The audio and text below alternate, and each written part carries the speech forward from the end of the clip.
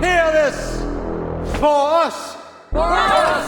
For poetry! For poetry! For us! For us! For free will! For free will! For us! For us! For literature! Literature! Oh, haven! Oh, haven! The panopticon! The panopticon! Nowhere else but here!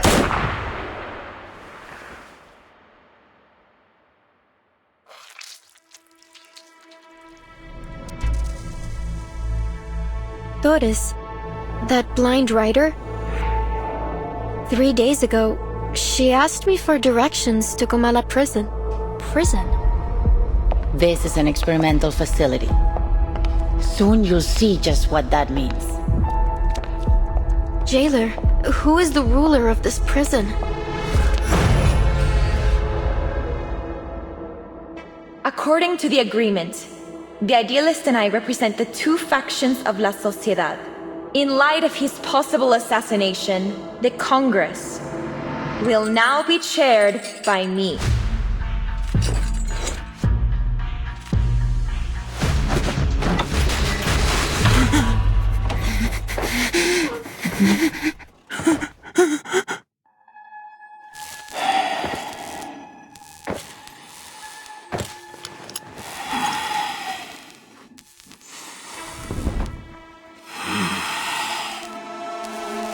What are we doing here? What even is this prison? You are a prisoner of Comala and a guest of Manus Vindictae. Fiction and reality are two parts of a whole. We're trapped in a story with a predetermined ending.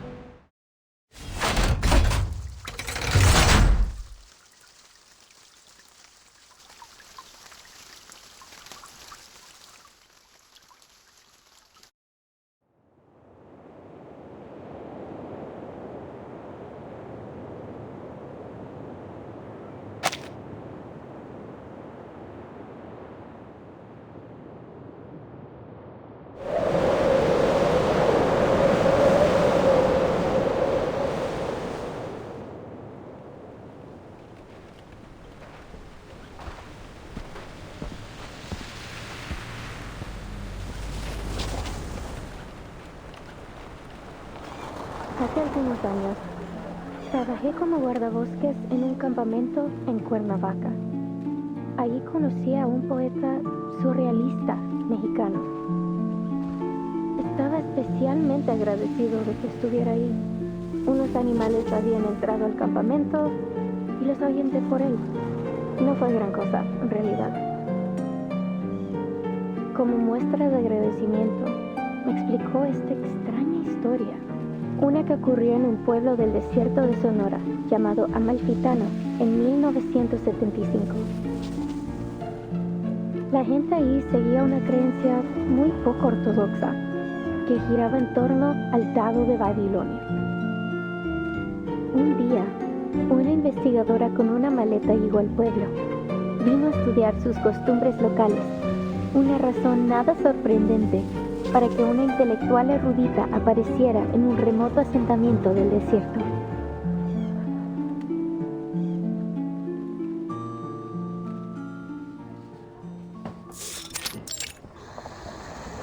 But little did she know, this dusty old town and its peculiar custom would lead her down an entirely unexpected path. Hold on. Sorry to interrupt, Recoleta. Does this researcher have a name? She could be Nora, Joanna, or Teresa. Any name, really. I feel like you want people focusing on this story, not keeping track of who's who.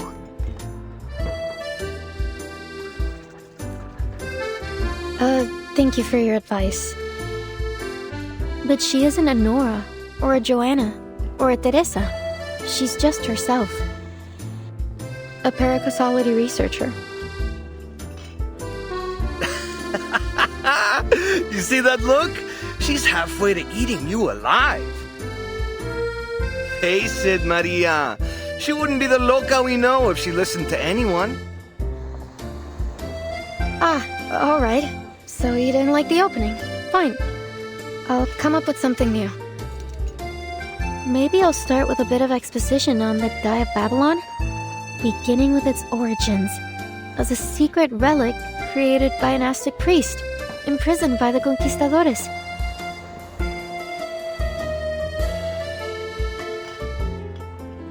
I don't know if that's going to do much, hermana. I'm beginning to think we'll never figure out what you're trying to say with this novel. And, well... and this isn't your fault. Ay, Dios. Just tell her, Maria. We're going back to Buenos Aires.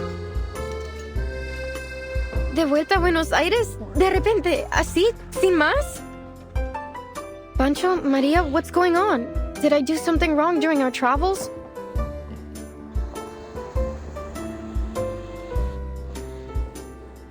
Ah, see. I know what it is. I've bored you with my constant rambling over this novel. No, Recoleta. It's got nothing to do with your novel. Don't you get it? We're flat broke.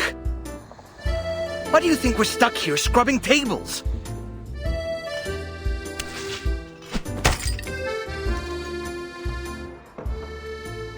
Because we can't pay for all the mate we've been drinking. That wasn't a question, Regoleta. We've crossed the continent, crashed the readings of all those prestigious poets, and lived the way a real artist should. And, I admit it, it's been just as amazing as you promised. But we can't go on living like this.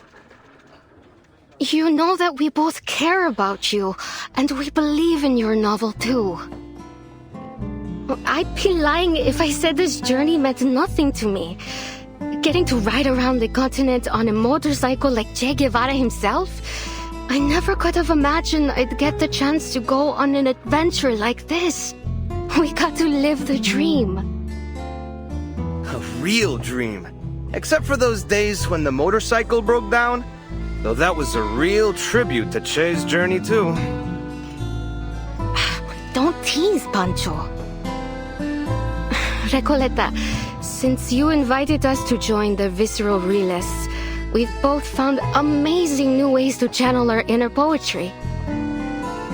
Even though I still don't understand what in the world you're trying to say with your novel, or for that matter, what visceral realism actually is. Maria, Pancho. You told us not to worry about the definitions, to feel and to live in our words. We did just as you said, and it felt great. But...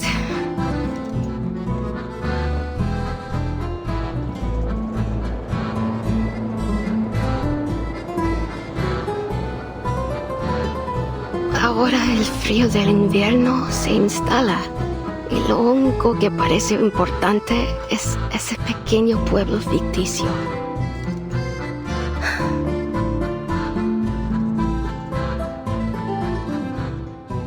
I appreciate your honesty, amigos. I was worried the problem was much worse than all that. Winter here isn't as dreadful as you think, and I know just the place to keep us warm. It was 1520. Arcanist Ferdinand Magellan sailed across unfamiliar waters under orders from the Spanish crown. Over the vast gray sea, he saw spots of light in the distance. An island. He named it Tierra del Fuego. For the next 400 years, Ushuaia faithfully served its role at the end of the world. It became the continent's penal colony, and its largest building even served as a prison. Many arcanists were exiled there. By the turn of the century, the arcanist hunt had reached its peak, and the Comala Sanatorium was built.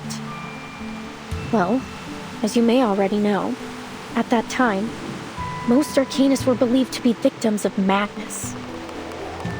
The sanatorium was their ship of fools. However, as people began to realize that Arcanist blood wasn't a guarantee of madness, fewer and fewer were imprisoned there. By 1947, it was officially closed.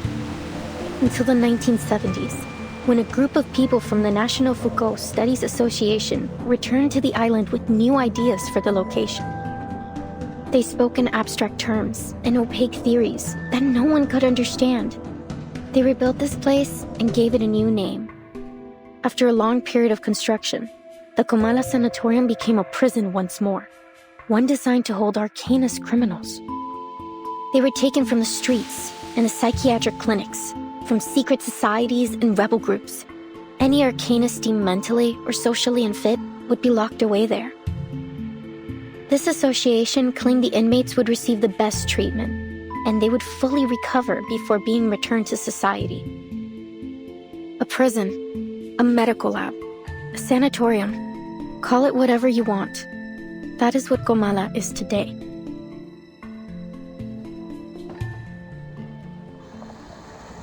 And we could spend the whole winter there. It'd probably be the easiest winter we've ever had. All that it requires is a little bit of acting. It won't be hard to pass ourselves off as a bunch of unstable crackpots. A touch of madness comes parceled with the gifts of being an Arcanist. That's your brilliant idea? To get us locked up in an asylum? You understand we'd be prisoners there, don't you? It's not like we'd get to put our feet up and relax by a fire.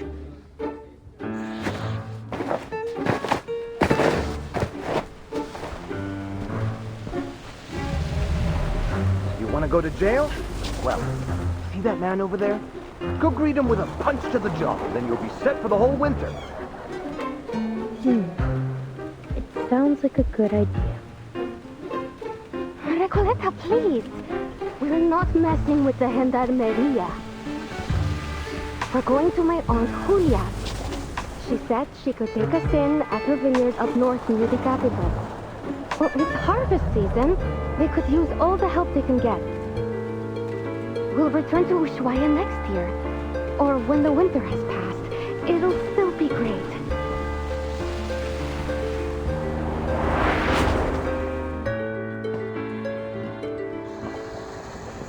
I hear you, amigos. But respectfully, I must turn down your offer. This has been more than just a road trip for me. I know sticking around here for the winter won't be easy, but this could be my last chance. What if things change again? I can't just wait for spring. Recoleta. What did I tell you, Maria? She never listens. Wasting your breath. Adios, Recoleta. I don't think we'll meet again. Mierda! Los gendarmes are looking straight at us! What?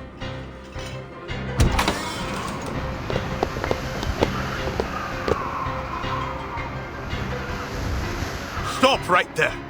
You three match the descriptions of some intruders at the poetry meeting in Casa Pionera.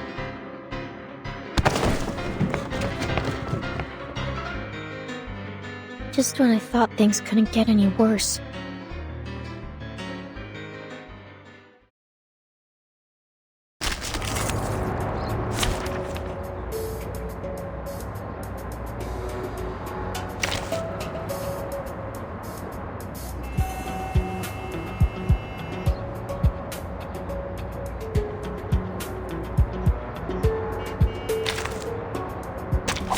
It's an honor to meet you.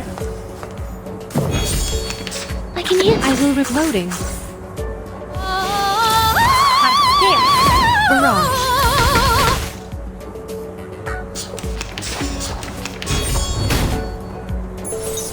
Go. Charging. Loaded. Charging. Eliminate target. Target confirmed. Faraday's miracle. Keep going for our dream, comrade.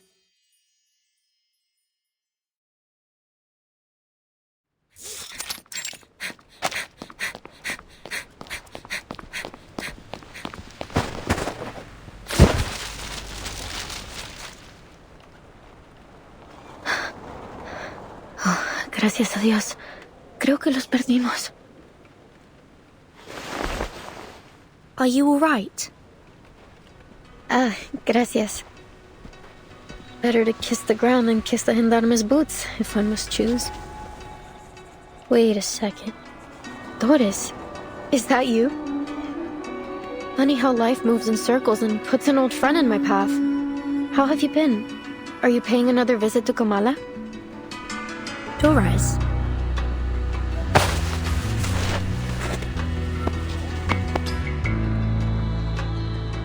Timekeeper, could she mean our Dr. Doris? Was I mistaken?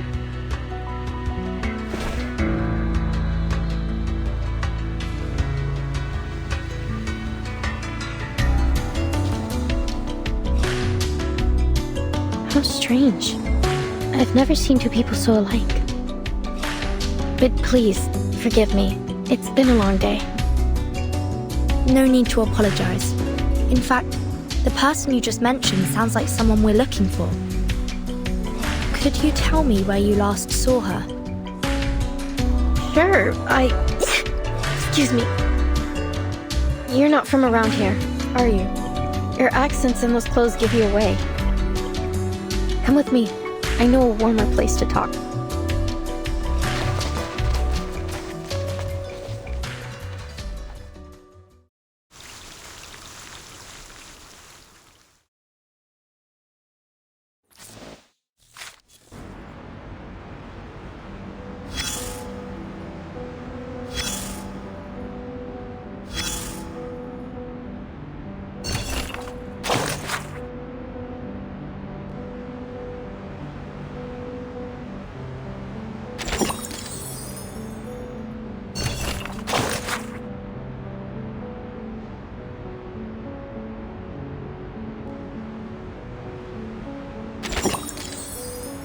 The moment armies start to march, the world stands still. You fight or fall back, charge forward or run. Those are the only rules on the battlefield. I don't see a start time on this report, nor does it state the reason for or the demands of this war. That's what you think. The scars left on the land may be the most obvious form of destruction, but the true devastation of war is one that develops gradually in the... You don't? The young writers have all been exiled, sent down a path with no signs to follow and no destination. In dark days of bloody conflict, soldiers often find comfort in scriptures and verses, or in letters from their loved ones. They hold those words close, a fragile piece of home, a brief solace from the roaring of the battlefield. But as they fall one by one, they learn the bitter truth. No destiny awaits them but death. In dreams, maybe. Walking the streets of your hometown, spending a lazy afternoon at the writing desk. But live there too long, and the lines between fiction and reality will blur, and soon you'll never wake up again. Soldiers crawl through trenches, roll in the mud, and charge to their deaths again and again, while words are forever trapped within the confines of poetry, made to live, die, and live again under the golden prophecy. I can't stand the way poets talk.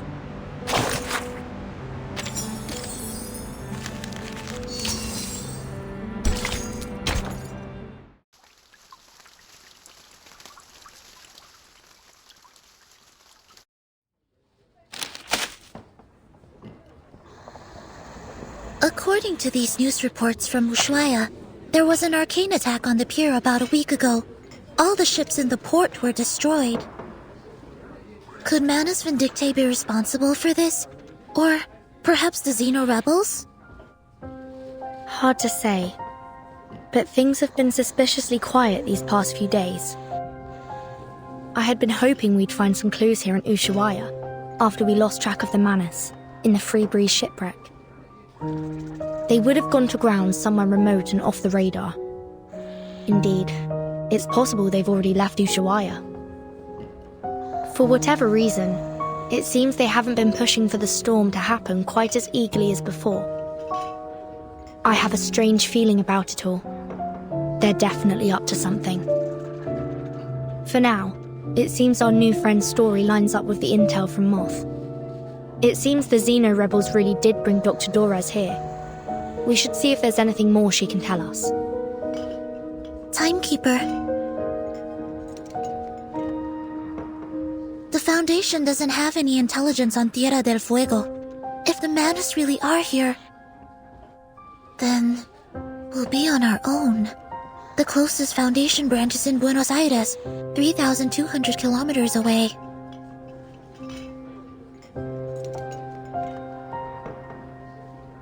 Careful and well considered as ever, Seneko. It's possible they've already infiltrated Ushuaia, just as they did in Chisos. But the Xeno rebels may still be holding Dorez. We can't just wait around. I'm afraid we'll have to take the risk. Ushuaia is not very big. If Manus Vindictae is here, we'll notice. Stay sharp. Understood, Timekeeper. I'll keep an eye out for them and for Dr. Dorez.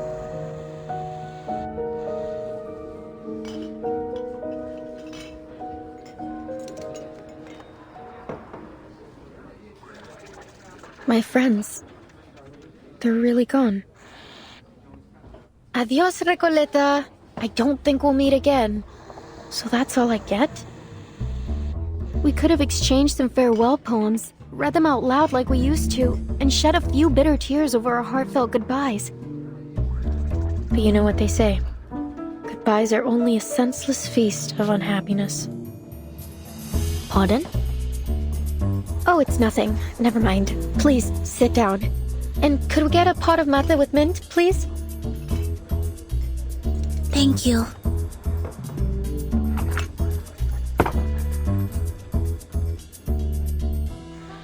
So you're looking for Doris? I can tell she's important to you from your look. Correct. Is there anything more you could tell us about the day you met her? Of course. It was one of those gray, overcast afternoons. I had just turned onto Calle Bolivar when I ran into this blind woman on my way to the post office. To be exact, I didn't run into her. She called to me. It felt like a sacred moment in time, like something unworldly.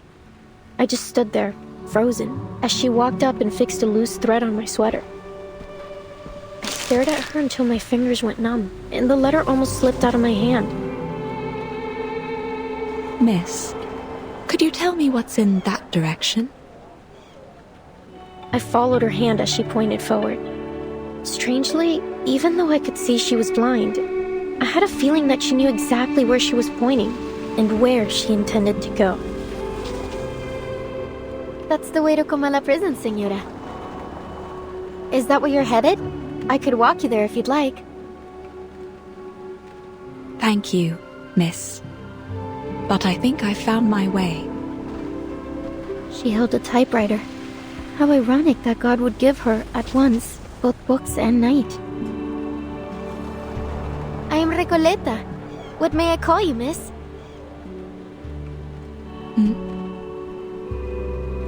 I hope you don't mind me asking, Señora. I didn't mean to pry. It's only that I have to know. You're a writer too, aren't you? I've been working on a novel and, for some reason, I have this feeling you could be a character in it. Forgive me. I'm just so excited. I really want to remember this moment. Please, may I have your name? Or whatever you'd like me to call you?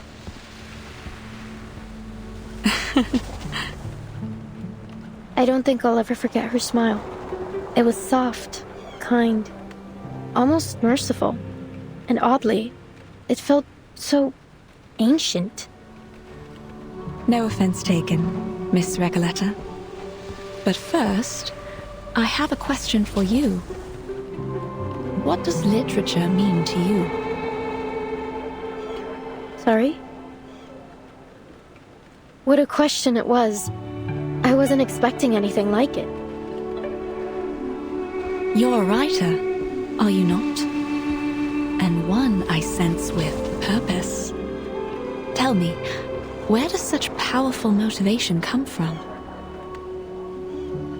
Actually, well, I'm not sure, Senora. I have my pursuits and questions, but literature is neither the goal nor the answer to them. Literature is, well, it's just literature. I suppose if I had to define it, I'd say it's a tool. A kindling for fire, or a lens to see through. A means to explore and raise questions from different angles and express our perspectives. And what an interesting perspective you've expressed. I see. But how does literature make you feel? As though I'm a kid looking through a kaleidoscope for the first time.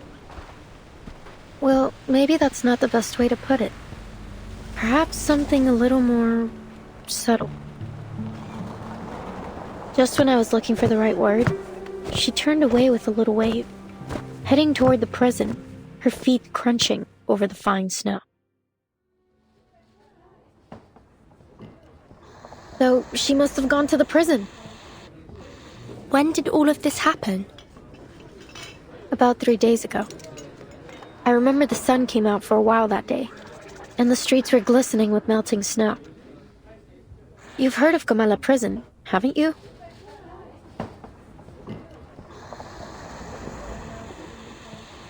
"3 days ago? Then we may be able to catch up with her there, Timekeeper." You're right. We need to get there as soon as we can. Whoa, amazing. So decisive, assertive, a true show of character. You must be the very archetype of a charismatic leader. What's left to say? Whenever the protagonist has what they want fall into their laps, we're all quick to complain about lazy writers using Deus Ex Machina to keep the story together. So let's not dwell on it.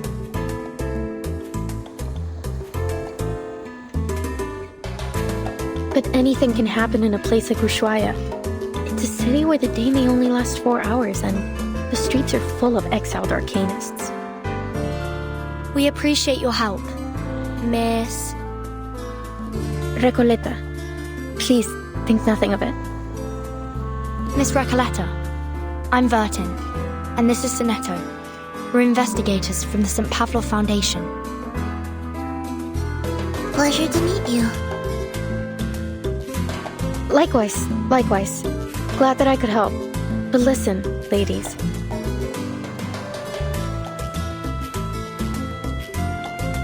Everything happens for a reason, and now it's becoming clear.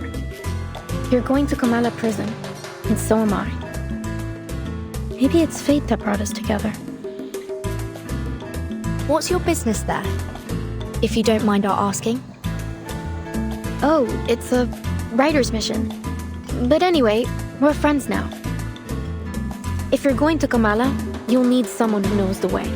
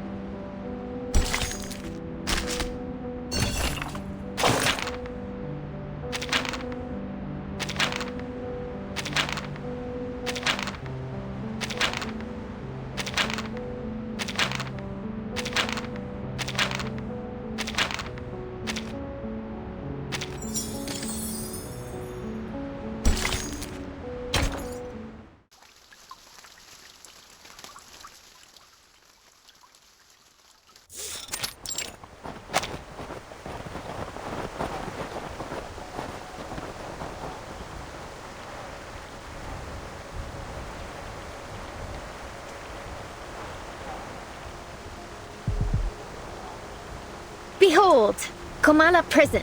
It's the biggest building around. When the sun comes out, it looks like a rusty button stitched into the earth.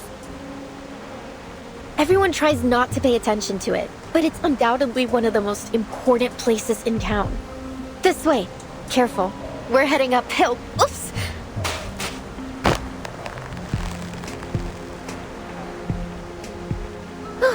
Thanks. So, my new friends, you're from that St. Palominos? St. Pavlov Foundation. And Vertin is the timekeeper there. Ah, very impressive. Sounds all official and polished. Then, I take it you've already got away into the prison?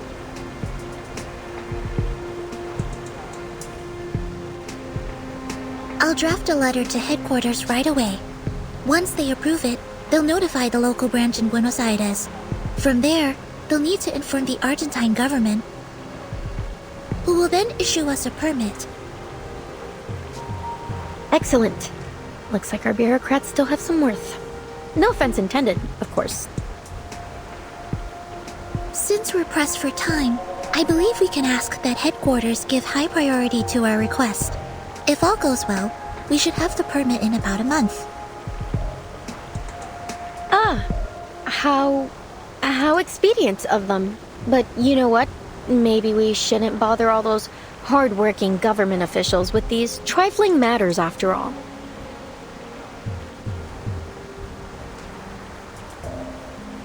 I have a simpler solution that suits the urgency of our cause. That sounds great. Oh, where are you going, Miss Recoleta?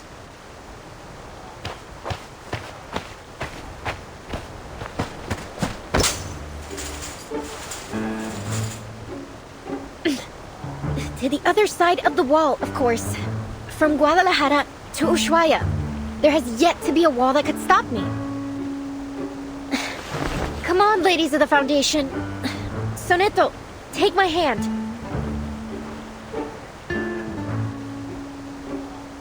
Miss Recoleta, please. A reckless act like that could have serious consequences. Please come back down. In fact, while the details of our mission are classified, I should warn you it may be dangerous, and we cannot guarantee your safety once we're inside. Perhaps it's in your best interest to return to town. What? That is definitely not in my best interest. What sort of pusillanimous coward would I be if I just abandoned my fated companions here? Of course I'm going in with you. Or rather, you're coming with me. Please get down, Miss Recoleta. Someone's coming our way.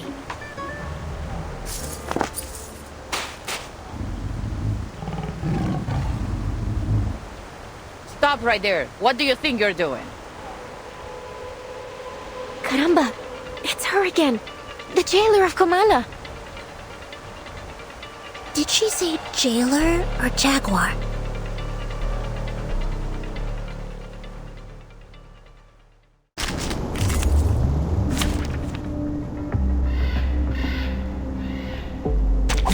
Program activated. I will keep loading.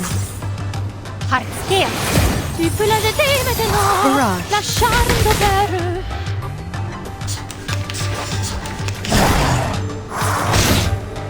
Charging. Loading. It is here. Faraday's miracle. Target confirmed.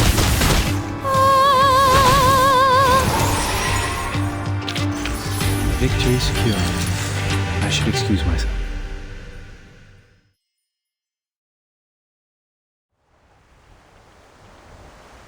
Miss Recoleta, haven't I made myself clear? I don't want to see you here again.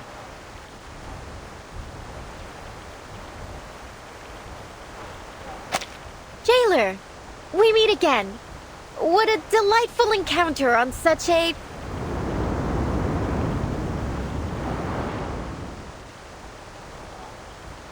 lovely day. Would you please just leave this place alone? I'll never understand why a promising young woman like you keeps snooping around a prison. I can't make this any clearer. Trying to break into Kamala will do nothing to get you inside, but it will get you into a world of trouble with the Gendarmeria. So, will you stop these senseless breaking attempts? Kamala Prison is only accessible to academic researchers and journalists, and even they must have official credentials in order to enter. Isn't there any other way to pay a visit? I truly do need to get in there.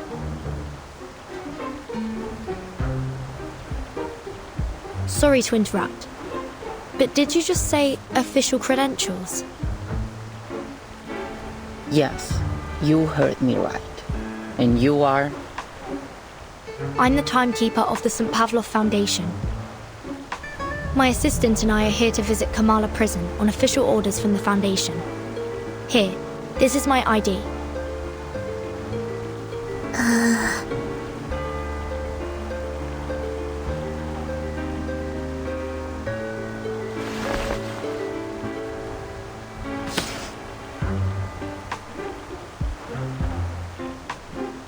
This is indeed legitimate.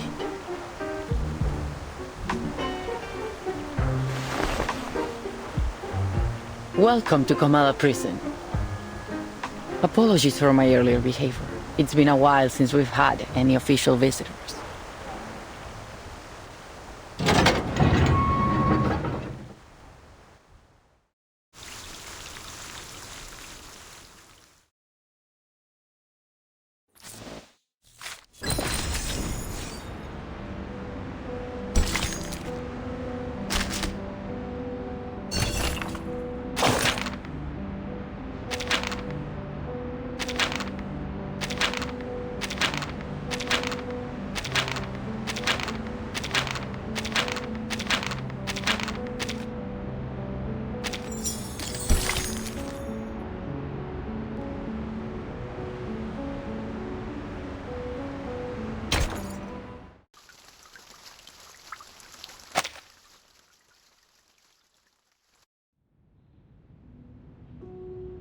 Día tras día, la investigadora de paracausalidad se escondía en la naturaleza fuera del pueblo de Amalfitano, estudiando los datos que había recolectado.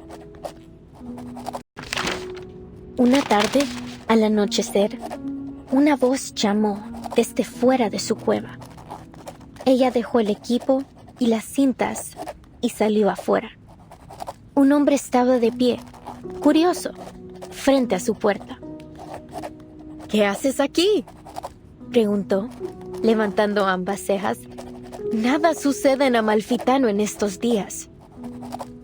El local se presentó como el empleado del banco. Probablemente tenía la cara más amable del lugar. Ojos brillantes, mejillas levantadas, una mandíbula suave. Era una cara llena de esperanza. La investigadora le mostró los espectros que había estado recopilando. He estado recolectando historias sobre el dado, explicó. Quizás ellos contienen la clave para explicar la aleatoriedad que muestra el destino. Ah, eso realmente me intriga, respondió rápidamente el empleado del banco. Me encantaría escuchar todo sobre eso, pero debo irme. No debo llegar tarde al funeral del pescador de dunas. Y con eso se fue. 3 días después, los mismos pasos regresaron a su cueva. ¿Volviste? ¿Cómo has estado? ¿Lograste llegar al funeral?, preguntó. No tengo idea de lo que estás hablando, respondió de manera cortante. No soy el hombre que crees que soy. Su rostro estaba agotado y demacrado, sus ojos hundidos profundamente en huecos vacíos. Era como si toda chispa de vida le hubiera sido arrancada, dejándolo solo con una cáscara vacía. La investigadora insistió que no se había equivocado. Conozco a las personas por su naturaleza más profunda, hasta la sincronización de sus espectros. Nunca me he equivocado antes. Lo que tú digas, el hombre murmuró de manera áspera. No entiendo nada de tus ideas tan elevadas. Solo déjame ir.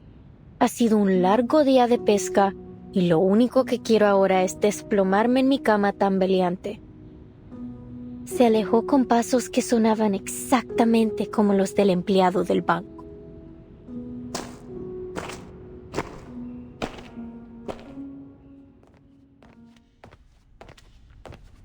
As you might have noticed, Miss Burton, this facility isn't just a prison. It's also a research center. Its full name is the Panopticon of Comala. It was established by the Foucault Association in 1975. We've hosted workshops, academic sessions, and even lectures about the Panopticon. You may even have seen some reports about it. Experts of psychoanalysis and scholars from various fields have come here to exchange ideas and seek collaboration in their studies. In many ways, the Panopticon is unlike any other prison you've seen before. I see. No wonder Miss Recoleta has gone to such lengths to become a part of it. Actually, my assistant and I are here to inquire about a prisoner named Doris. Does that name sound familiar?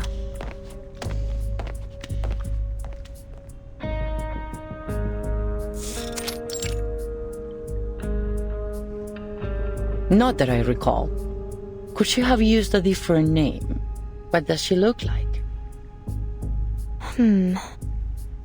She'd have arrived here about 3 days ago. It's also possible that she came as a visitor, not a prisoner. She's a blind woman who always carries an old typewriter. She used to be a doctor at the Sao Paulo Veterans Residence in Brazil. And on the subject of different names, she once wrote for Atu, under the name Erd. I don't think I've seen anyone fit in that description. And as I said, we haven't had any visitors in some time. Certainly not in the last 3 days. But I did see her. I saw her walking towards Comala prison. Someone must have mixed up their memories. Simply put, I don't recall seeing anyone by that name or with that description here. I see. Thank you, miss. Perhaps we made a mistake.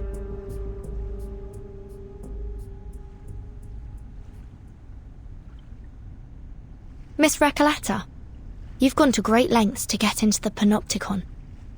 Would you mind telling us why? Finally! I've been waiting for you to ask. I'm here to find my pen pal in Comala. You have a pen pal? In here? Yes. 6 months ago, I went to a book exhibition in Guadalajara and came across the contact details of a few writers. I sent them my novel and asked for feedback. Looking back, it was a bit forward, but nothing unheard of between writers.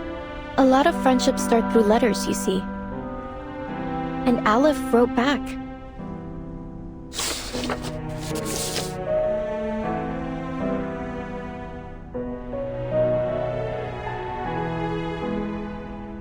And how much do you know about this pen pal of yours? Oh, well, he calls himself Aleph, which is a grammatically masculine word, so... So you assume Aleph is a man?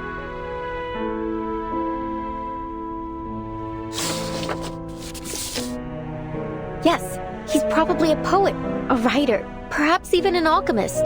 He's one of the brightest people I know. There's never been a question that he couldn't answer. I've asked him about religion, politics, history, potions, even critters in length and breadth. Can you imagine someone who knows all those things and so extensively too? And he helped me with my novel. He always seems to know the best ways to bring my characters to life. Honestly, he's so insightful. I've begun wondering if he's omniscient.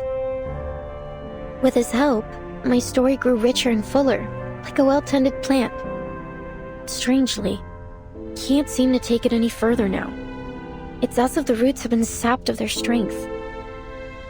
I couldn't understand why, so I resolved that I would see him in person to find out. Again with this story about your uncanny pen pal? I've already told you 12 times. It's all very moving, but it still doesn't justify your actions. Writers experience mental blocks all the time, yet you don't see them trying to break into a prison over it. She does have a point. Please, Burden, jailer, have a little mercy, will you? Hold on. I've been meaning to ask. Why are you only calling her jailer? Don't you know her name? Or do you just prefer addressing people by their occupation? Oh, about that.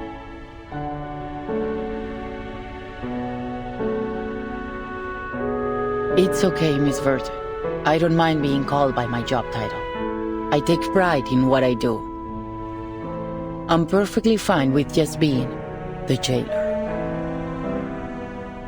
Exactly. A researcher is a researcher, and a jailer is a jailer.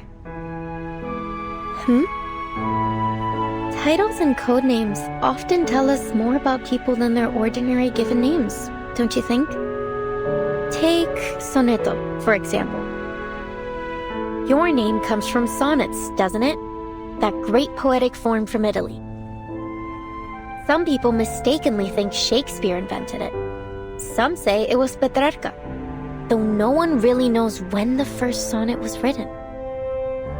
Sorry, I'm straying from my point. You're Italian, aren't you, Sonetto? Is that your real name or just a code name? Were your parents poets? As much as I'd like to be able to answer your question, I never knew my parents. My earliest memories were of the School of Primary Defense of Mankind. I've lived there since I was a small child. My apologies. That was thoughtless of me. It's fine. You meant no ill intent, I'm sure. Timekeeper, if Miss Recoleta was right about Dr. Doris's whereabouts, perhaps the jailer is keeping things from us. Or perhaps Dr. Doris visited the Panopticon without her knowledge. Either way, we need to do some digging here. I agree. Let's see if we can talk to some of the inmates and find out what they know.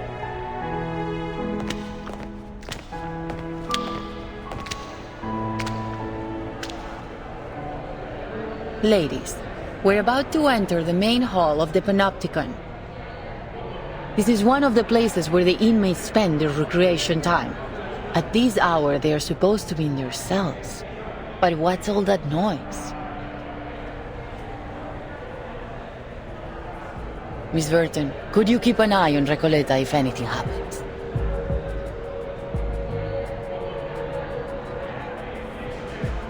Certainly. What do you take me for? I'm not going to run away. That'd be a pretty cheesy way to start a story. Please, just stay close to me.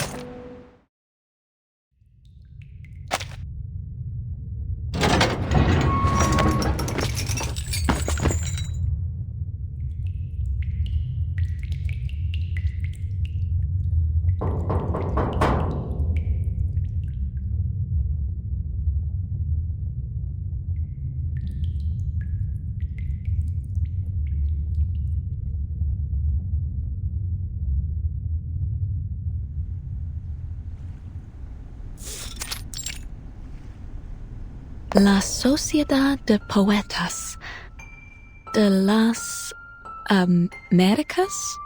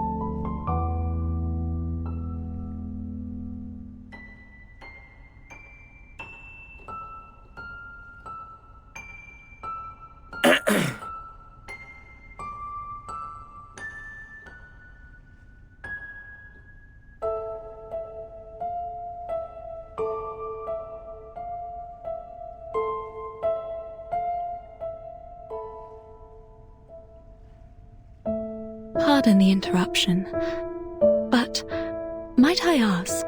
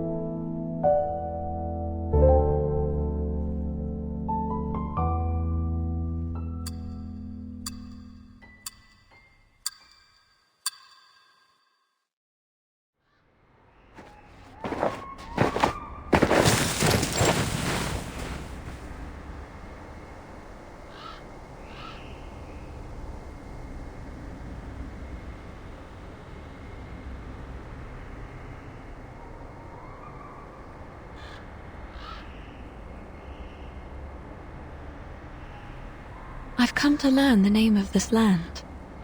Ushuaia. As we walked, I could feel her gaze upon me. Steady, yet never intrusive.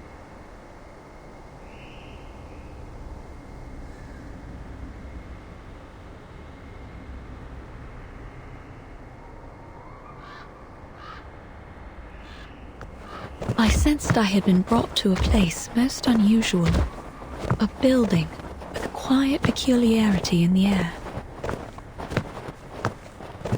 I suppose I must claim a little freedom for myself in this place.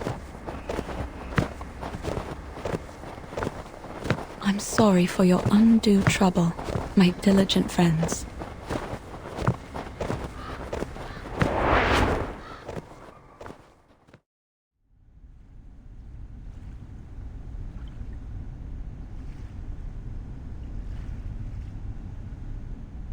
I'm here for a short visit, hoping to find some inspiration for my next story.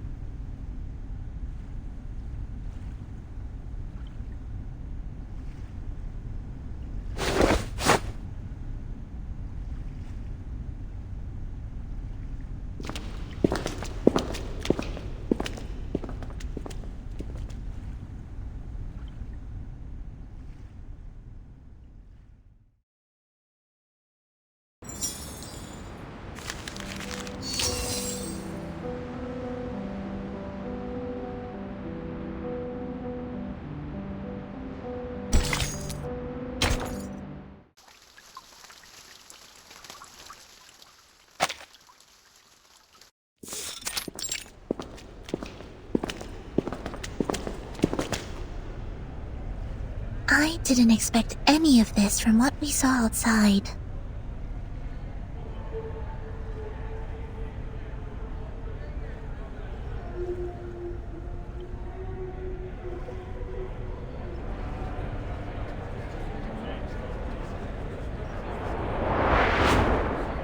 Oh, excuse me for a moment. I have duties that I must attend.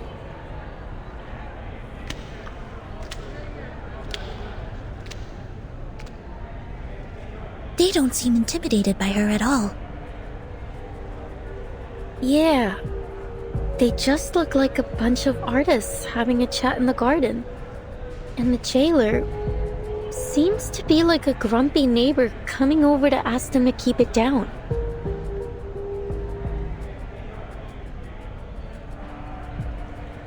Everyone, you know the rules. There are to be no after-hours gatherings here without the physician's approval. You sound softer and softer each time you come to warn us. Why not just join us? Isn't it better than circling around the Panopticon all day? And look around you. We're in the Hall of New Encounters. What better place to host a salon? You're missing out in Comala if you don't even get a taste of our literature. Exactly. Even those oil-dripping musicians drop by from time to time. Not that they're the kind to care about the beauty of words. Oil-dripping musicians? Timekeeper, could they mean...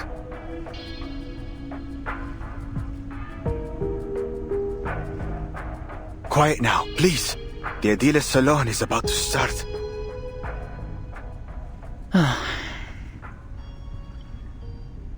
These people seem friendly enough. Why don't we see what this is about?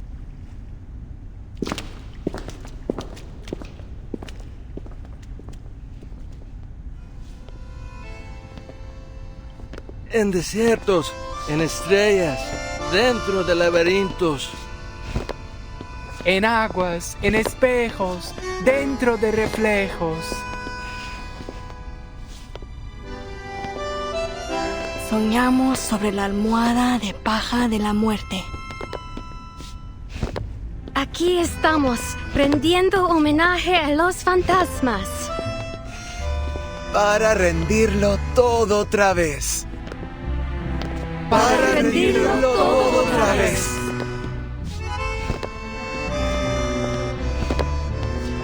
My dear friends, we face a difficult truth. The movement of visceral realism still stumbles in the dark. Our poems, our language, our minds are tangled by a stifling vine. A mundane, stale vision shared among all bourgeoisie. We follow this vision blindly, clinging to the comfort brought by logic and conventional wisdom. And by it, we nip every branch of new art in the bud. Poems are perhaps too fragile an outgrowth to develop one's life upon. But here, we may light them like candles at our funerals. Let poetry become the bridge between us and the world.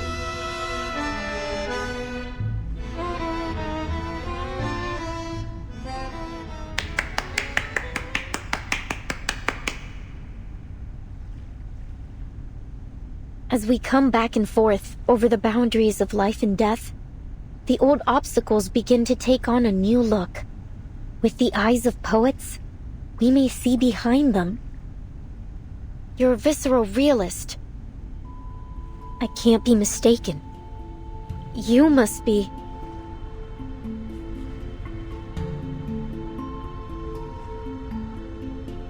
A lonely cowboy, finally home. What a wonder. You're in time. The salon has just begun. And La Sociedad de Poetas de las Americas isn't like those salons that care more about who's invited than the art. All are welcome here. A literary salon in a prison? Though, so far it seems to have more dancing than poems. Did you understand what that man just said? No, sorry, Timekeeper. I need a moment to think it through.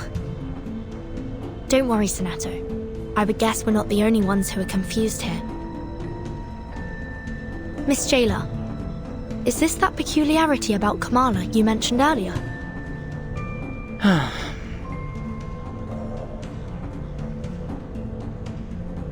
Enough, idealist. You're still an inmate here, and you are walking a very fine line right now. Oh, I'm quite aware of where I am and what lines I tread. This is a prison, the safest place for poets in this part of the continent. One cannot be arrested twice, after all.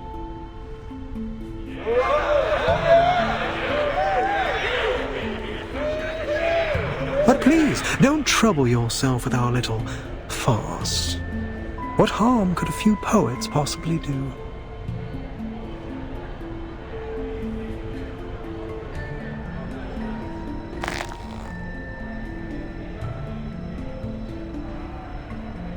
Senor Idealist, might I ask you something?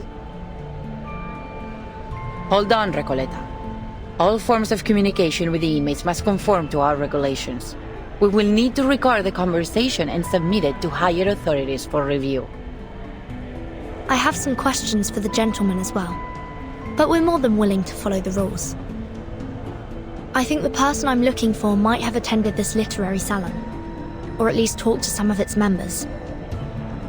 I'd wager she's spoken to that gentleman. That is, if she has been here at all. I see. Go ahead then. Just watch the time.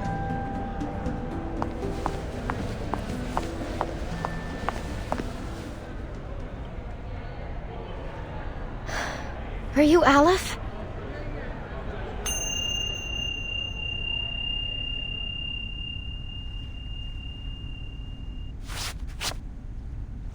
Oh, another visitor looking for Aleph. So you know him? Naturally, but I'm not obliged to speak of him to one who does not, stranger.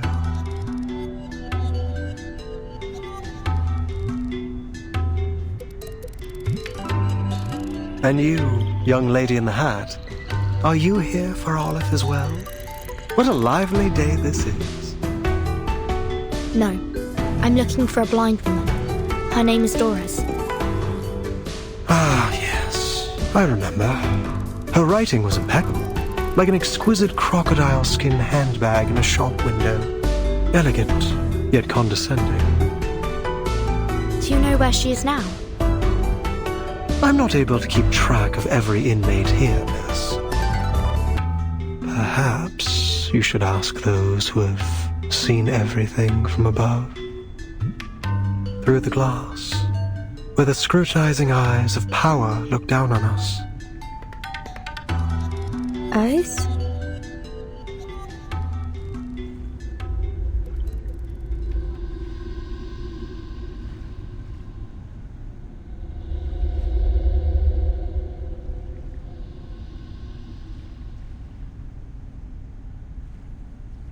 Have you taken your medicine today, idealist? I'm feeling marvelous. Today I require no help from them. I've warned you. It's unwise to act against the physician's orders. Act against him? No one may act against him here. The physician must have misunderstood us. I suspect he doesn't understand half of what we say. I'd like to know how he got his medical degree. Not by cracking open skulls, I should hope.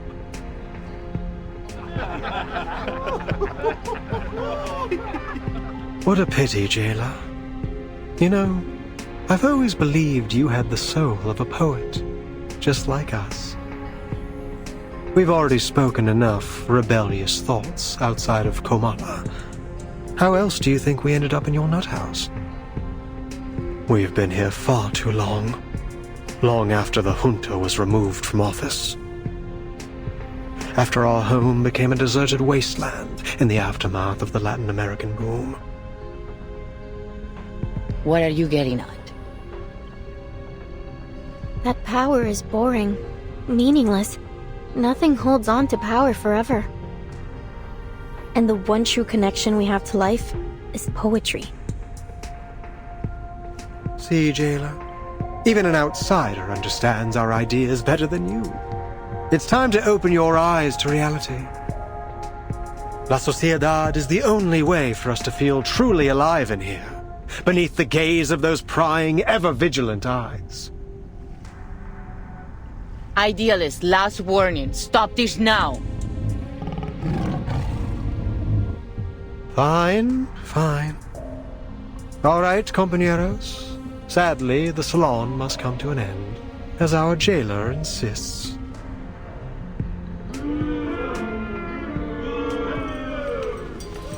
Dear friends, I do not mean to abuse the power of suspense. I sincerely invite you to come with me to the heart of La Sociedad de Poetas de las Americas. Perhaps you'll find the person you look for there.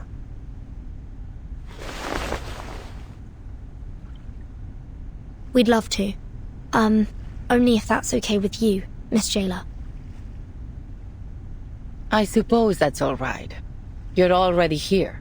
We can call it part of your tour, but please, ladies, take none of their rumblings seriously.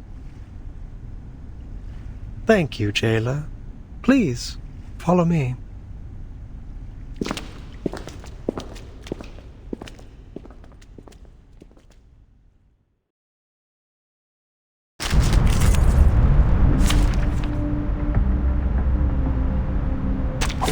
Program activated.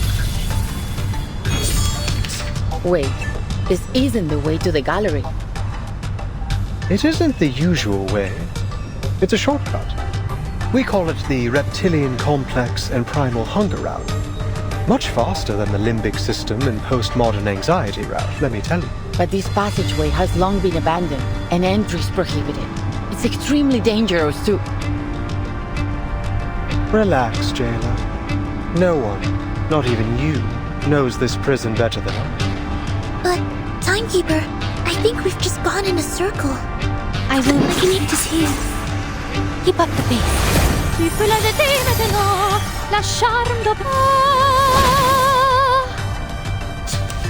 I can hear it. Charge loading. Faraday is near the target.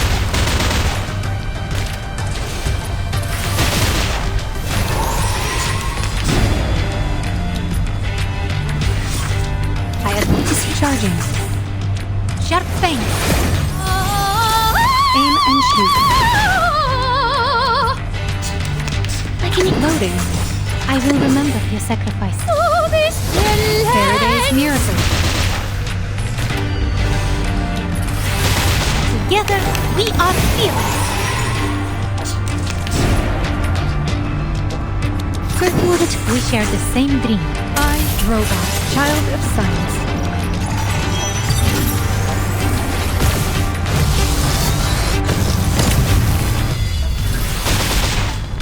Soffoca il sangue!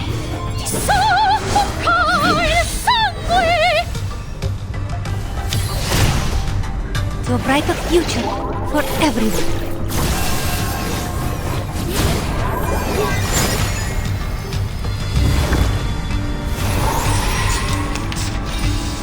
I can eat this here. Keep up the pace.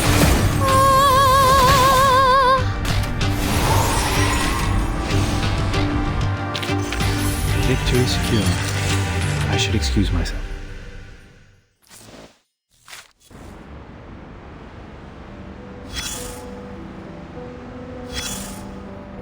Let's take a step. If you want to make the best call, you need to zero in on what really matters. So what's... A sudden explosion that shook Latin American literary circles about 30 years ago. It was destructive, but also gave rise to new life. Lucky for us, we don't have to worry about shell shock in the literary world. It's not about knowing literature. Any soldier with little experience can deliver a status report. All right, eyes on the map. As we speak, ships are lined up on the Spanish coast, but this time, they're poised to make a new kind of discovery, if you can call it that. And here are our new Columbuses, heading to the docks to embark on their journey. Carmen and Carlos, the driving force behind this literary feast between Spain and Latin America. Carmen, with an eye for opportunity and a mind for business, sought out the continent's literary gems and secured generous publishing deals for them. Carlos, with his deep understanding of market dynamics, brought these works to the eyes of the European public. Then, a golden era began. It all kicked off with a scandal at a military academy, and soon the entire world was captivated by the story of a baby with a pig's tail from a faraway land. But we mustn't forget the writers themselves. Fuentes, a towering figure of the Spanish-speaking world, and Cortázar, the writer ever seeing through the eyes of a child. And of course, Mario and Gabo, key players in this literary revolution, will forever be etched in the annals of history.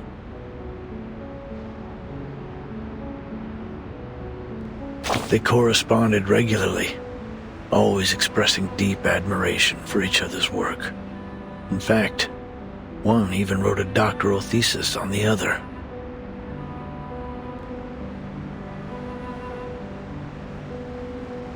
Ah, friendship.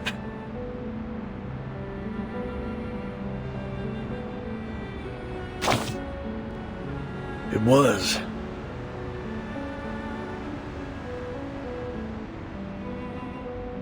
But no matter how explosive the boom was, it couldn't escape its fleeting nature.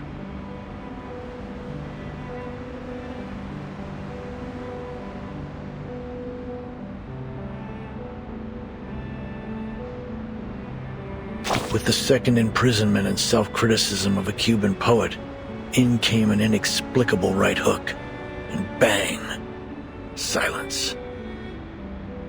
The military junta had gripped the poets' throats.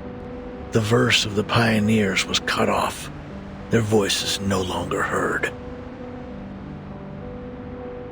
The bond between two generations was broken, and for the younger of the two, the silence was intolerable.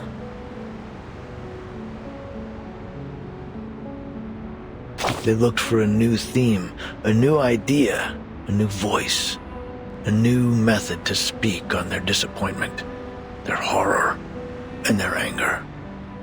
And they became the new guerrillas.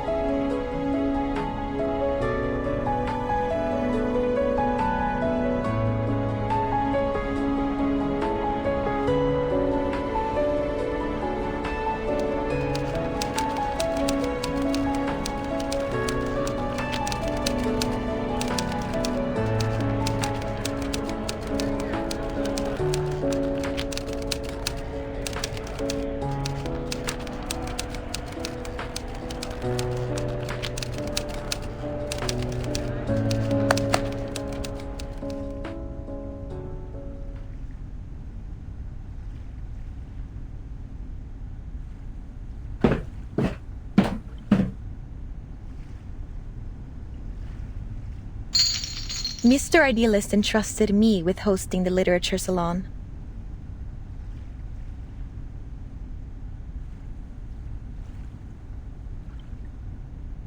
Fiction's duality in reflecting reality and the self.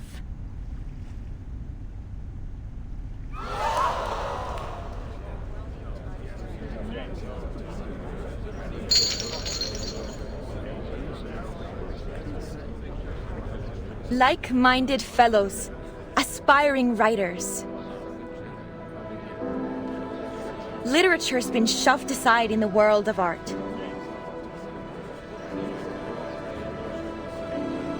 What is left for us to do? Let stories be our weapon. They should be the sword that cuts through the bloody truth, the beacon that lights our way forward.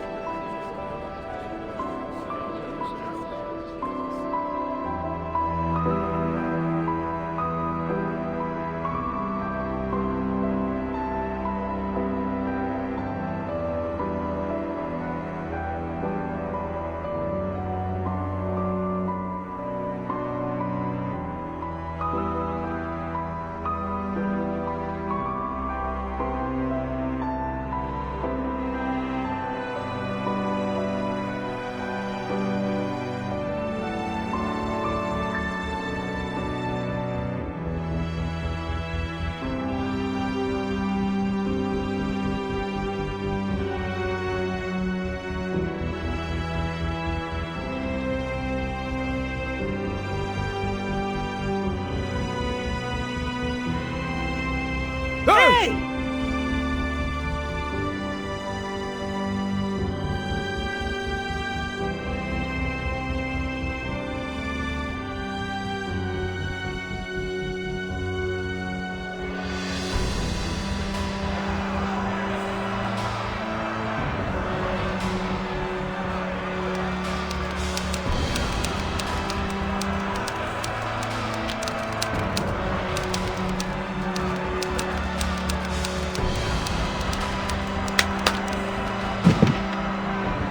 I'm a writer, and I mostly write under the name Erd. Erd? Have you written for Atu? Are you the Erd in Atu? It's an important part of my visit to hear all the ideas and opinions, if you'll pardon my intrusion.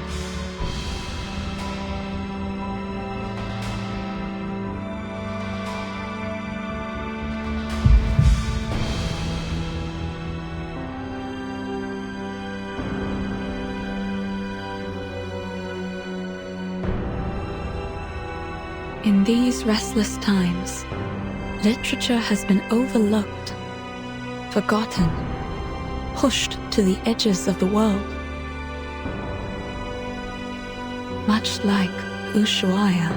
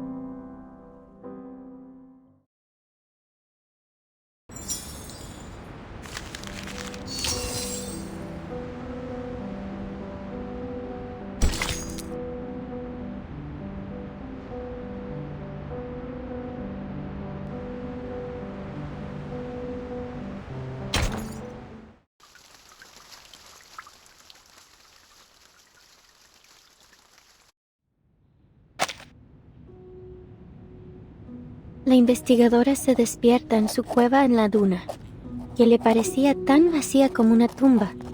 Era poco antes del amanecer. Montones de cintas habían ocupado su espacio vital, apilándose una y otra vez. Cada uno de estos carretes giratorios hablaba de historias sobre esa cabaña con techo azul.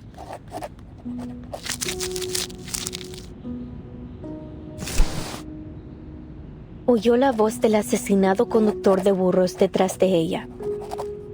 Oigo a todos ellos, las risas y las voces de generaciones pasadas, como hojas secas atrapadas en las grietas de viejas paredes, crujiendo solo cuando el viento sopla otra vez. No pondría un pie en esa casa si fuera tú. El mendigo al lado de la puerta también habló. Duermo en el porche cada noche.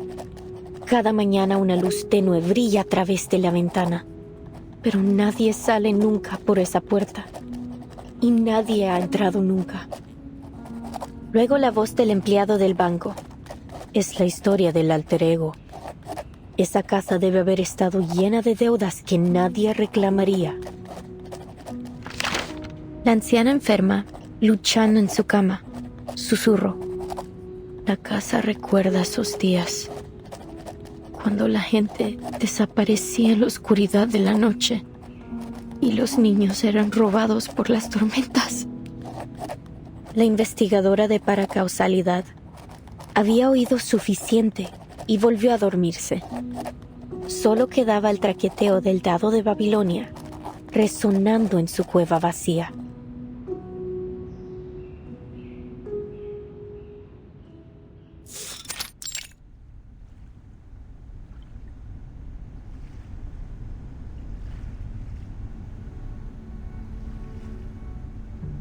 always wanted to use the element of fantasy to better establish our theme. And I was right. Now the stage is captivating, the timing is perfect, and the audience is ideally placed. Only one imperfect element remains in the scene. The creator, who hasn't stepped away from his creation. No. There's another thing.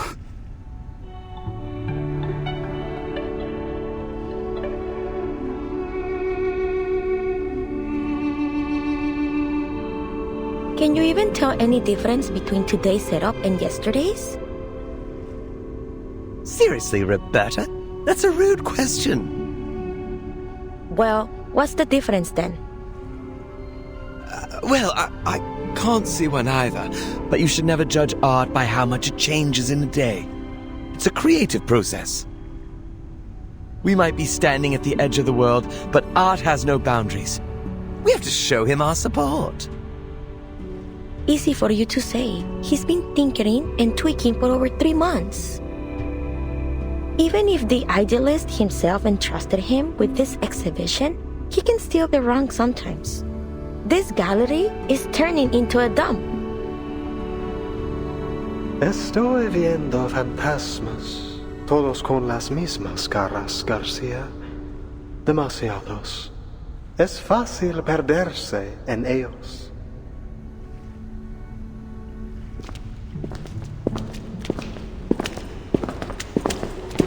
Idealist, you're back? Are these new recruits for La Sociedad? You must have had a very successful day. It is good to see you, Garcia. How has your vision progressed today? First a salon, and now an art gallery. Is this really a prison?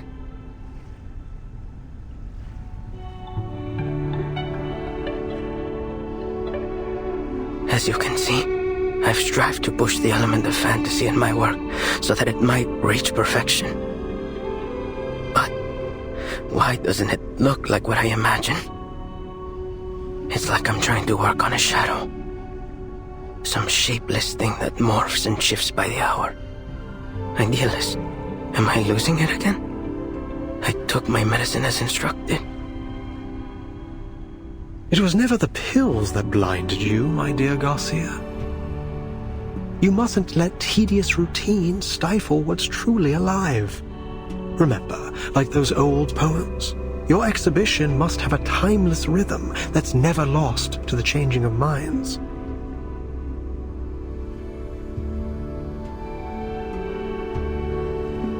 Sorry, maybe I'm just not getting it. Look up.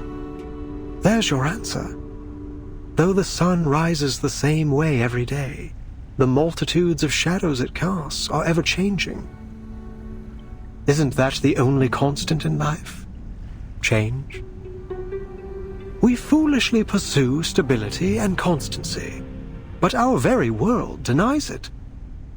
Take a step back. Take several, and see the truth for yourself, lest you too become lost among the shifting shadows. I get it now. It's the changing light that makes the exhibit seem different from what I expected. I shouldn't waste my time on freezing things in one perfect moment. Instead, I need to embrace change as it comes. I don't know how to thank you. I won't let you down. I must complete this exhibition. Complete my alter ego.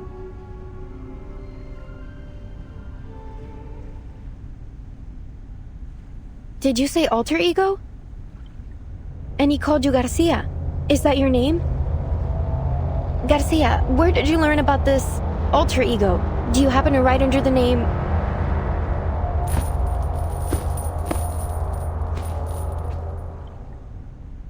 Please, Recoleta, give our artist some space.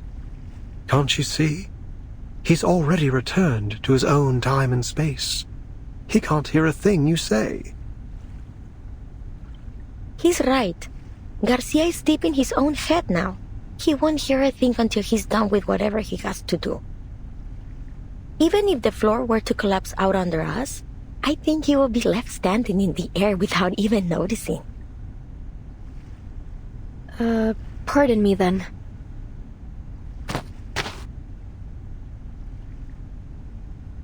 All right, my dear guests, please forgive my late introduction. Welcome to the Gallery of Bewilderment. Thank you for inviting me here, Mr. Idealist.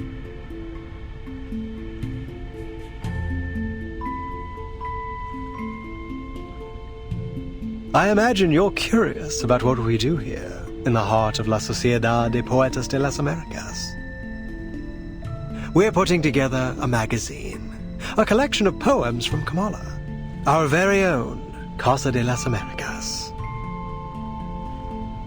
¿Casa de las Américas?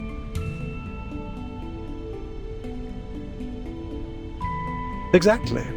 Named after its great predecessor. You're a fine mind indeed. At this very moment, all our compañeros are working on it.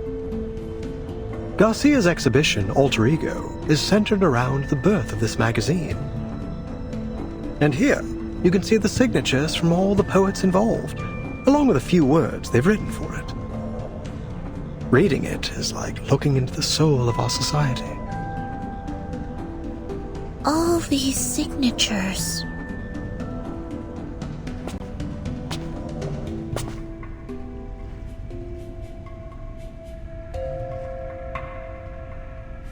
Timekeeper, here! It's Dr. Doris' pseudonym, Erd. Then she was here.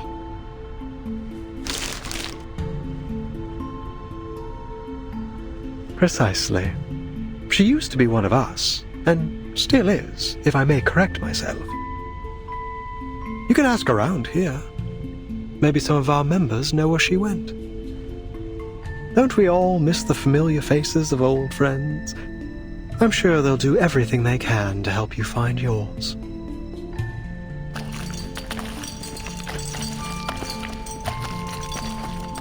Mr. Idealist, I finished my short story.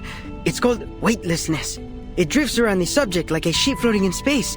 The readers can start anywhere in the story, or read it in any order they like. And please take a look at my piece, Off Limits! Every word that has been forbidden is either erased or replaced with symbols. It's a one-of-a-kind, jarring experience! And I finished a new paragraph. Just wrote it today.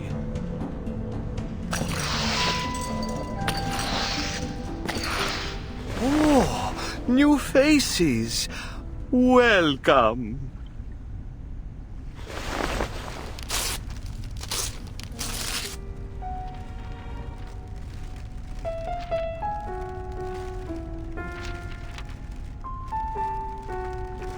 Idealist, did he just... This is the writer for the prologue of our magazine.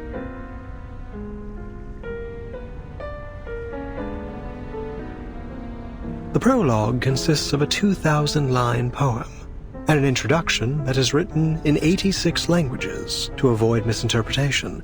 It represents every second we spend here. Naturally, the arrival of new members disrupts its structure, and so we must begin again from scratch. So he just tore it all up like that because he thought we were joining? With all due respect, isn't this a little excessive? Heaven knows I'm not one to judge. I've torn up plenty of writing for my novel. Please, pay it no mind. It may not be an easy task, but he's doing his part. Destruction is hard, but more necessary than you think. Without it, we'd all be stuck in a still and stagnant pond, with all the smells that entailed. This all sounds very complicated. When will your magazine be finished then? Forgive me, but I'm not sure what a floating sheet, a jarring reading experience, and all this constant rewriting are meant to express.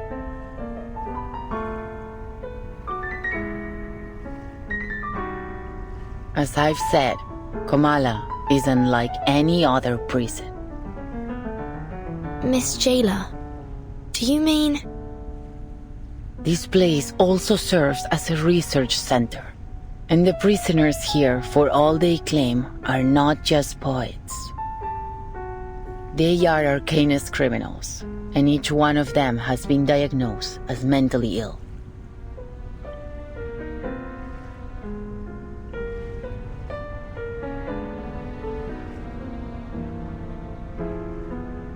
You're quite right, Jailer. But let's not forget that mental illness is merely a deviation from the norm. And who decides the norm? You, the physician, or the ones outside these walls? We've been exiled here by the standards of our time, deprived of our roles in the outside world. So please, as we agreed before, I ask you not to interfere with the affairs of La Sociedad. These people are visitors, not your new recruits. But should we not hear their thoughts first?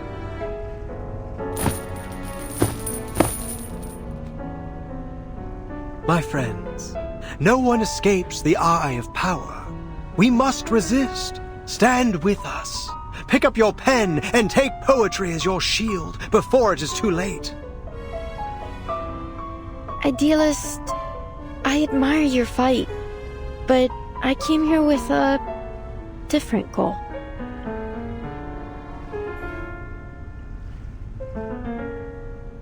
We are the last true owners of an old legend, words now only remembered as myth. We must stay on the path of literature until I find that transcendental solution. To invent an idiom that is generic, all-encompassing, yet precise. My poem will be written in this language, leaving no room for doubt or misinterpretation. How blessed is a man with infallible memory!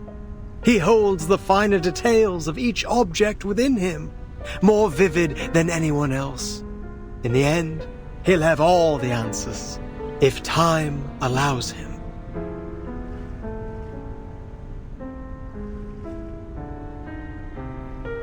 Sweet tongue, sister, house, hermaphrodite, tango. They put the whole city in the nut house.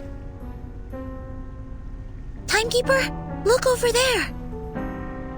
Isn't that the prologue writer? There's something off about him. Please, Timekeeper, stay away from him. What's happening? Idealist, Pablo is having another episode. Multiples of us. You make reality sick.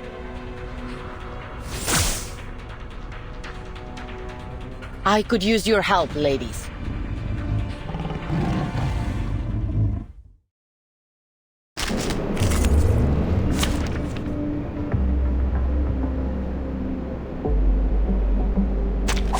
Join with us, comrades. La acumulación de laberintos. Suéltalo todo una vez más.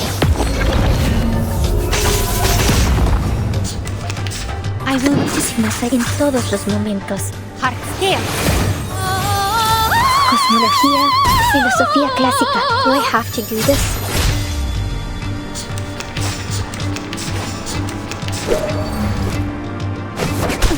Cheer up, loading. Charging. I can hear it. I admire your courage. Faraday's miracle. Aim and shoot. Oh, this For the good of all. Not a fan of my work, I take it. Hey, don't interrupt me. It is here. Loading. Charging. Tu peux la jeter maintenant. La A truly Target woman's confirmed. moment. Aim and shoot. And now, to return to my long-term mission.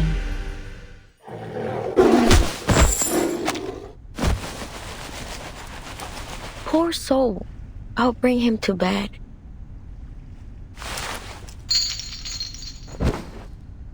Well done, ladies. Aren't you full of surprises? What was all that? It seems he had a mental breakdown and lost control of his arcane skill. It appears that every line he recited carried unbridled power. Usually, only specific lines can channel arcane energy.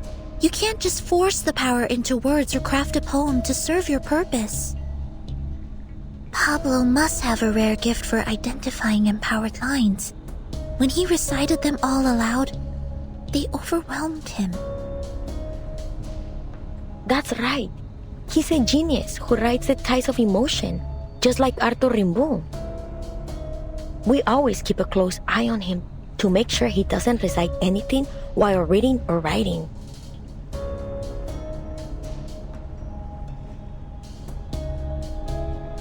But sometimes things slip through. You must understand how difficult it is for a poet to never taste the words on his own lips. So then, this isn't the first time, and you're all fully aware of it. Do I understand you right? Did you just admit that you've been hiding an inmate with a dangerous condition from us? According to the safety regulations for the Panopticon of Kamala, he must be sent to the physician for immediate treatment.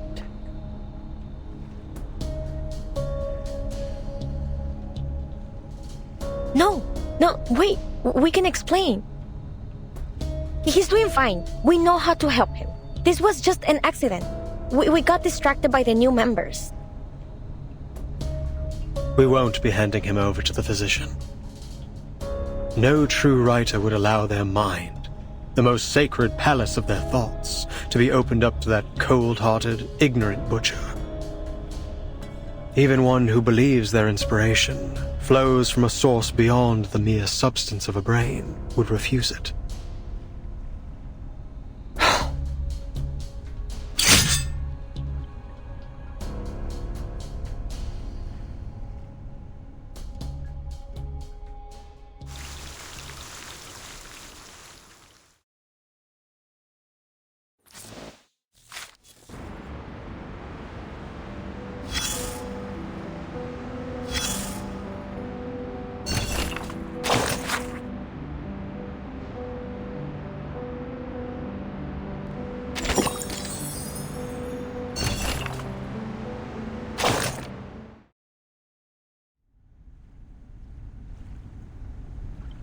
Fate.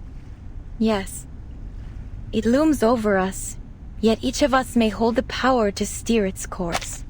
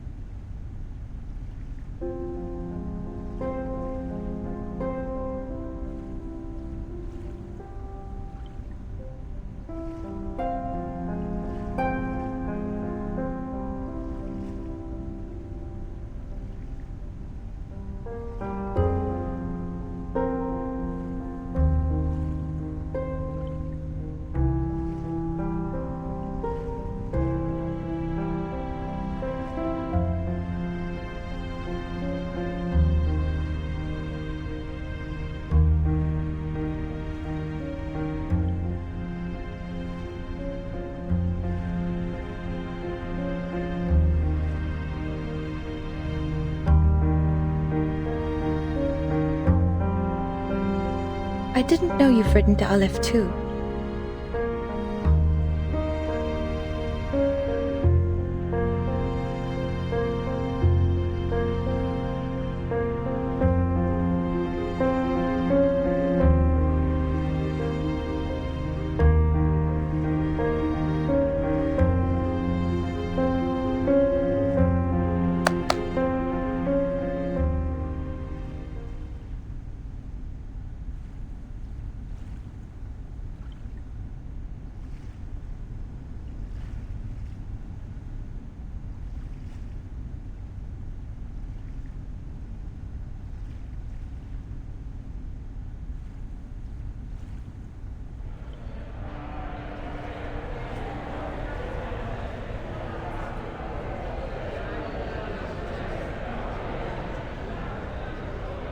Aleph.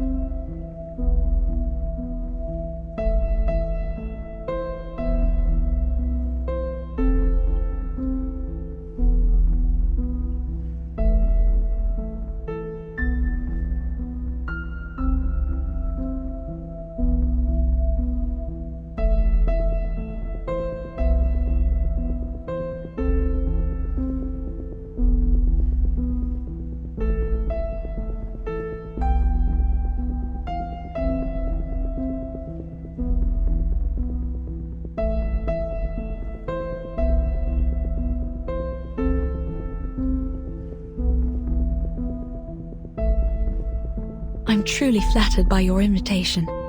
I'd be delighted to join the Poetry Society. But might I trouble you with one question, Mr. Idealist?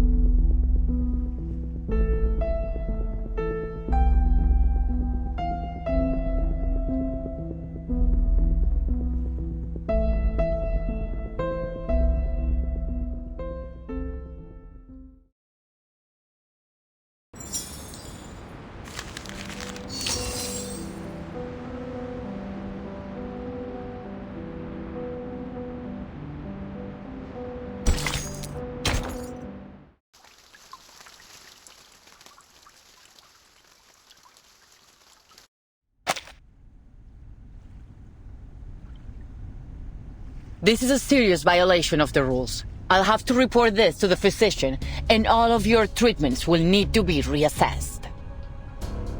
Until a new treatment plan is in place, all members of La Sociedad are confined to their cells without any of their usual privileges.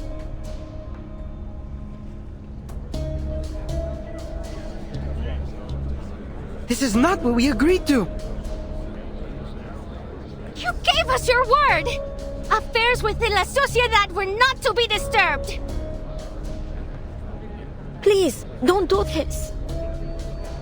Please, he doesn't deserve this. No one does. We don't want to lose our friend.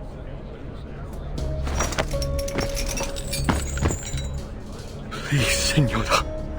I swear it won't happen again. I'll take the medicine on time as instructed. I promise I won't hurt anyone. I'm sorry, Mr. Pablo, but rules are rules.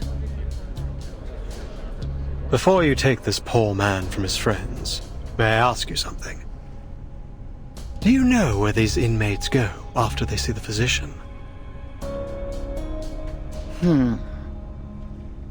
My duty is to keep order here. What happens beyond these walls is not my concern.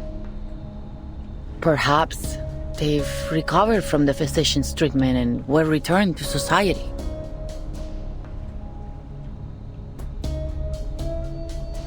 Within these walls, the only truth we know is this. No one returns from the clinic of the physician of Kamala. Are you certain this treatment they received is really a cure? Pablo is harmless. He's just a writer who has a talent for finding words and poems. That's all. Please, let him stay. We'll look after him. He can have our share of the medicine. We'll keep him in check. But this doesn't conform to our regulations. Still as arrogant as ever, Idealist. One day, you'll get us all killed.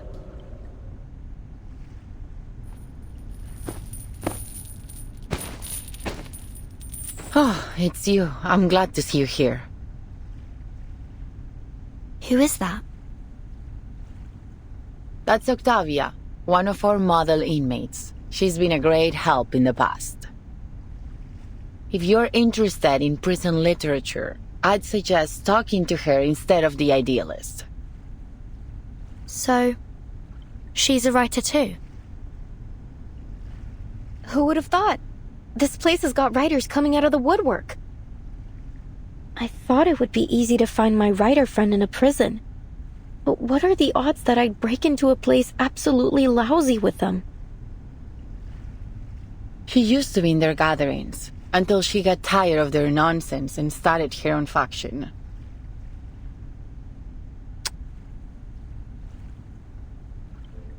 What are you doing here, Octavia? Haven't you heard? The era of chieftains, ghosts, and plantation stories is over. Visceral realism is the future. And has this brilliant visceral realism helped you finish any of these poems? What a waste of time. I'm not interested in your movement or arguing with you. I just walked by and happened to witness another episode of your brutal arrogance. And I'm not about to just stand aside and watch you repeat your mistakes. I'm taking Pablo to the physician. Care to lend a hand, Miss Jailer? We agreed to mind our own business. Are you breaking our agreement? No one will be allowed to erase a word from our poems.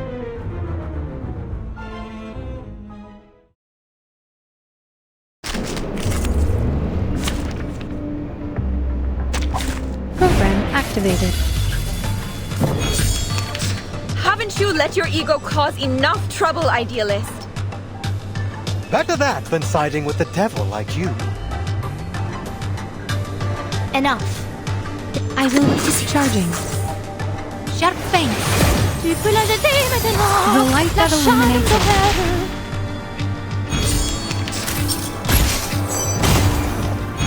Loading. Charge loading. Aim and shoot. Faraday's miracle.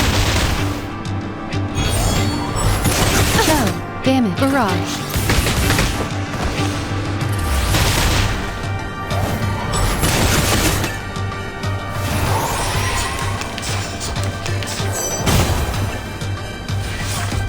I have my charging.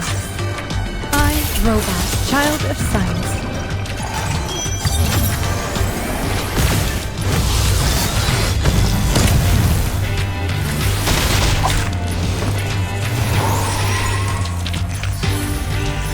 The curtain has fallen.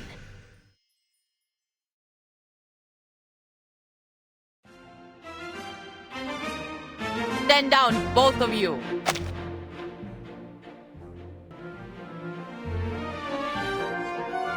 You've never listened. I pity your followers. To be led by such a reckless megalomaniac. Do you even think about the consequences of your actions? We fought hard to earn the freedom to discuss literature under their watch. Your impulsive ego threatens to destroy everything we've built here. Spare me the lecture, Octavia. We don't need permission to do as we please. You're just another puppet of power, kneeling to the eyes behind those glass walls. They've trained you to believe it was your own decision, to be good and conform. Who could have done a better job?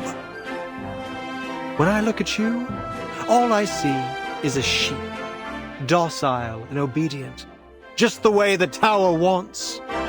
What kind of work could someone like you create?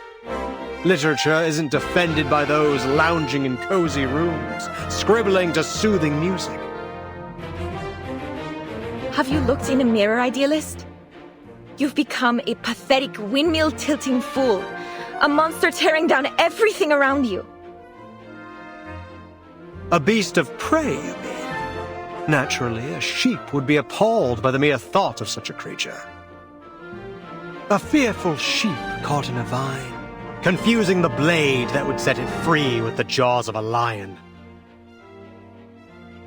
Such a master of metaphor.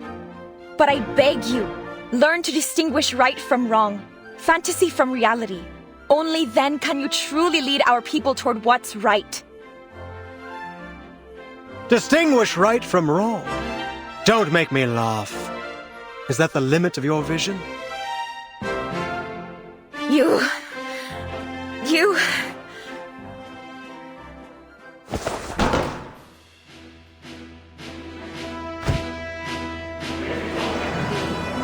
Compañeros, friends, listen to me.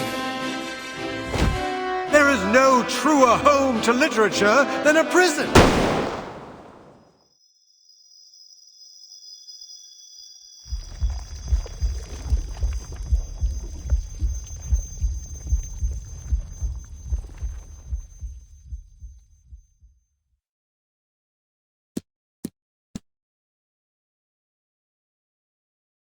No! No!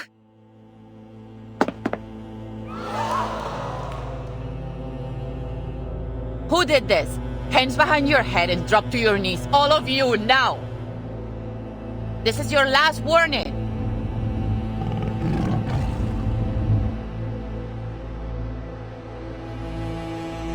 Idealist, you're bleeding. It's in your chest.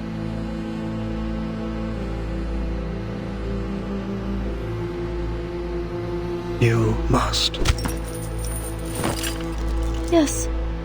Idealist?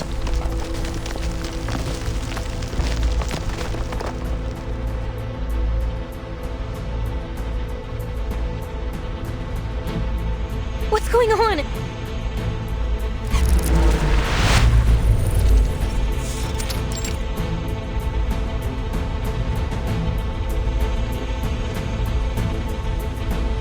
Was he shot?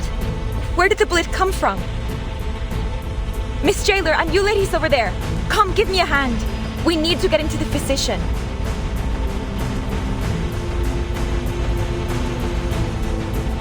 Did you do this, Octavia? You couldn't face the burning truth of his words, so you pierced his very heart instead. Justice was blazing with the fire of justice. Or was it you, Jill?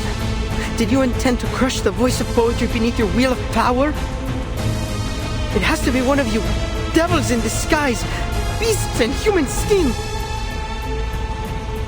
Can't you see? I had nothing to do with this. I'm as innocent as any of you. I've been trying to keep order here, to protect everyone. And now you blame me? Don't listen to her! The idealist made it very clear! She's trying to get us punished for her own gain! You're a murderer, Octavia!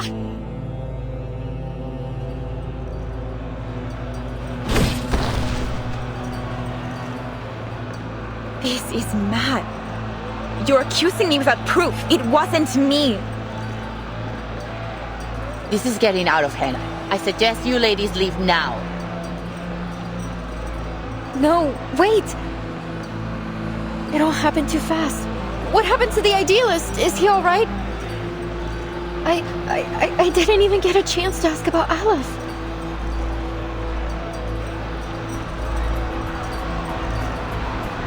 I agree with the jailer.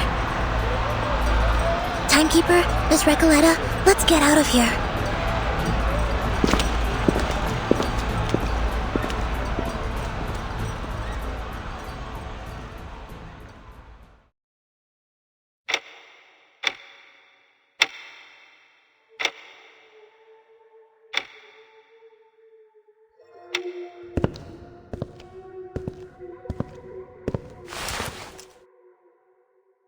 His vitals are gone.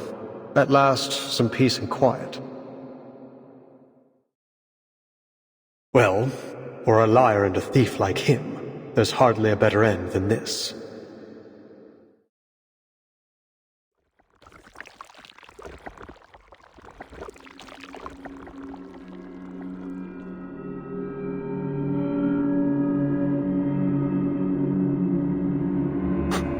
Just as I thought. You had it all along.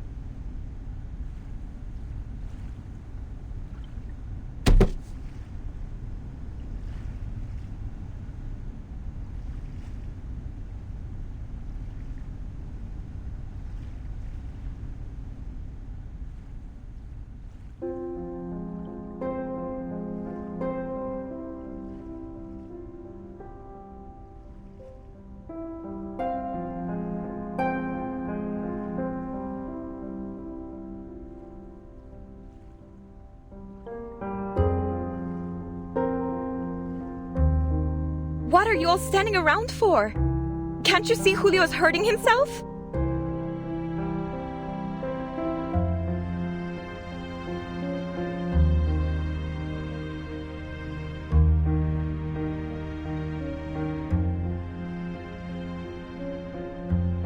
It's Mr. Julio. He's hurt. Bleeding.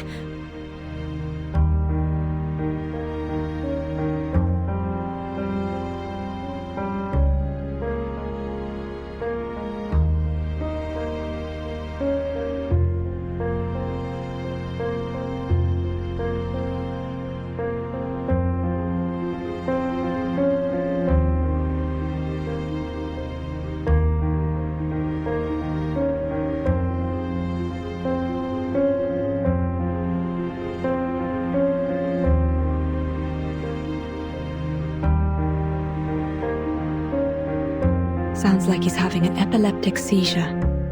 Perhaps I could offer some help.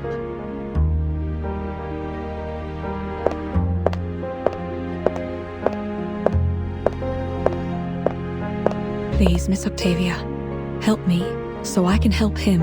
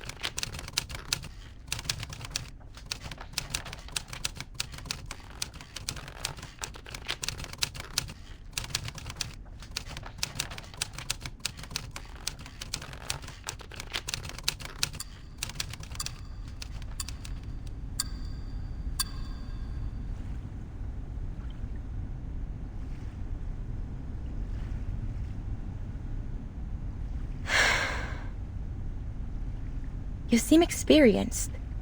Was it a major part of your responsibilities in São Paulo?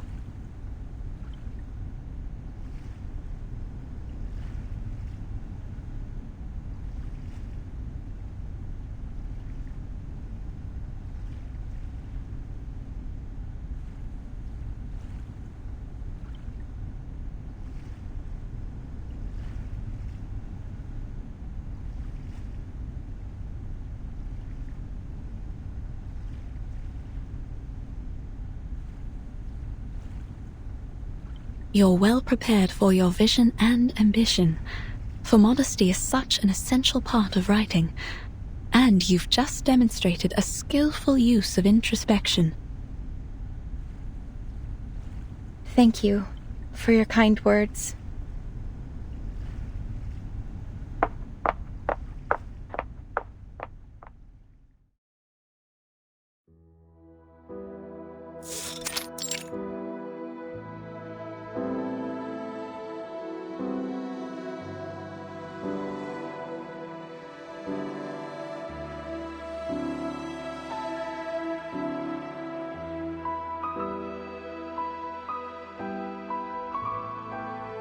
It was foolish to think that ideas alone could ease people's pain.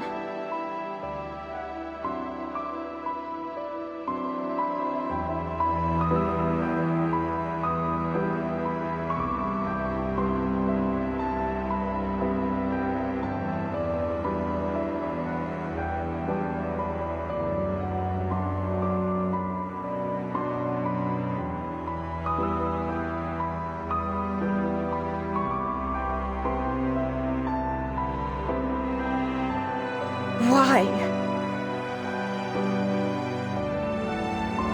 Puzzles on top of puzzles. Questions after questions. My head.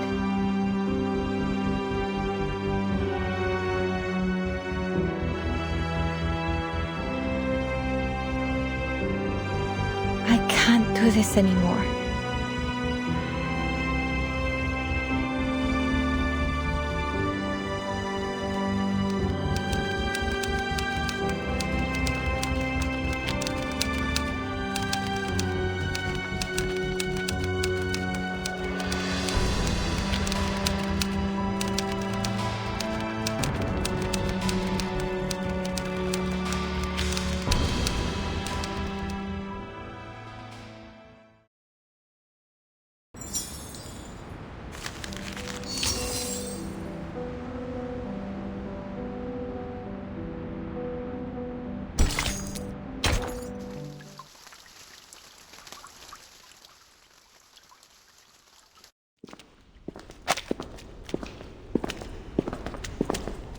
Ladies, I must apologize for what happened back there. We were caught off guard. There has never been a commotion of that scale before. I must report this to the physician. Don't worry, Miss Jailer. We made it out in one piece. Thank you for your understanding. Ordinarily, I would arrange to escort you to a safer location, but I'm afraid at this hour you'll have missed the last train. And the roads are icy at night.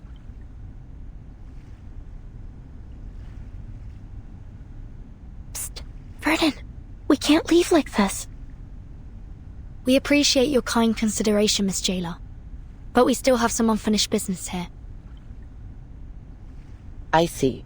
I'll arrange a clean room in a safer section for you. We'll do our best to ensure your safety tonight.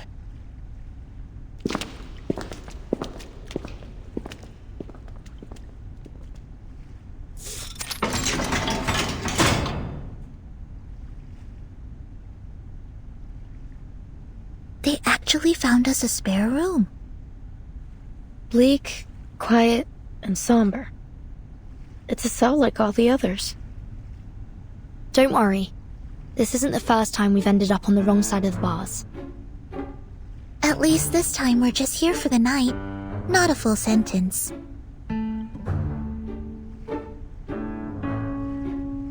Though, this cell is quite different from the ones we've been in before. Not just the cell. The whole prison is unlike anything I've seen. And the society they've been running here isn't some mere pastime. They're having real discussions about meaningful topics, even though the rest of the world has been cut off from them. But we're still in an Arcanist prison, a place where conflicts and violence can erupt at any moment. Let's not forget that. Miss Jailer warned us from the start. These prisoners are mentally unstable and potentially dangerous. Miss Recoleta, with all due respect, we can't afford to see this place through rose-colored glasses. We'd be overlooking the risks, as we did earlier. And with all due respect, Soneto, we didn't overlook any danger. At least I didn't. A writer must be observant if she is to accurately reflect the world in her writing. But you... We came here with different goals. And still, none of them have been accomplished. I suggest we focus on our respective missions, instead of fighting with one another. Apologies, Timekeeper. Miss Recoleta, I take back everything I said. Don't apologize, Soneto. I'm at fault too. Sometimes I forget that words can be as sharp as swords. You were only thinking about our safety. I shouldn't have been so rude. I actually really admire how you fought back there. If you'd allow me, I'd like to write a poem for you, once my novel's finished. That's terribly kind of you. But honestly, I think we've had enough poetry today to last a lifetime. Let me know if you change your mind. By the way, did either of you see what happened to the idealist?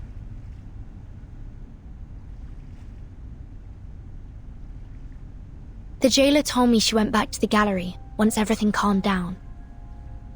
She found nothing. No blood, no shell cases, not even a trace of the idealist. Timekeeper, now's really not the time for ghost stories. Do you mean that maybe the idealist somehow managed to get out of there on his own? Or perhaps someone else helped him? Well, according to the idealist and our jailer, any inmates who are unwell will be taken to the physician. It's possible someone brought him there, while everyone else was shouting and running about. You're right. It could be that he's with the physician right now. I'm relieved. That was a sudden plot twist, but a visionary of his magnitude doesn't deserve to die in silence like that. To be fair, the gunshot was quite loud, as was the ensuing commotion. Nonetheless, he couldn't have just died like that. I mean, the writers would riot if a writer were to kill off a character so abruptly. But you believe he's still alive too, am I right?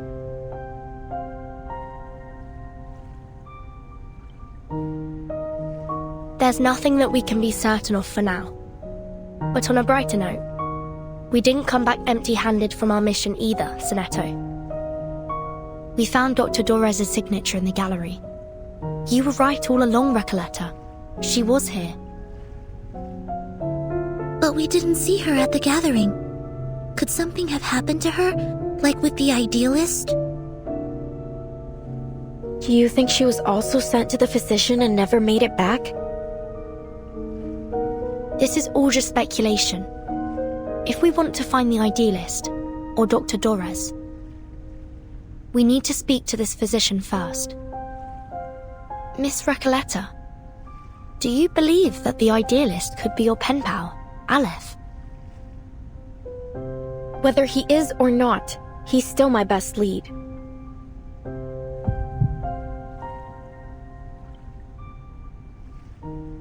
Amigas, I've had this strange feeling in my gut since we got here. Something is slowing us down. Now, to figure out what it is...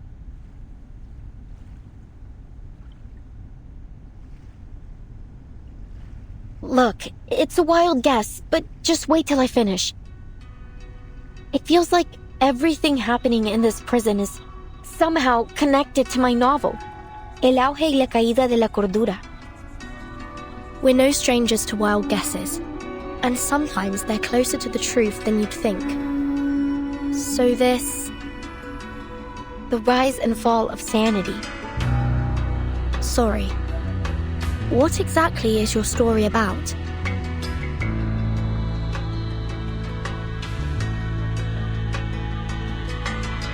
Huh.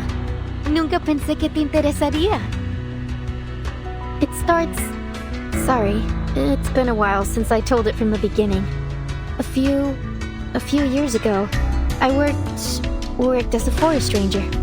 It happened in a desert town called Amalfitano, in Sonora, back in 1975.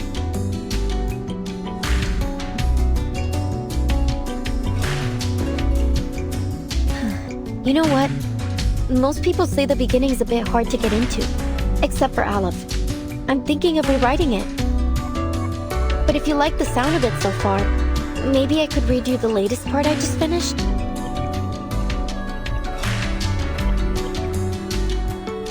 Please.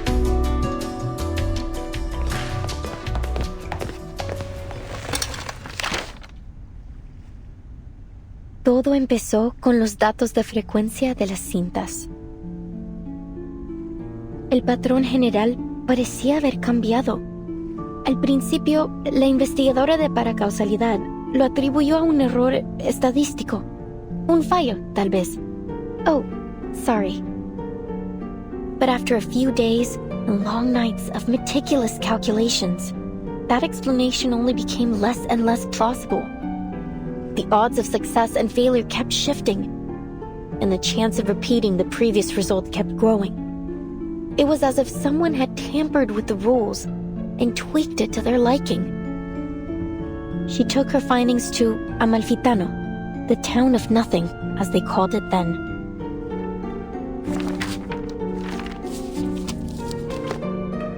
Near the old looms, she met a blind weaver who spoke softly of an old tale. I heard a strange rustling at dawn, like a die rolling along a wooden floor. Then the morning light dimmed and died. That was the last time I saw the sun, my own hands, or the threads I worked with.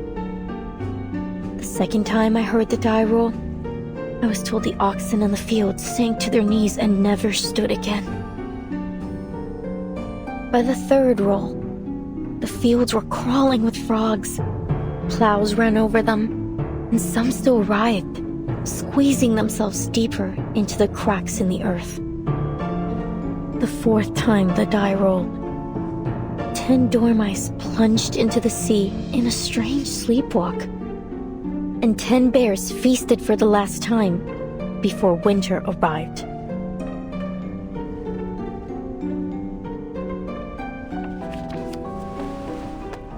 The final roll of the die was cast in a cage during a duel. Before a crowd of eager eyes, the winner left with 10 pounds of gold, and the loser left with 10 flies, which fell on him to feast.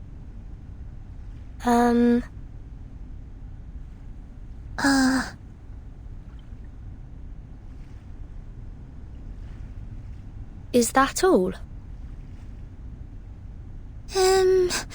Seems like it. Well, there's more, but I haven't quite figured those parts out yet. Any thoughts? Anything. I can take it. Please, I really need some feedback. I wonder if the protagonist ever finds this Die of Babylon in the end.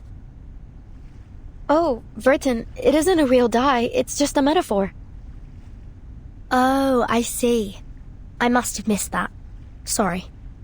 Still, it's a beautiful story. Sad, but beautiful. The story is still too obscure, isn't it? Aleph warned me about this.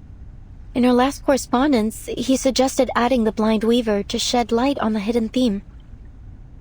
It helped at first, but even with his sage advice, no matter how hard I tried, the plot just didn't seem to move forward. Feel stuck in that village with them, lost, dazed, isolated inside their small, disconnected moments. Something crucial is missing, leaving gaps between the characters and the scenes. Should I change the storyteller's perspective? Start a different angle? Or maybe rewrite the characters completely? What should I do?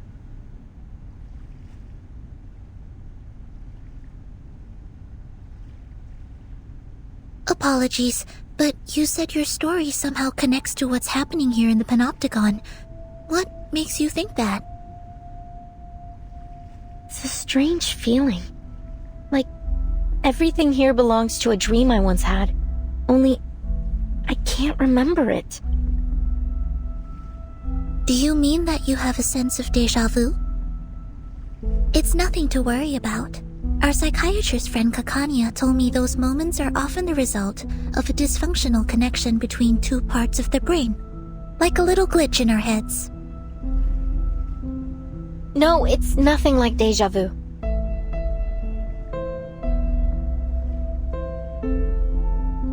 Deja vu is a single moment, a specific situation.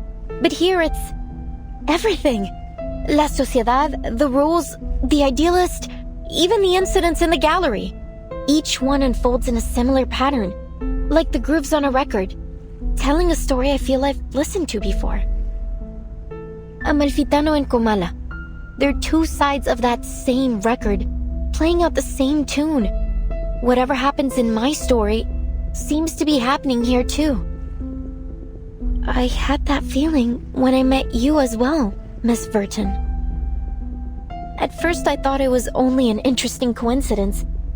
You're much like the first character in my story, a traveler with a suitcase.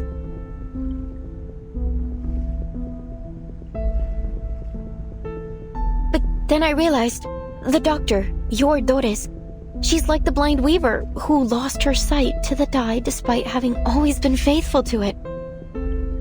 And the jailer, she's the bank clerk who assisted the corporation in taking over the town in order to escape her past.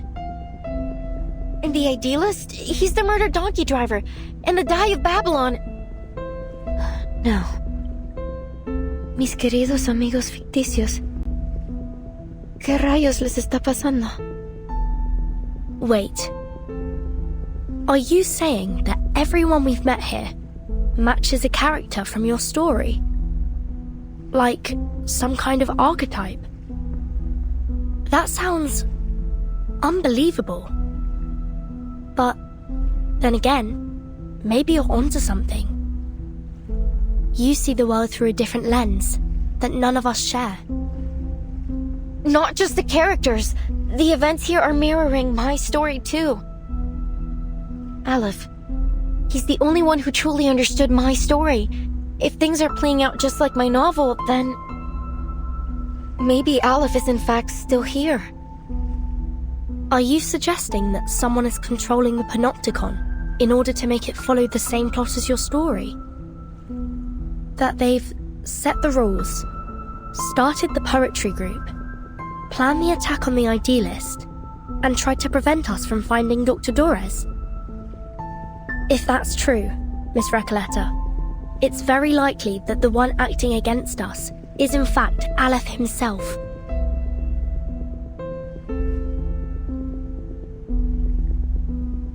But No. How could that be possible?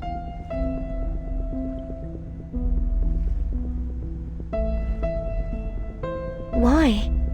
Why would he do this? I don't see any reason why he'd be connected. He's an intelligent, cultured, and profound person, not a common killer. No, none of this adds up. Remember, Dr. Dores was brought to Ushuaia by the Xeno rebels. And we know they're connected to Manus Vindictae. If this Aleph really is hiding Dores from us, he may be working with them.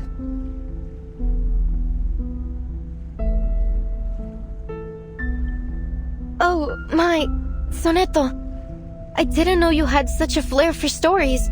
Maybe you should join us and become a visceral realist too. I think you're only imagining things. Perhaps you were inspired by this strange prison?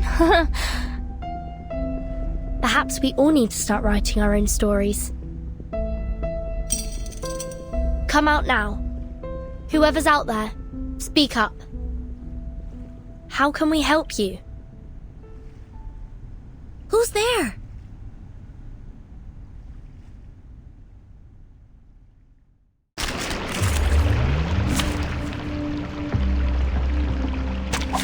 Join with us, comrades.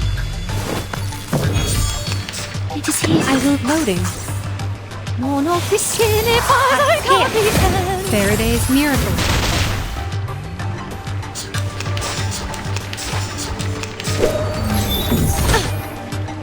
Charging, low charging. Aim and shoot. Eliminate target.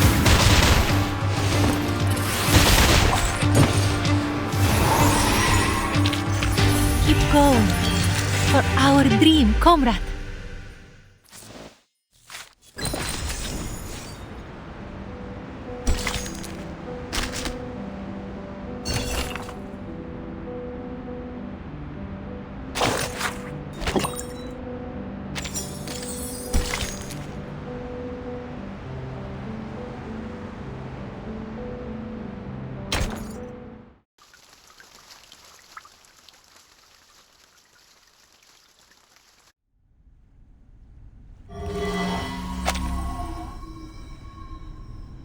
Easy. It's me, Garcia. We met at the gallery earlier. Please, I come in peace.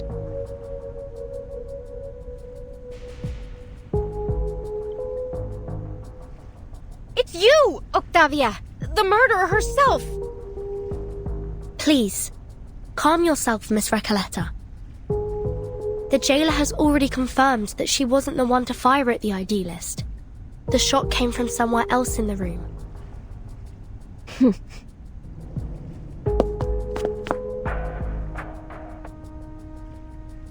Miss Octavia, what brings you here at this hour? I come here out of goodwill. Believe me, I didn't want any bloodshed either. I understand you just arrived today. There's something you need to know about the inmates here.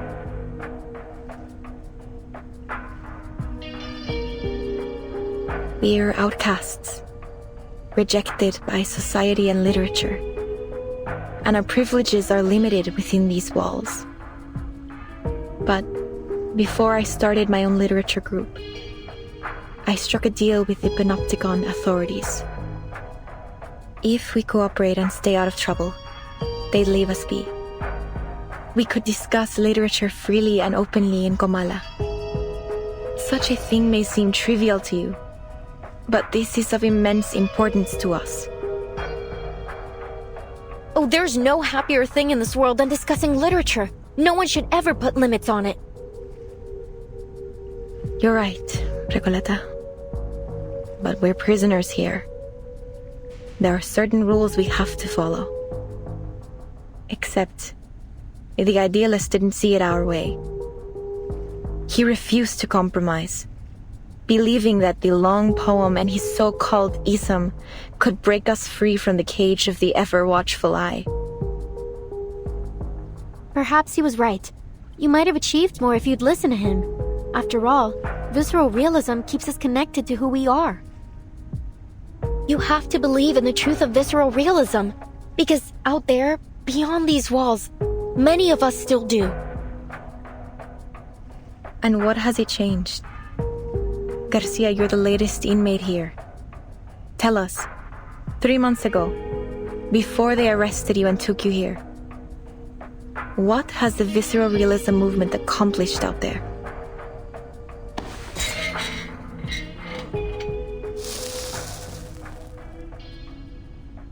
At first, it was revolutionary.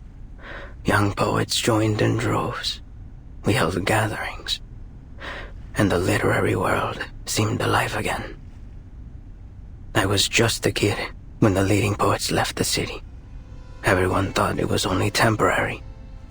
But they didn't come back, and nothing has happened since. No one says it, but we all know. Visceral realism died in 1977. No, not for me. It's not dead as long as people still believe in it. I believe in it.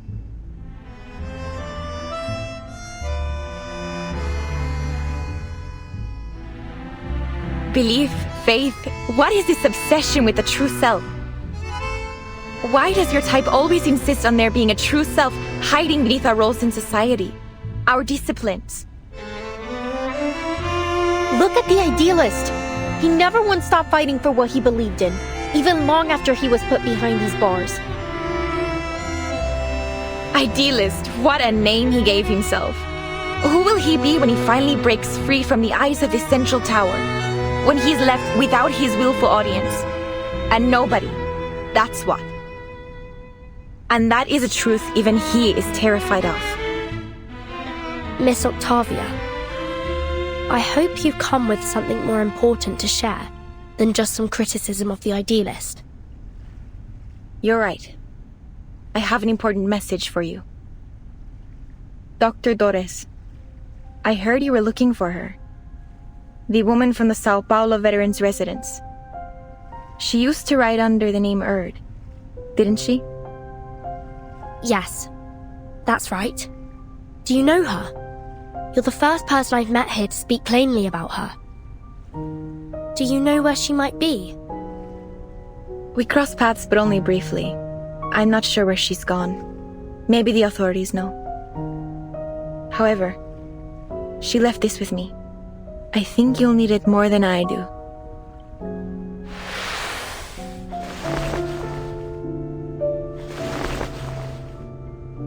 We have other matters to attend to. I'll leave you to your business. Garcia, shall we?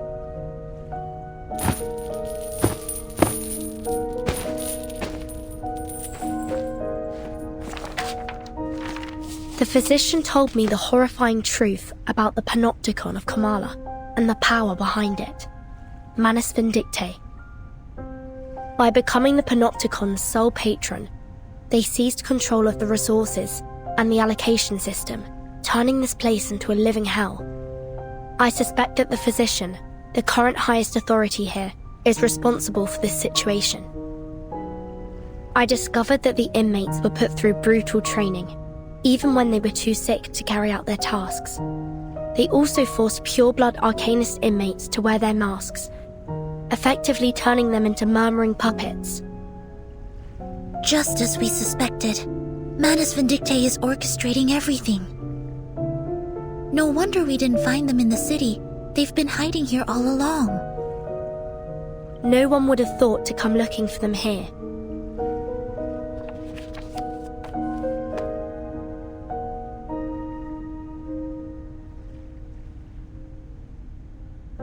But why would Miss Octavia bring this to us? What's in it for her? Do you think she's trying to mislead us, Timekeeper? Maybe.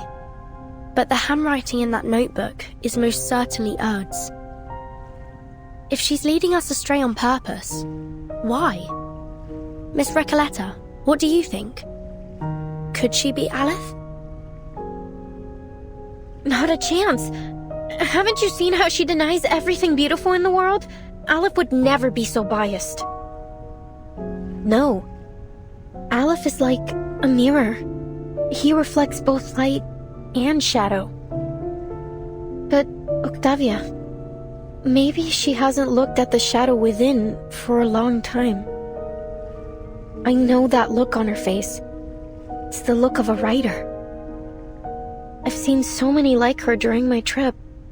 The faces of a lost, struggling generation.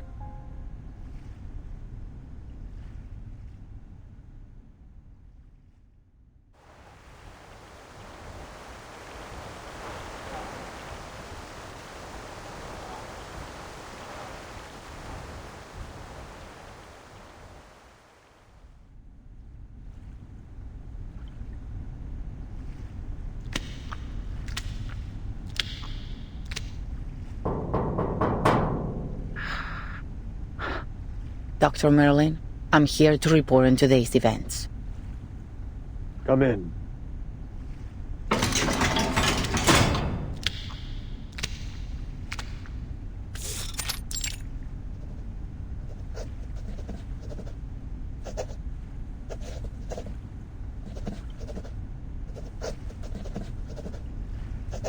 There was a commotion in the gallery today, sir. An inmate known as the Idealist was severely injured. The inmates nearby said he lost consciousness from blood loss. However, after we put everyone back in their cell, the Idealist was gone. I made a sweep of the grounds, but there was no trace of him. It's possible that he regained consciousness and went into hiding. I'll perform a full search tomorrow.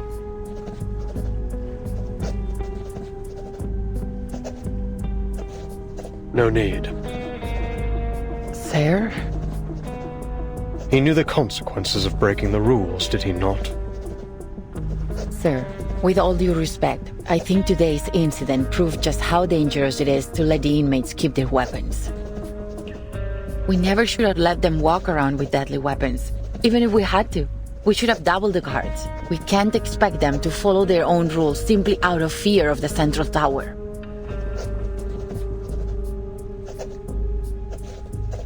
Such matters fall beyond your purview, jailer.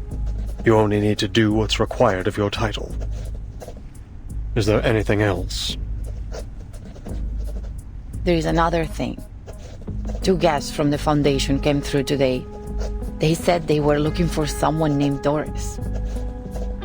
They've shown a willingness to cooperate, though they were involved with the incident in Corridor Zero.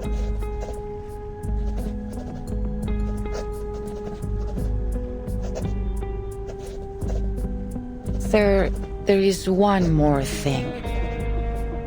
I told Miss Octavia we're short on rations, and she's adjusted the inmates' portions accordingly, but that won't last long. Manus Vindicti stopped providing supplies back in March, and Sino has collected all the prisoners they had previously placed in her custody. I just wonder why they have so suddenly withdrawn from Ushuaia and brought all the prisoners with them. I also noticed that we haven't received any orders from the government since Warden Tartuffe was transferred. In fact, we haven't had any communication with them at all. Sir, in frank terms, we're facing down a serious shortage of medicine, food, and basic supplies. At this rate, the Panopticon will soon be unable to operate. Where will our inmates go then?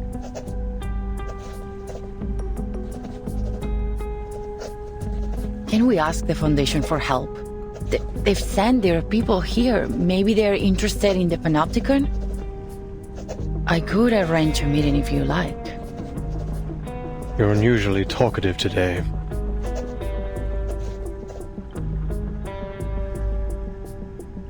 Pardon, sir? That's fascinating, you know. You've become so much more concerned about this place and its inmates than when you first started. You are now dictated by your title. I didn't mean to overstep. I'm sorry. You can go now. I have a great deal of work to do. Oh, and one more thing.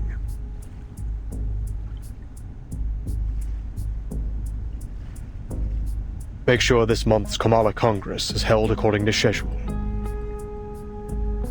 Yes, sir.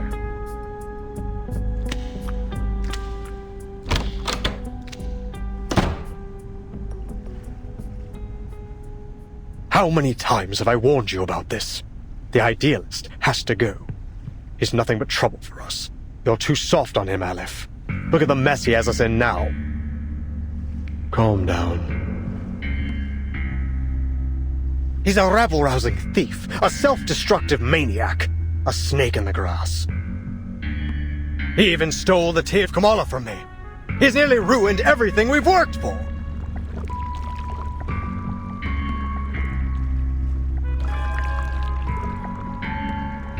It's only a die, Merlin. It does nothing more than a die can do.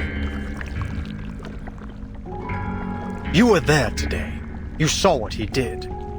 He managed to change the Panopticon with this die, even if only for a second. He'll ruin my work, Aleph. He's a slave to his passion. His head is filled with impulsive thoughts. I don't trust him. We can't trust him. I've done everything you've asked. Now it's time to do your part.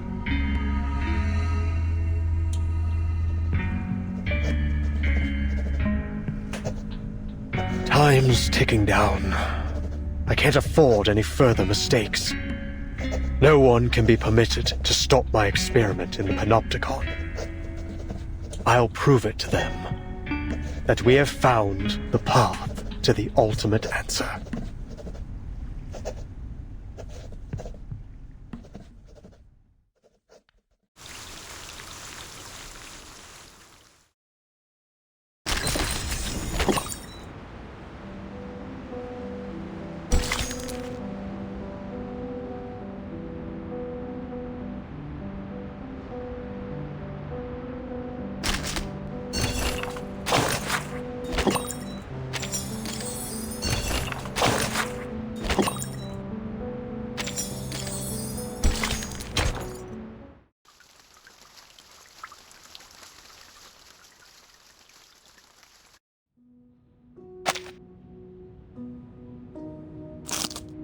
La cabaña con el techo azul estaba silenciosa como siempre.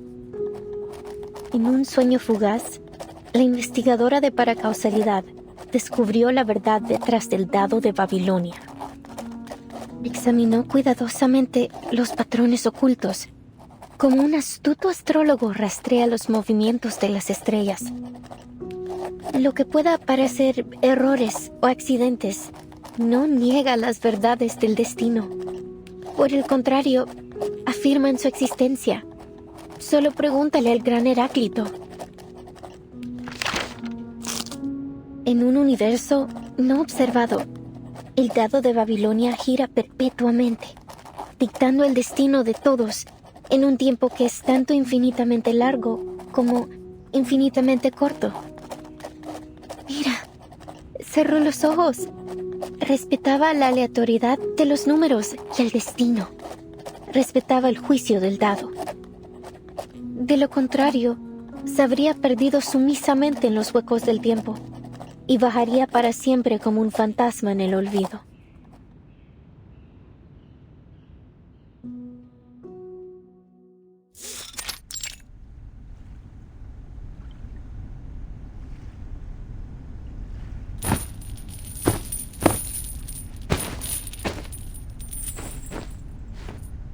First, allow me to make one thing clear. I had absolutely nothing to do with what happened to the idealist yesterday. I swear it on my career as a writer. As you all know, the idealist and I are the representatives of the two factions of La Sociedad de Poetas de las Américas. As you also know, we have been at peace since the Let Sleeping Dogs Lie agreement was signed a few months ago. Despite our differing views, we have coexisted to this day under the watchful gaze of the Central Tower. Rest assured that we will work tirelessly to locate the missing idealist. Don't put so much pressure on yourself, Miss Octavia. His death wasn't your fault. After all, he was the one who threw the first verbal dagger.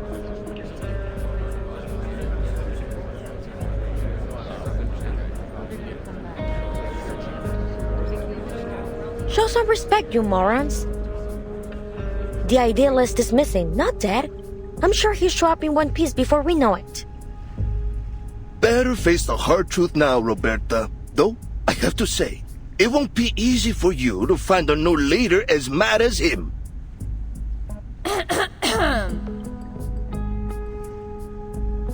Please, everyone, quiet down. According to the agreement, today's Congress should have been chaired by the idealist. Since he is still missing, I will be acting on his...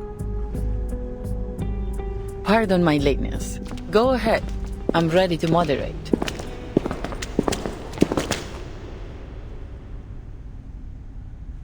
Miss Ford, I looked over the incarceration and visitor records from the past 6 months. There was no mention of anyone named Doris.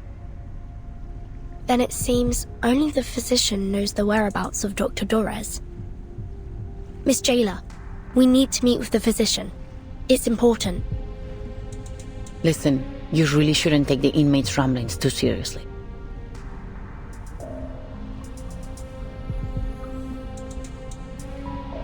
But if it's as critical as you say, I'll make another request later. That said, I'm afraid the meeting won't happen for at least a few days. Understood. For now, please join us for today's Congress. Espectacular! Do you hold literary salons like this every day? This place is practically a writer's paradise. So, you're the host of the salon, Octavia? I say we set aside our differences and have a titillating literary discussion. You've come at the right time. You may serve as witnesses for the Congress alongside the jailer, like a citizen's jury in a court. Your suggestion aligns with the congressional rules. Very well. Huh? Congress? Witnesses? Isn't this a salon? Which topic are we discussing? Literary theories? Schools? Principles? Languages? Oh, Narrative perspectives? None of those.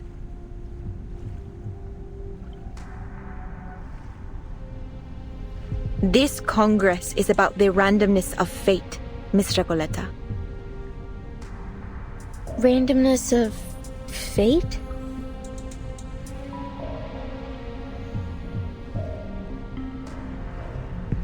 Dear visitors from the Foundation, allow me to introduce the Kamala Congress.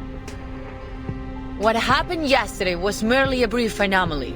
In the Panopticon, spontaneous order among the inmates is the norm, and the Kamala Congress serves as its truest reflection.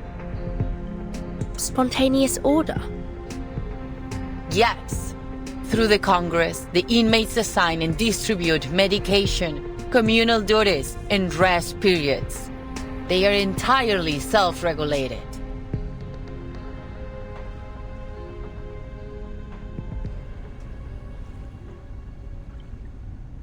I hereby announce the commencement of the 7th Kamala Congress.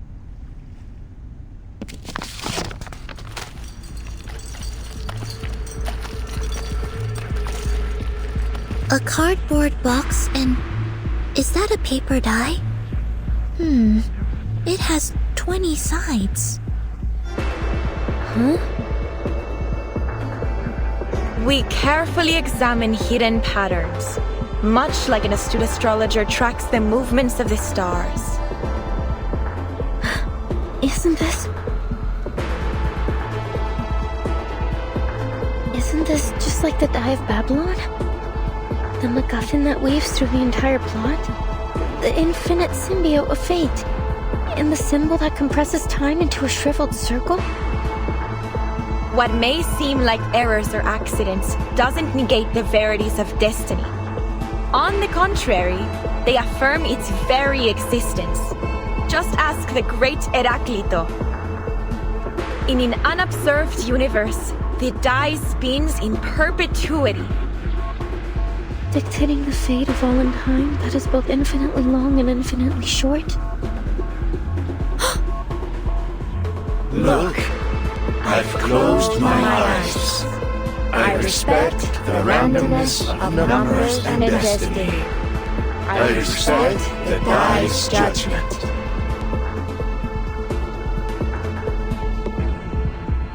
Otherwise, we will acquiesce and lose ourselves in the gaps of time and wander forever as ghosts in oblivion.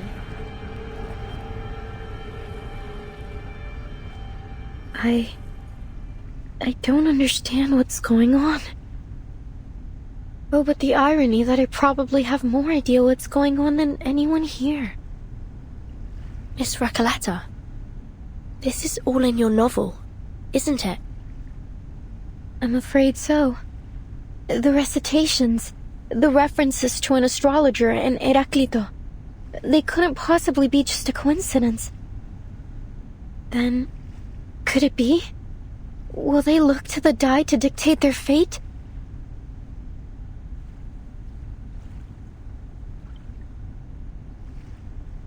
I shall perform the first roll. Its result will determine the subsequent roll order for this Congress.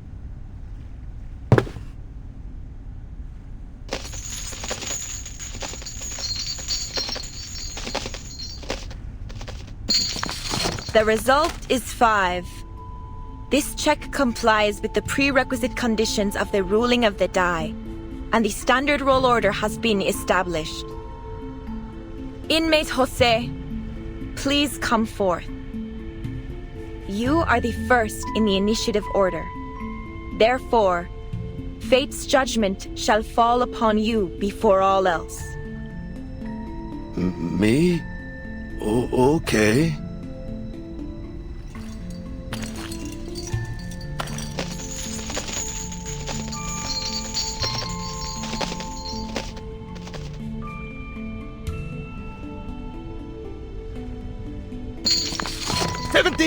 It's 17!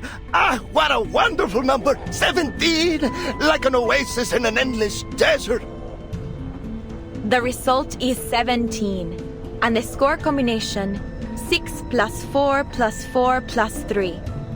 According to the ruling of the die, he shall receive 60 risperidone tablets, 40 clozapine tablets, and 40 diazepam tablets. Additionally, he will assume the role of cultural manager of the Comala Congress. Before he takes office, inmate Jose must clean the first restroom for the next 7 days. Wonderful! I'll gladly clean the toilet. I've got the brooms here, the toilet detergent, and the toilet brush too. I have been waiting for this opportunity.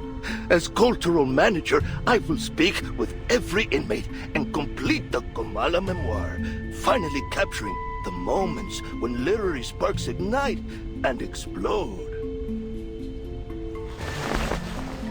Next is inmate Eduardo. Please come forth.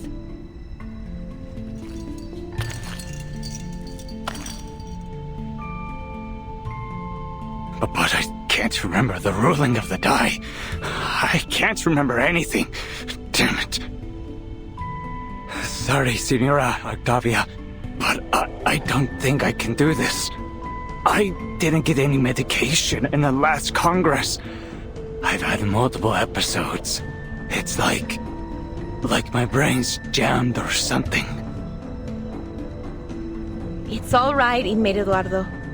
It's easy. You don't need to know the rules to roll the die. Give me your hand, I'll help you.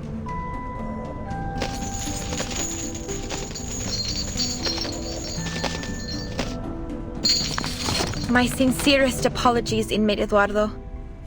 The die dictates that you must voluntarily descend into the sewers and write the thematic keyword that currently causes you the most anxiety on the walls. Thank you very much, Miss Octavia. I think my head's about to split in half. I need a moment to rest before I head down there and fulfill my destiny.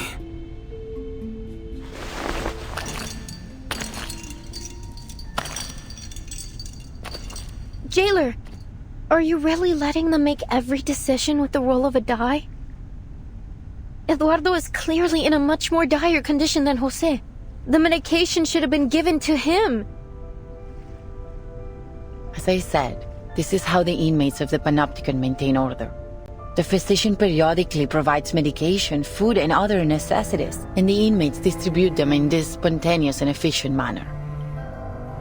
Neither authority nor violence is involved in this process. This is what sets Comala apart from all other custodial facilities. Is that it? You abdicate all agency to the roll of a paper die and call it the randomness of fate? What kind of sick joke is this? Please calm down, Recoleta. This is the method that the inmates have collectively decided to recognize. They're prepared to face the possible sacrifices that it brings. This isn't about you or me. It's not our place to interfere with a procedure that has been proven both pragmatic and effective.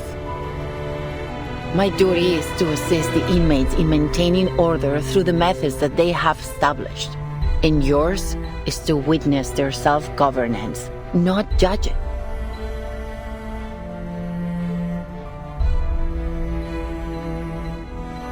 If everything somehow unfolds as it does in my novel, then every role was already predetermined.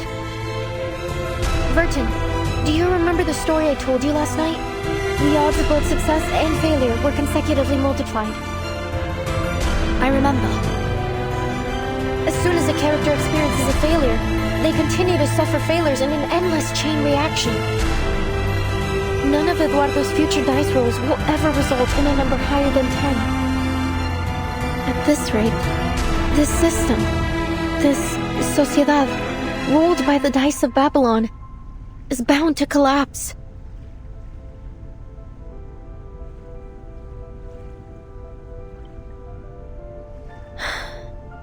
Eduardo will never receive any medication. The moment he writes the keyword on the wall could very well be the moment he spells out his own death. No, I can't let this happen. I have to do something.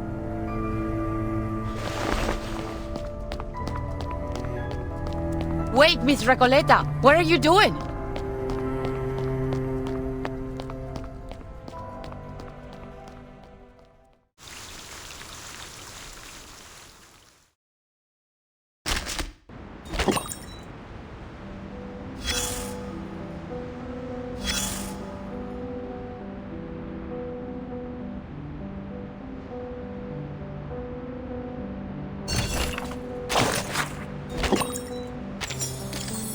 Few soldiers would appreciate the idea of taking orders from an accursed die. A skilled commander would never rely on luck to make decisions. On the battlefield, the distance for every maneuver should be clear and precise, not two numbers with a D in the middle. That said, if a die with such power were placed in a soldier's hand, I'm pretty sure they'd roll it and let it decide their destiny. Exactly. There's no good luck without bad luck. Just as a coin must have two sides. Luck essentially defines one's entire life. And whether it's make or break, life or death, the die will keep on rolling. Of course, dice aren't the only tools used to play with fate. Coins, lotteries, even shells on the beach can all serve the same purpose. Thanks to the randomness of fate, a Babylonian may rise to be a proconsul one day and fall into slavery the next.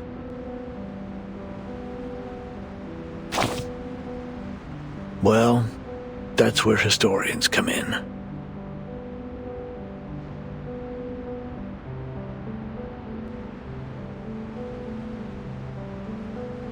With a little creative editing of the history books, even the random rolls of a die can suddenly make sense.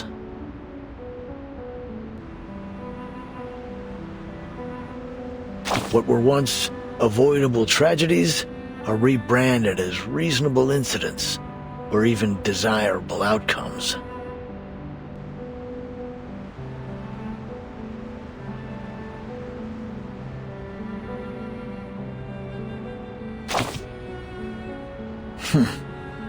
You're starting to sound like a gambler. But even gamblers, after hitting a hot streak or a losing spell, start to convince themselves that they've figured out the grand pattern behind games of chance.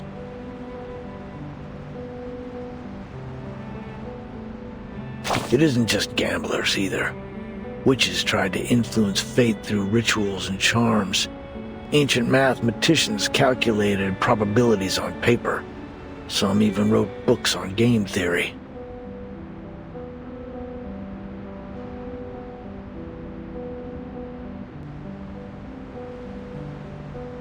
Meanwhile, others suspected there were cheaters among them.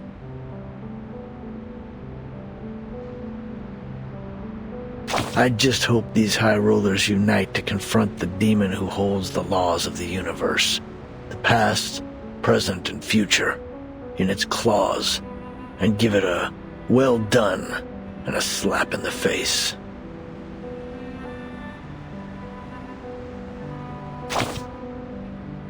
Haven't I always? It's just that today, the die rolled a peculiar number.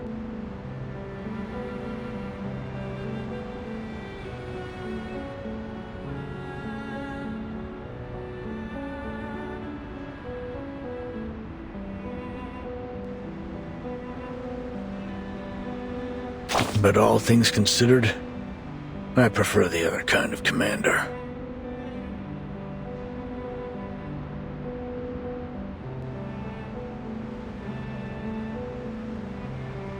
The die is cast, but regardless of what number has been rolled, it's time to cross the river.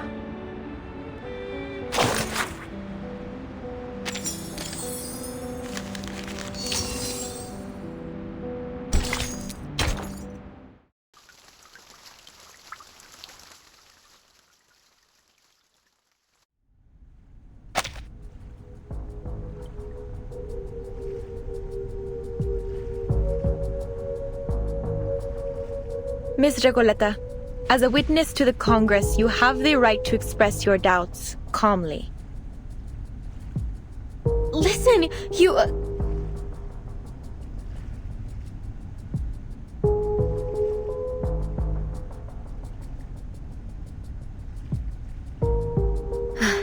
No, it's nothing. It's just that I'd like to participate in the dice rolling ceremony. May I? Of course. The very fact that you're standing here in the Panopticon proves that you share a common fate with it.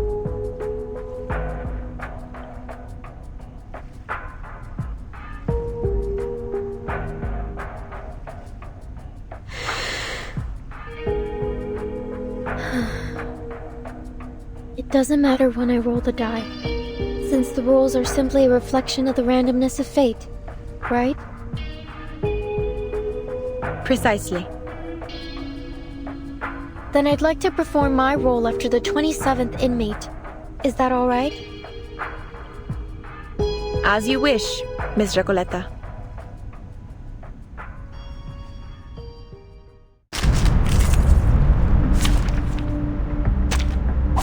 It's an honor to meet you.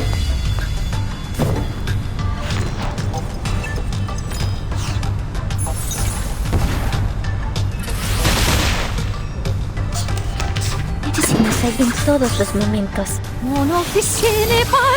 A truly villainous moment. Do I have to do this?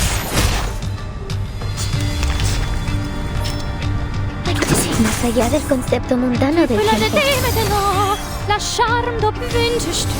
Idealismo, vuelos de fantasía, patrones ocultos. Loading.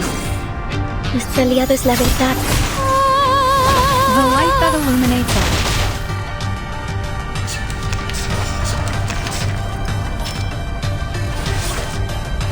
Más allá del concepto mundano, en la acumulación de laberintos. Suéltalo todo una vez más.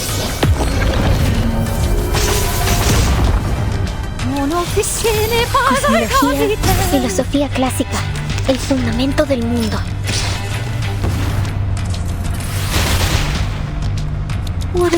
Más allá del concepto mundano del tiempo.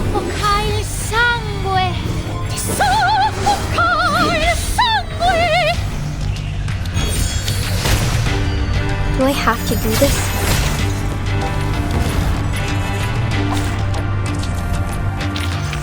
And now to return to my long-term mission. Rest.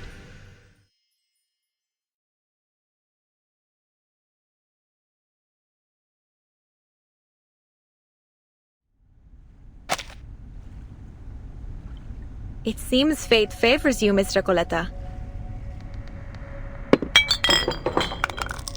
Here are your supplies. Please be sure to follow the distribution rules of the Congress. This is an essential structure of Comala, and a belief shared by all its inmates.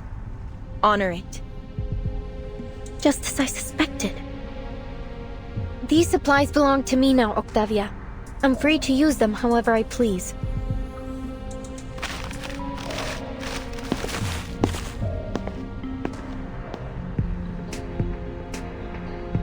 Here, Eduardo.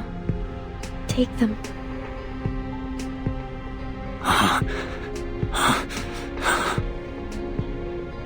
But I haven't fulfilled my destiny yet.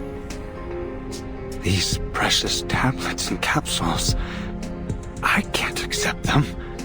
They are gifts from fate. The die has placed them in your palm. But I don't need them. You do. Thank you, kind senorita.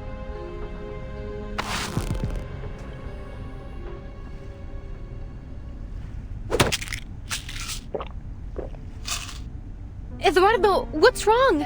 Are you taking the medicine right now? There's no need to rush. There's plenty of it. You can have it all. Por Dios, Eduardo!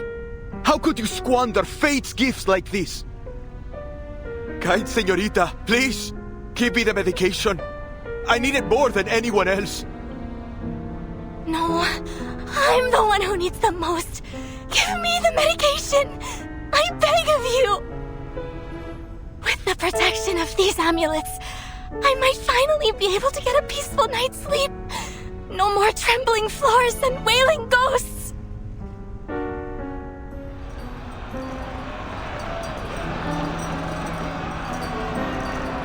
Enough! Enough!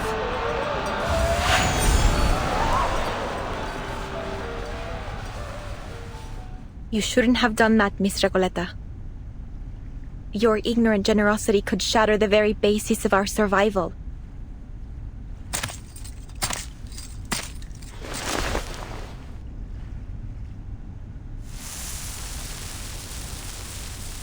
We have never had such chaos at the Congress.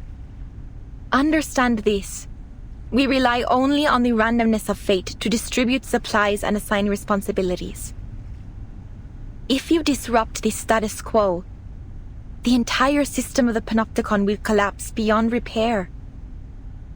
It is only by respecting the arbitrariness of fate and adhering to the rules of the Die of Babylon that we have kept this place functioning all this time.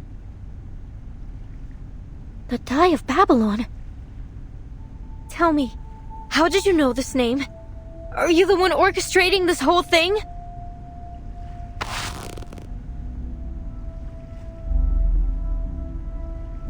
¿Podría ser? ¿Eres Aleph? Tal como sospechaba Verden? Let go of me, Miss Recoleta. Have you gone mad? The roll of the die is absolutely random. I'm not orchestrating anything. Before the Congress began, I made an oath. I intend to keep it. Please, calm down, Miss Recoleta.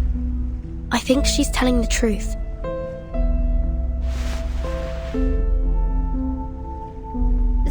Sorry, Octavia, but please, you have to tell me how you learned about the Die of Babylon. I must know. Only my pen pal and I should have any knowledge about this die. I heard about it from the physician. He described it as a symbol of collective consciousness that we could harness to maintain immaculate order in the Panopticon. The Comala Congress was coined, iterated, and perfected by the physician based on this concept. The physician again. Everything eventually leads back to him, just as we suspected. I see.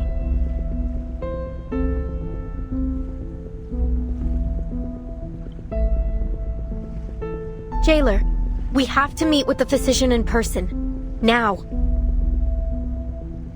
As I've told you many times, Dr. Merlin is too busy at the moment. I couldn't possibly trouble him over a novel and a pen pal. They are just fantasies. Couldn't you make an exception? What if they're not just fantasies? What if they're tied to the very survival of this place? Miss Recoleta said the Panopticon could collapse because of the Die of Babylon. Are you seriously telling me you believe that nonsense? It wasn't nonsense, nor are they fantasies. You saw with your own eyes how I won the die roll. It was just a coincidence.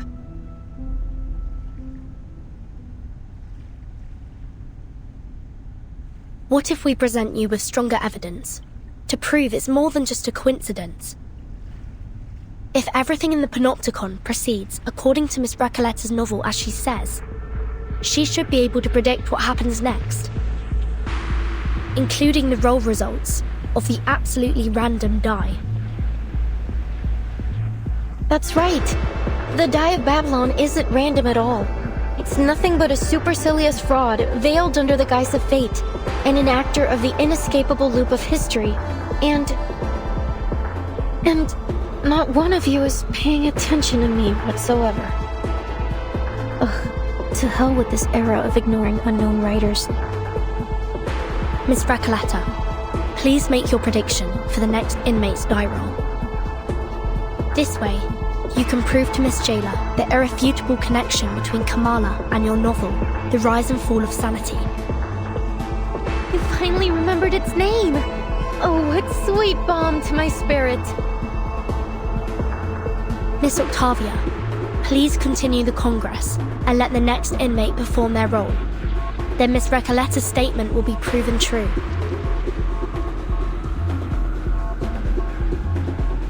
I appreciate the reminder.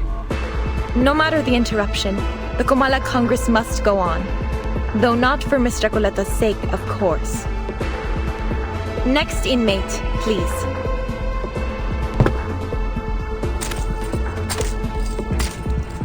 Hello, inmate Garcia.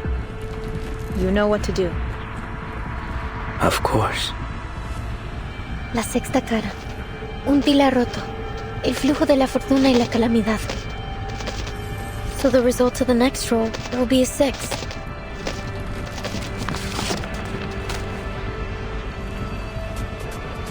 As fate reveals, the number is 6. Just as Miss Recoletta predicted. That could still be a coincidence. Do it again.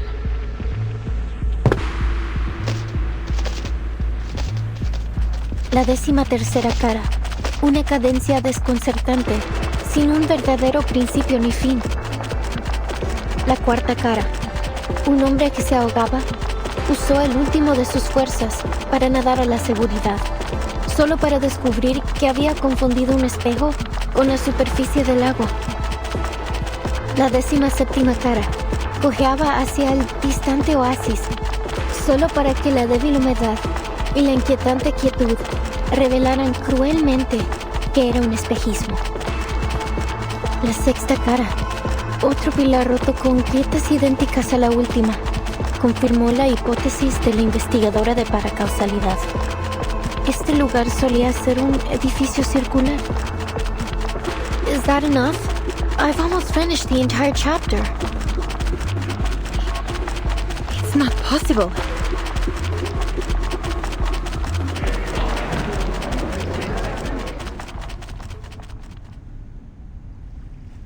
Who are you? I'm sorry if this comes as a shock to you, but I did warn you, Octavia. Now it's proven.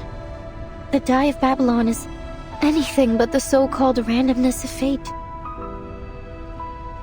Have you been sent here by some god? Or are you a hobby prophet? Have you brought this knowledge to save us? Or to shatter our beliefs? Our world?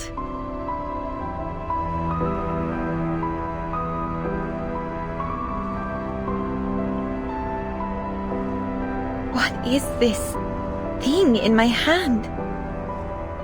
What are we? What is this prison? I don't know if it's some kind of sorcery or arcane skill, but it's unfathomable. I'll take you to the physician, not because of your earlier request, but because the situation has escalated beyond my means. The overseer of the Panopticon will decide how to handle your situation. To be honest, Miss Recoletta, I wasn't sure you'd be able to correctly predict everything. Timekeeper, are you saying that you risked everything on a hunch? It worked, didn't it? Come with me. Dr. Merlin's office is in the central tower.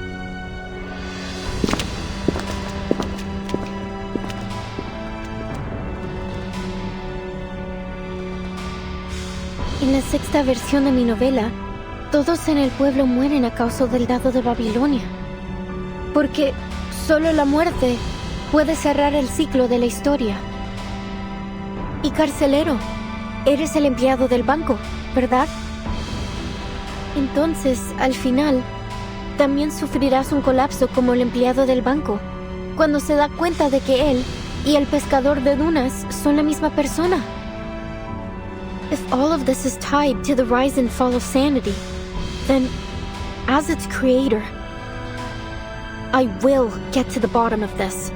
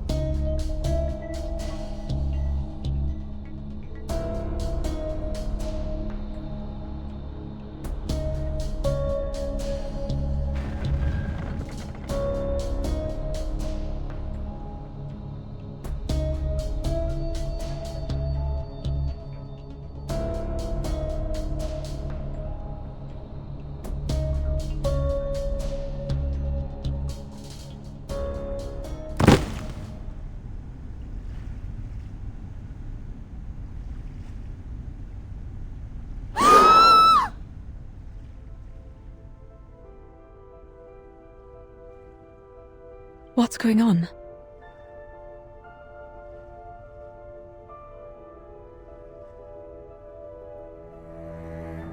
Miss Erd, please, Julio needs your help.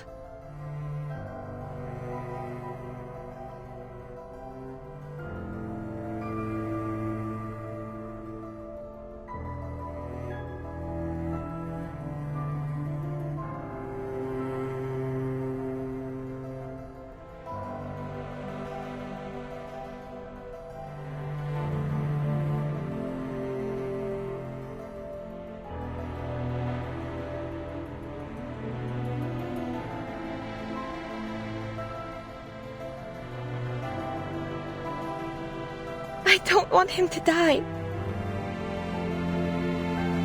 Please, Miss Octavia, help me so I can help him.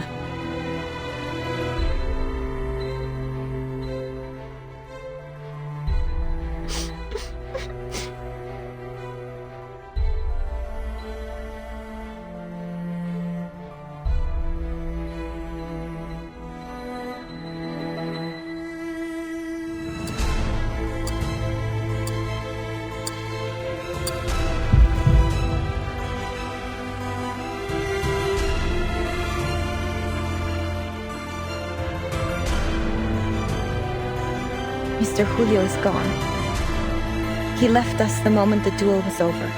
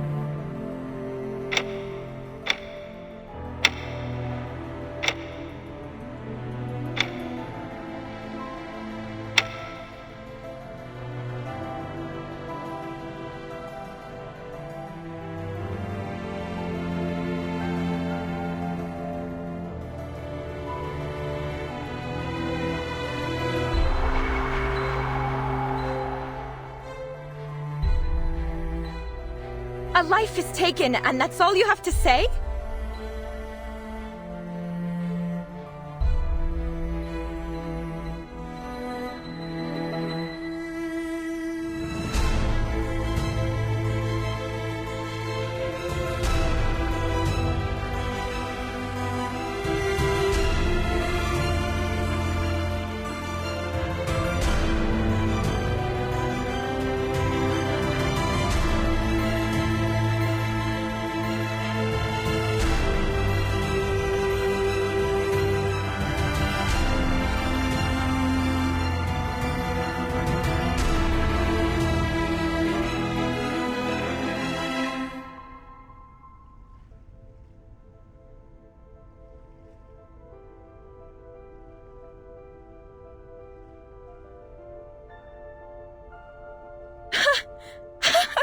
What a ridiculous, laughable man you are!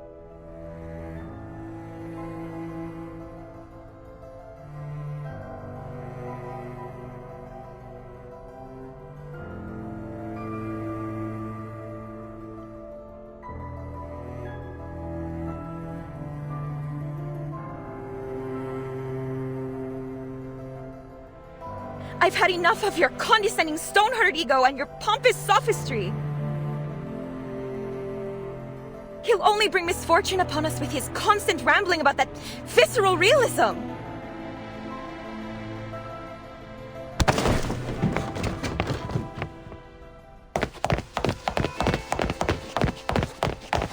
Only the physician, the true overseer of this prison, can save us from this situation. Please join our society, Miss Torres.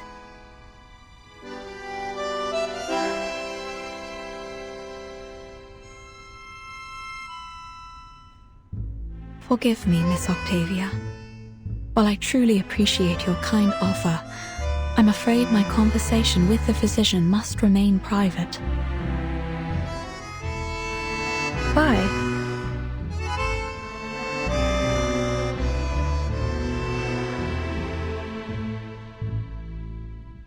Yes.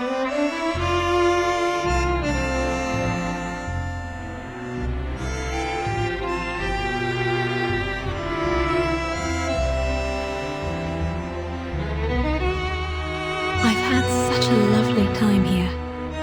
So much so that I almost forgot what I came for.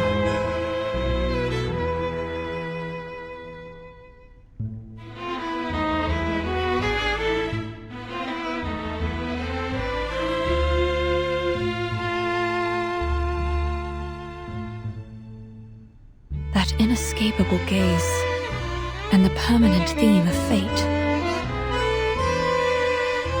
You've decided to save the people here with your own hands, in your own way, and so have I. There are things I must face alone.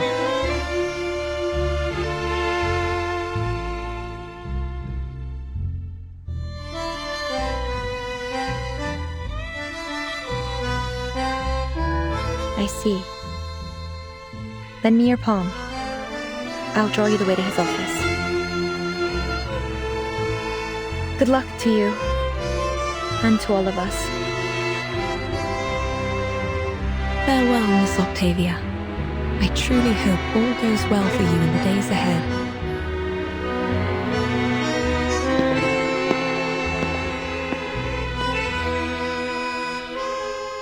And in your journey, finding answers about fate, too.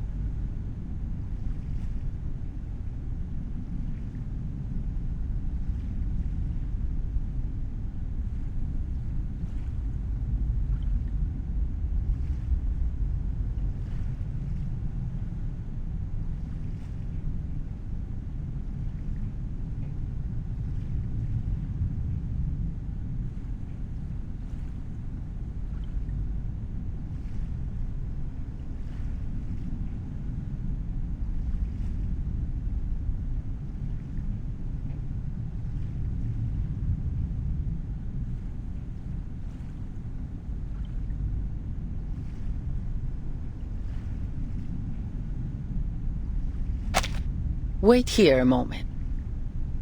I'll report the situation and your request to Dr. Merlin. However, since he's always busy, I can't guarantee he'll agree to meet you, but I'll do my best to persuade him.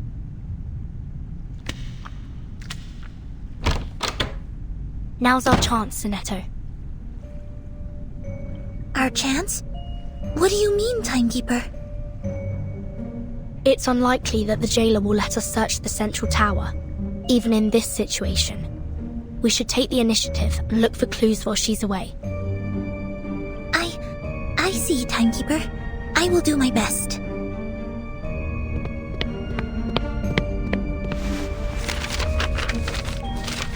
Thank you for your assistance, Miss Recoleta.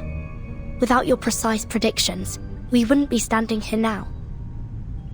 I haven't yet grasped the connection between the die, your novel, and what's happening in this place.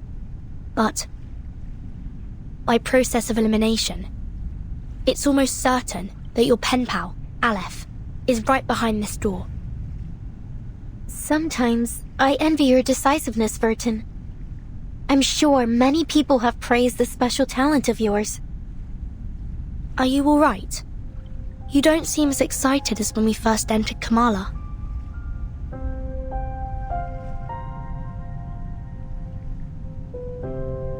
The all-seeing sentinel of the Panopticon, veiled within the central tower. If it truly is Aleph, I don't know how to face such a terrifying and increasingly plausible reality. Sorry to interrupt, but... Timekeeper, I think you'll want to see these. Sign Erd. This is a letter from Dr. Dorez. Her handwriting, it's as beautiful as I'd imagined. Who is it addressed to? Dear Mr. Aleph. Aleph? Looks like Dorez and Aleph are acquaintances. Or at least, they've had some correspondence. Dear Mr. Aleph, my apologies if this reaches you at an inconvenient time. I am Dorez, pen name Erd, an ordinary inmate of the Panopticon of Kamala. I write seeking your guidance, if you wouldn't mind offering it to me. I heard from the physician, Dr. Merlin, that you have the answer to every question. A statement which has been echoed by the idealist and the other inmates. I have something I wish to ask you. What exactly is your role at the prison? Chief Warden? A secret backer? An observer who dominates the prison? Are you truly the supreme ruler of the Panopticon of Kamala?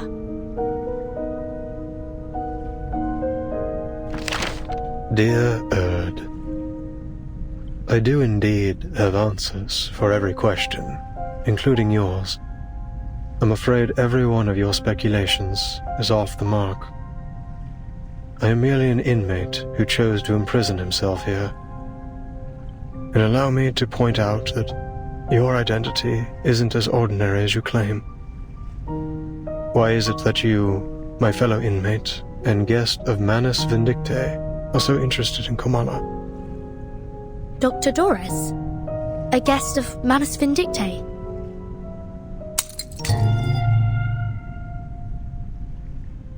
It came from inside the room. Do you think they're okay?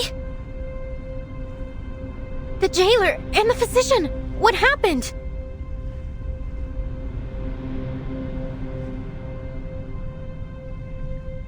I'm not sure, but it could be bad.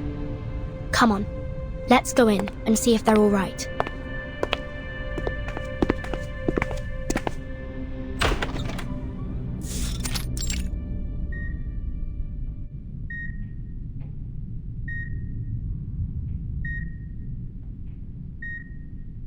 It seems we've stumbled upon the physician's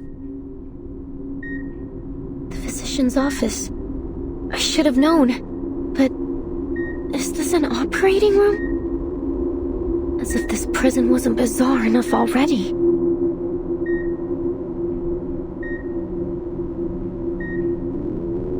Didn't I tell you to wait outside? What do you think you're doing barging in like this? We were just worried about your safety, jailer. Enough. Get out of... Quiet.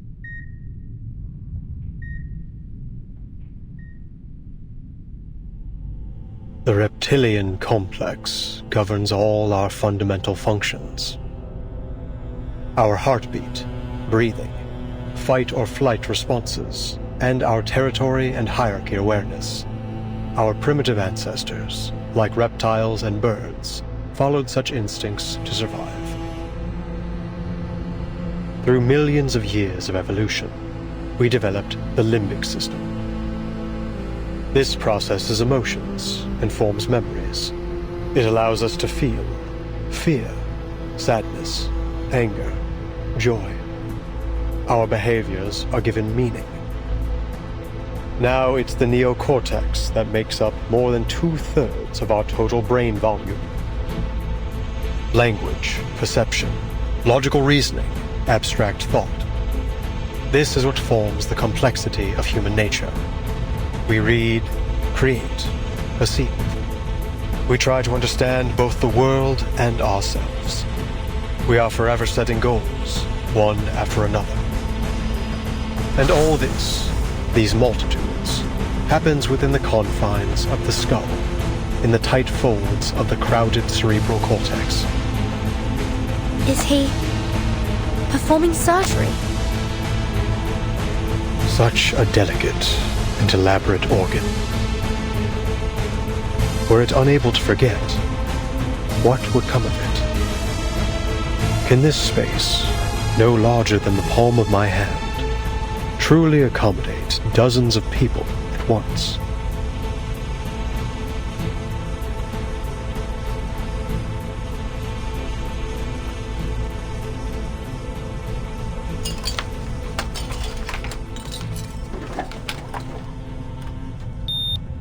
What's happened to the patient? It looks like he's dying.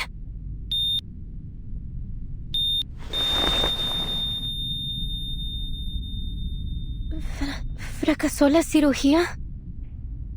Nonsense. The surgery was a tremendous success. I have erased his debilitating hysteria and restored order to the Panopticon. What are you trying to achieve by barging in here?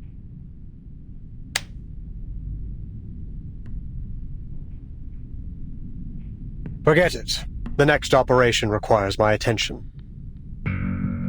Jailer, show them out. Bring me the next patient in 15 minutes. I'm sorry, Miss Burton. I'm afraid you have to leave now.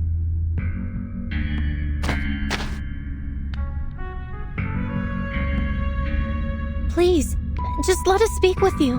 It'll only take a moment. I have something very important I need to ask.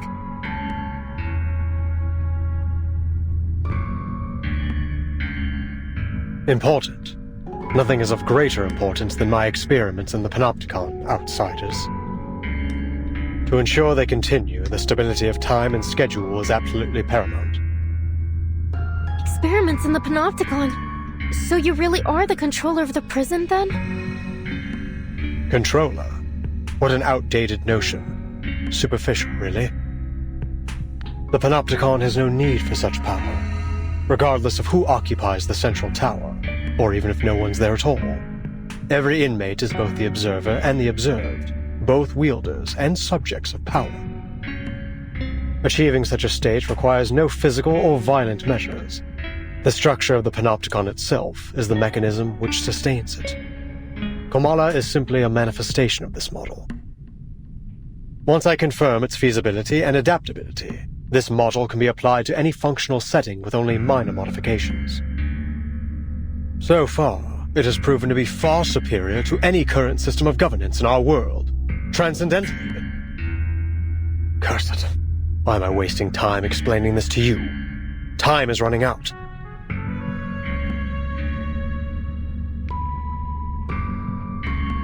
Dr. Merlin, you keep mentioning time.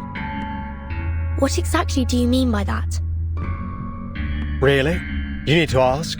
Even those oily-headed lunatics know it. The end of this era is imminent, is it not?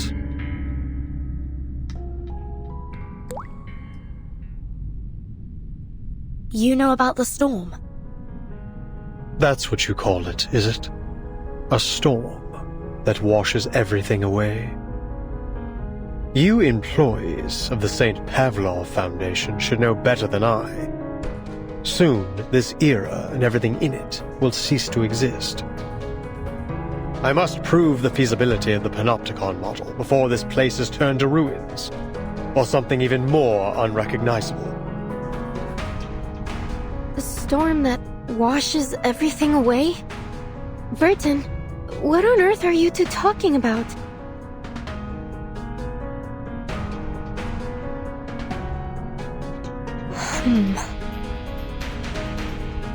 No one can predict the era to which we will be reversed.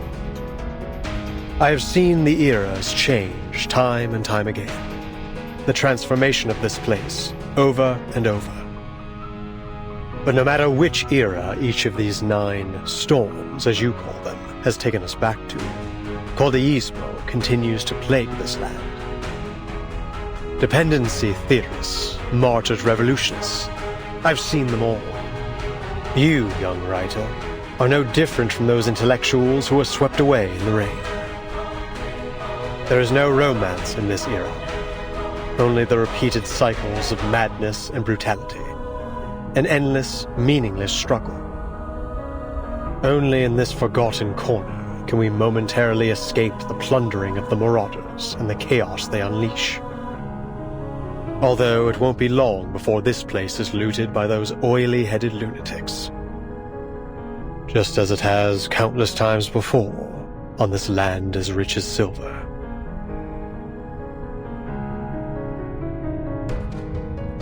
But there is still hope. Even in a wasteland, we may still be saved. As long as I uncover the path to transcendentality, I will find the ultimate answer. Ugh, I've already wasted far too much time on you. Leave, now.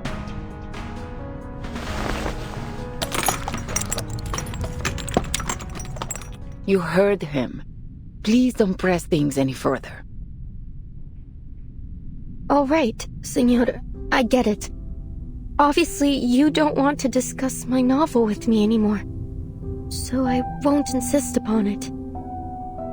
All the letters we wrote to one another, all those inspiring revisions and suggestions, I guess they meant nothing to you.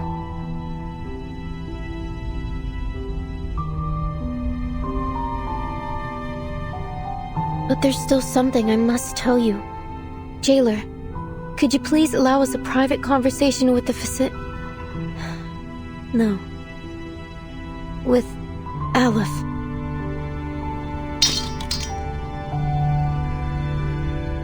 Leave us, Jailer. I'll spare these outsiders 5 minutes.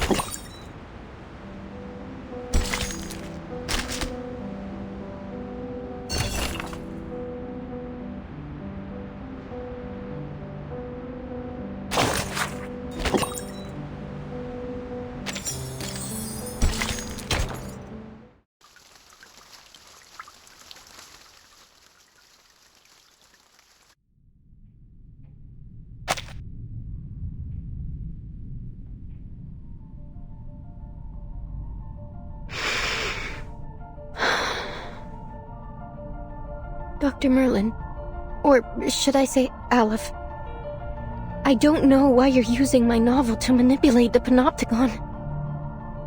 But you need to know that it won't serve your purpose, whether in fiction or reality.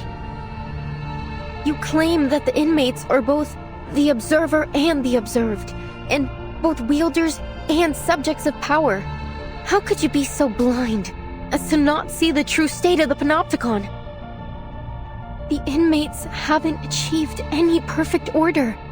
No, they've devolved into pitiful caricatures of themselves, performers in some endless pantomime to be watched from the central tower.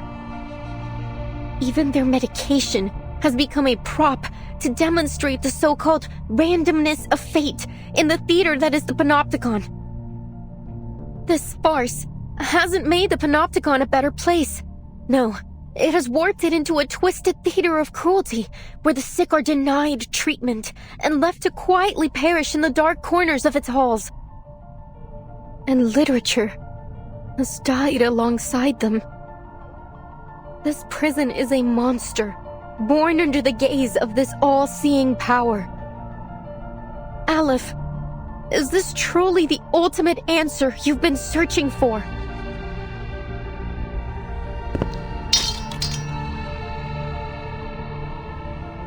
What? Are you suggesting that this is the answer I've reached? That my experiment has been a failure all along, and I've been too blind to see it? No, impossible. Foucault's theory is flawless.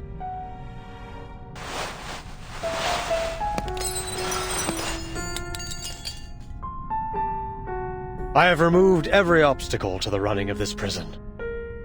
It is pure, sacrosanct. I have constantly re-evaluated the system, adjusting my instructions to my subordinates to ensure the most efficient maintenance of the established order. And now, you stand here and tell me that everything I've done has been meaningless from the very beginning? That the power model I have implemented has already been replaced by an alternative? No, outsiders. The perfect order of the Panopticon shall not be disrupted. I will not be swayed by your lies. This facility is superior to all others. Nothing here escapes my notice.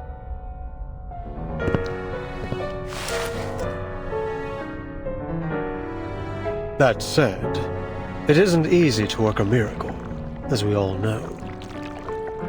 I shall personally verify it all myself.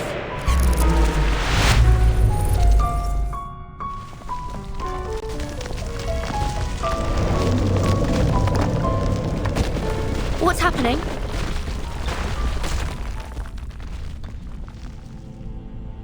Visitors from another era.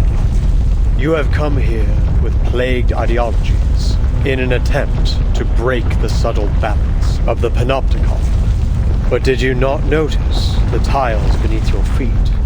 The cracks and water stains on the walls, constantly changing right before your eyes. This room, the previous room, every room, you have blindly wandered through them, seeing them as nothing more than the building blocks of a monotonous labyrinth. But this place was not born from the chaotic imaginings of a madman. No, every inch has been crafted through the meticulous harnessing of order and power. Every wisp of spider silk drifting in the wind, every speck of rust on the gallery rail. Every detail of the Panopticon has been built by my own hands. With this ever-shifting die, concepts may be transformed into reality, and ideals into substance. I observe the movement of every entity, the passage of every second. The moment you entered this realm, you too became subjects of my experiment.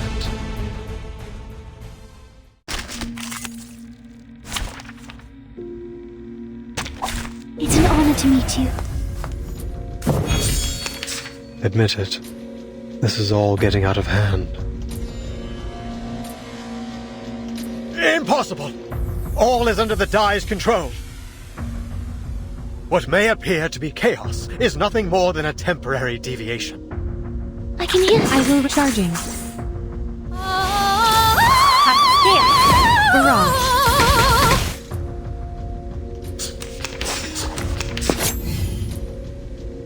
Loading. It is here. I can hear it. Eliminate target.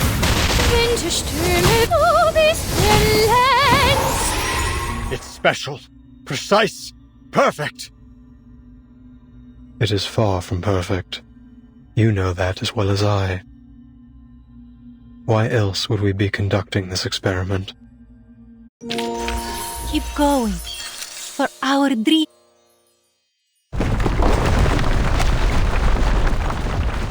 This happened when the Idealist was attacked too. To think we've been trapped in a prison fabricated by a die all this time.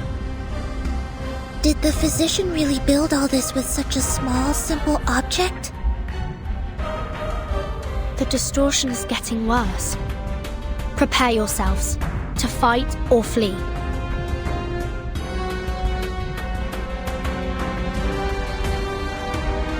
Please, Dr. Merlin, stop this! No. You're asking for the impossible. Power model of the Panopticon is destined to permeate all of society. Such insignificant interferences could never plunge it into chaos. But it already has, Merlin. You failed. I have not failed, as long as I keep the prison running.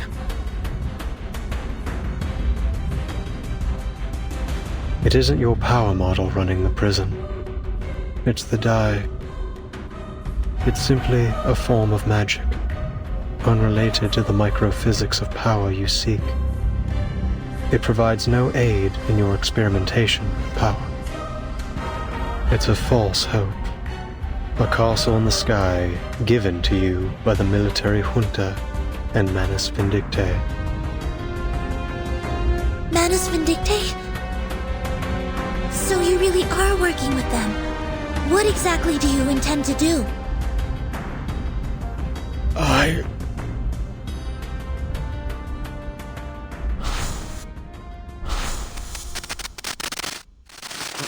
Then I've also failed. I've ended up a pathetic fool, lost in the chaos of reality.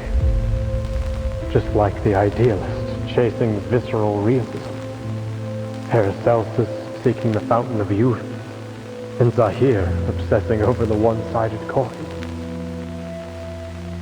When did it all start falling apart, Aleph? When the doorknob loosened? When the prisoner's wounds started to fester? Or when the daily disinfectant concentration reached 28 milligrams? Or the crack in the second gray brick on the wall expanded to 6 millimeters? Or was it when Warden Tartuffe left Ushuaia with news of the Foucault Association's dissolution? This place should have been the ideal ground for psychoanalytic practice. Why did they halt all research, all discussion? We've been abandoned, haven't we? By eras old and new. He designed and have maintained everything in Kamala, right down to the smallest detail. But it is these details that trap you, and as the bars close around you, you are losing your name, Merlin, and you're becoming the physician, a man forever imprisoned within these walls. I don't understand. All these false eras are like a dreadful novel with no conclusion.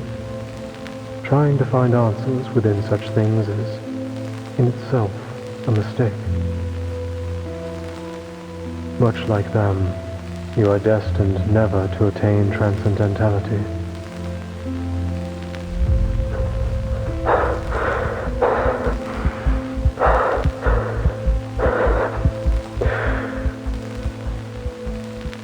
Tell me, Olive, does the ultimate answer even exist?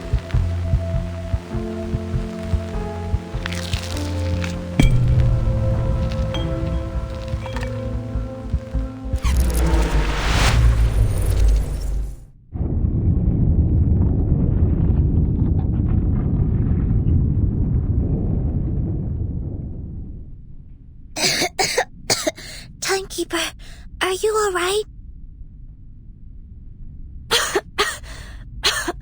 Yes. And you? And Miss Recoleta? Are you okay? Miss Recoleta?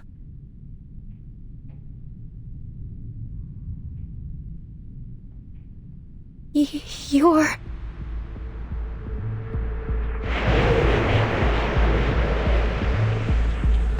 The word utopia derives from Greek. It means no place. People cannot understand the structure of the labyrinth, yet they continue to follow its paths.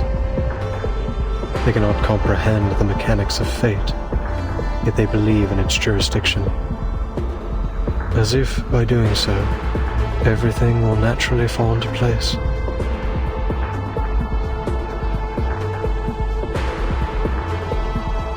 And now, the polar night approaches. How good it is to see you, pen pal.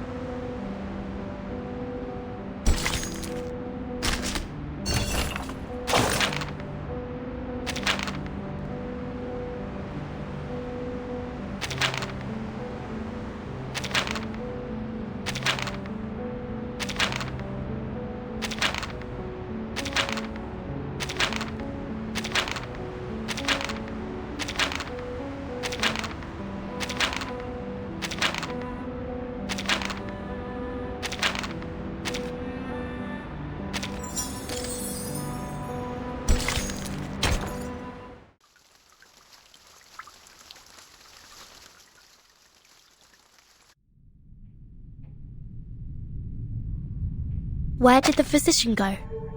Wait. Sir? Are you...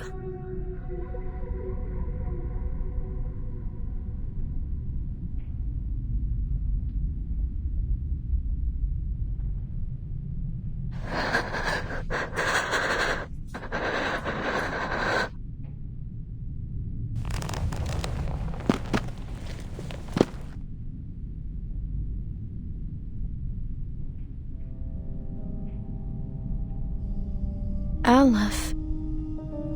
It's you. My pen pal. You are, in fact, in Comala.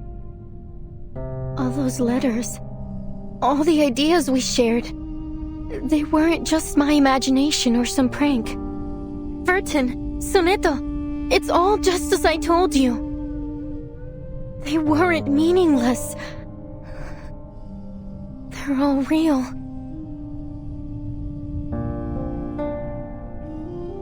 So, sir, are you Aleph, the ruler of this prison? Are you the one controlling the Panopticon with the die? The one hiding Miss Dores's whereabouts? What curious inquiries. Quite different from the last 2,666 questions I've received. My guests, you may call me Aleph, or by any other name, be it a symbol of God's oneness or a farcical epithet. I am merely one of the many prisoners who voluntarily reside here, a single letter in the alphabet of the Panopticon. A letter? The way you speak is quite different from Dr. Merlin. Still, I wonder what your relationship is with him. But allow me to make a guess. You're Dr. Merlin, aren't you? I'm afraid that's not entirely accurate, but you may think of it that way. Merlin is a figment born of my mind, an incomplete reenactment. He is me, yes, but not entirely. He, or rather they, failed to find their answers. They fought against their predestined fates, only to be inevitably crushed under their weight. I simply stood by and watched it all unfold. That was the extent of our relationship. They? You've already met Merlin and the Idealist, even witnessed their demise. Shackled by the delusions of verses, the Idealist lost his own name. Merlin, too, imprisoned himself within the system of the Panopticon. I'm sure their desperate pursuits caused you some trouble. Please forgive them. After all, your fleeting encounters led to the demise of them both. I think I understand now. The Idealist and the Physician are both parts of you. Or, to put it another way, they're your alter egos.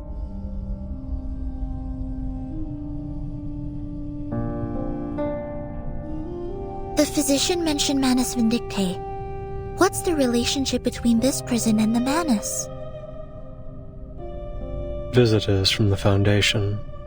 We all witnessed those eras perish. In 1977, not long before the fourth storm, I arrived in Ushuaia. Shortly after, some members of the National Foucault Studies Association reached out to me. But it wasn't just them. An arcanist organization called Manus Vindictae also approached me. Each of them wanted answers. They named me their advisor. You acted as an advisor to the Manus?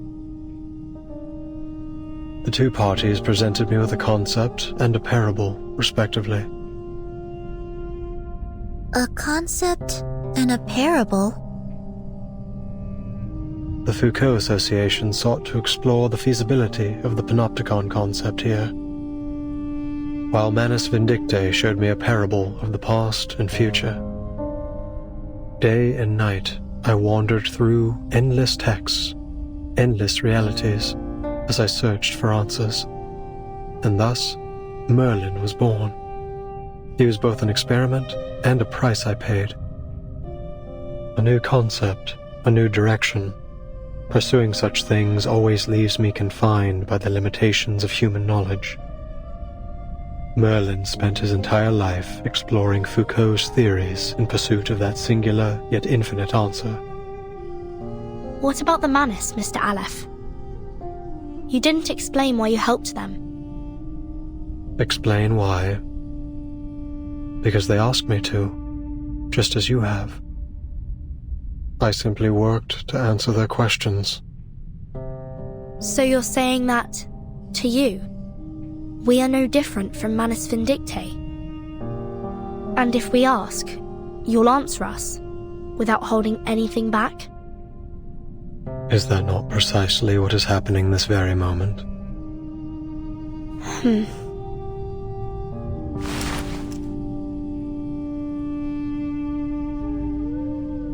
This is what the Manus gave Merlin.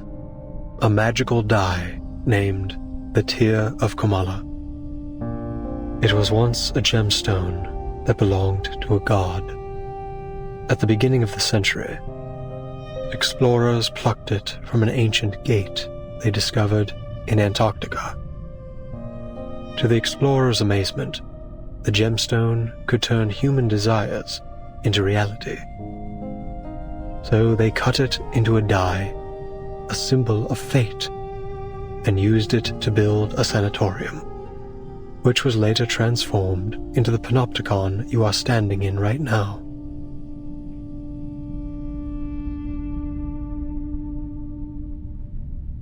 Then, Aleph, you really are the mastermind behind the panopticon?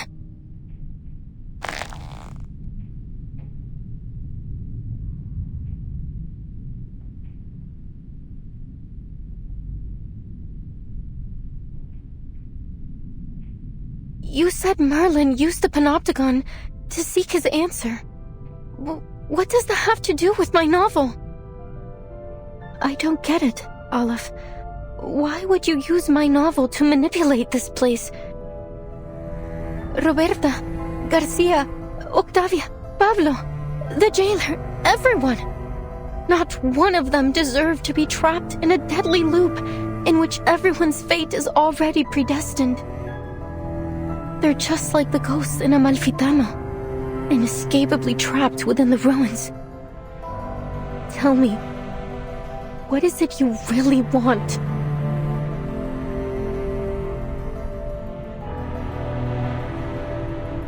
It's not about what I want. It's about what you want. The third line of your first letter. You said you wanted to give the rise and fall of sanity an ending.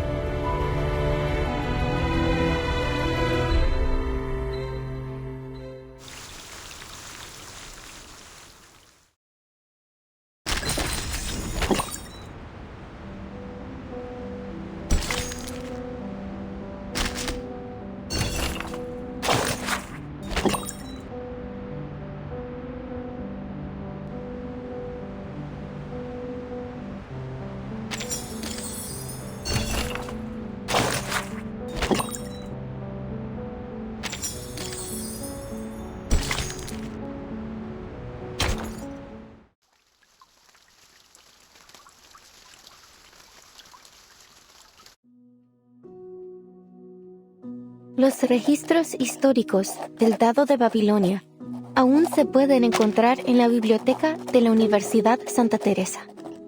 No. Una apertura como esta haría la historia demasiado ambigua. En 1975, en el pueblo de Amalfitano, Sonora, México, ocurrió algo terrible y escalofriante en la cabaña con el techo azul. Todo comenzó con las costumbres peculiares de los Espera, ¿cómo supe todo esto? Necesito agregar un ro para el narrador. El cuentacuentos. Un poeta surrealista de México me contó esta historia. Una anciana entró en el bar, al que solía ir en el pueblo. Al mismo tiempo, el empleado del banco también entró al bar, trayendo la noticia de que una corporación multinacional iba a construir una fábrica de jabón de galletas en Amalfitano. Espera, ¿empleado del banco? No sabía que había bancos en Amalfitano. Pero sí, tiene sentido. Los bancos comerciales son, sin duda, un sello del capitalismo. Gracias, amigo por correspondencia. Antes de convertirse en empleado del banco, era un defensor de las antiguas costumbres del pueblo. Era un pescador de dunas. Después de aceptar el destino otorgado por el dado de Babilonia, eligió dejar todo atrás, el triste y aterrador pueblo y los ciclos ocultos dentro de la infinita aleatoriedad. Oh, qué irónico, pero también es realista. Ahora solo necesitamos un personaje contrastante, un creyente en el destino. Una anciana tejedora se sentó en su antiguo taller, girando incansablemente su rueca, un regalo precioso, otorgado por el dado de Babilonia. La tejedora ciega relató suavemente todo lo que había vivido. ¡Qué idea brillante, Aleph! Una tejedora ciega no podría haber presenciado el asesinato. ¡Fantástico! En este caso, agregaré a un conductor de burros que es asesinado en este capítulo. Con cada una de tus sugerencias, la historia da un paso adelante. Gracias, Aleph. Pero todavía no veo ninguna señal del final. Es como si no importara cuántos personajes nuevos agreguemos. Todavía falta algo en el pueblo desértico. Le falta una figura clave. Aleph, ¿qué debo hacer? ¿Cómo le doy un final a esta historia?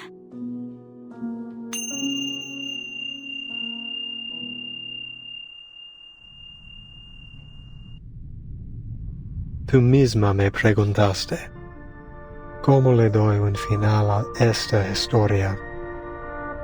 Me describiste cómo tus palabras se habían transformado en un rompecabezas desmesurado infinito.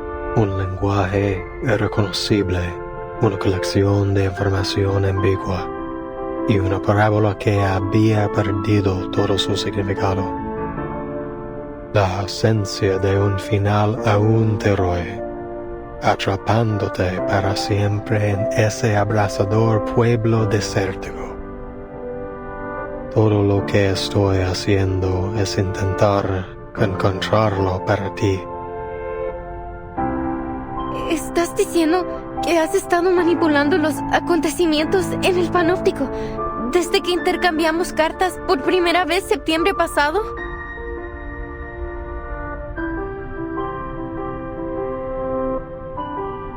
Sí, cada vez que revisabas la novela, se hacían ajustes correspondientes en el panóptico. Reflejar fielmente las complejidades de cada detalle era clave para asegurar que la historia avanzara sin problemas. Estos ajustes los manejaba principalmente Merlin, a veces el idealista, y antes de ellos, Zahir y Paracelso. ¿Cada vez? 6 versiones de la historia del Amalfitano ya se han desarrollado en el panóptico. Eso significa la rana aplastada en el barro, la vaca muriendo de vieja, el lirón cayendo al mar, el fantasma asesinado en el duelo y los cambios repentinos al dado de Babilonia. Todas las revisiones que sugeriste, todas las muertes, el caos y la locura, ¿realmente sucedieron aquí mismo?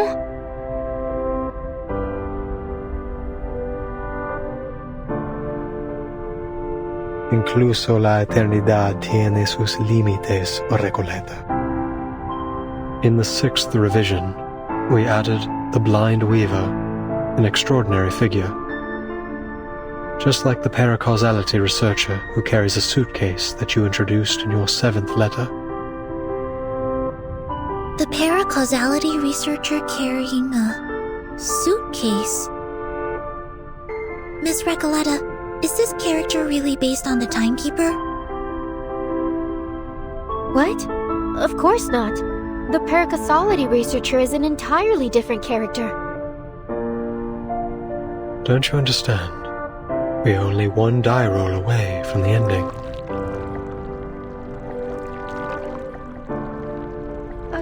I don't. What on earth are you trying to do?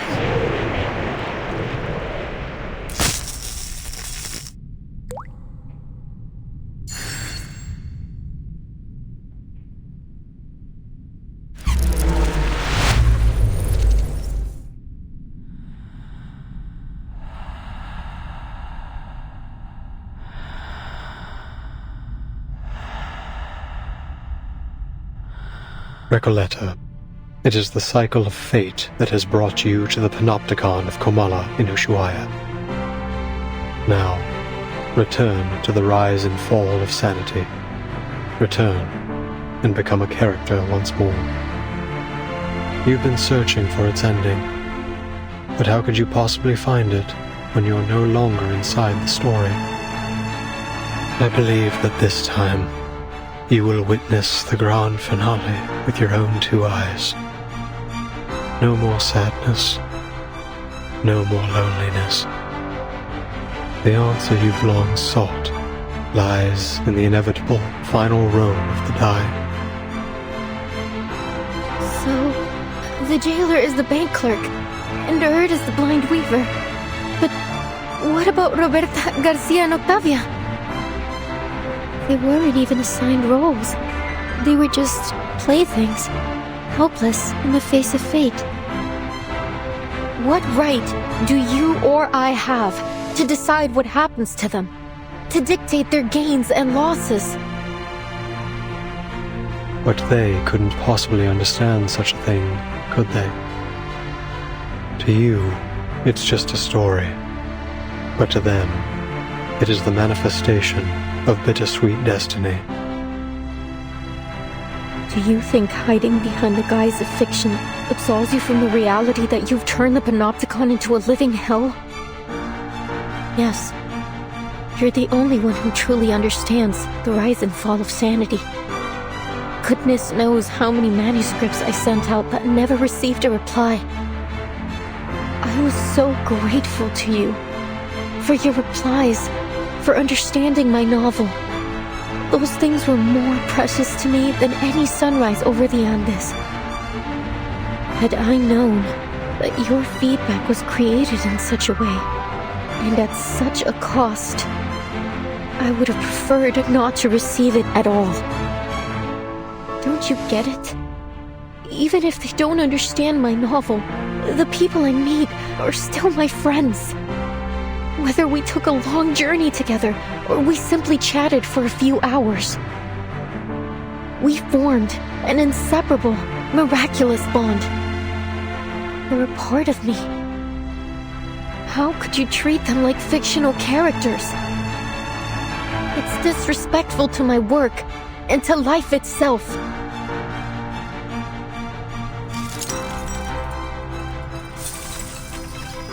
But you raised the question yourself. Why do you resist receiving its answer?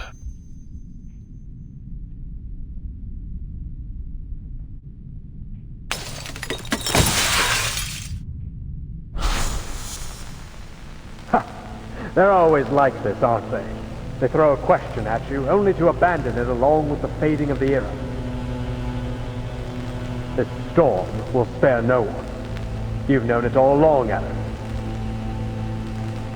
Only the timeless Panopticon can maintain control. The all-seeing tower. The perfect governing system. What a hopeless fool you are, Merlin. Haven't you heard what they say? There is no need to build a labyrinth when the whole world already is one. Your meaningless questions will be swept away by the tides of time, only to resurface on the shores of our minds once more. We've seen it happen over and over again. Surely you've realized by now that the only true meaning can be found in literature. For over a century, literature has remained the singular, ultimate answer. This lonely cowboy is simply feeling lost at the moment. Spare us your rambles, my dear. You're wasting our time. Enough.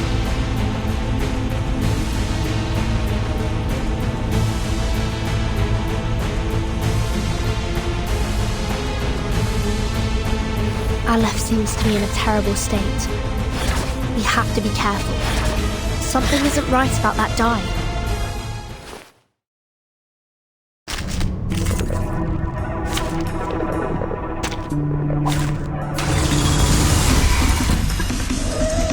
Join with us, comrades.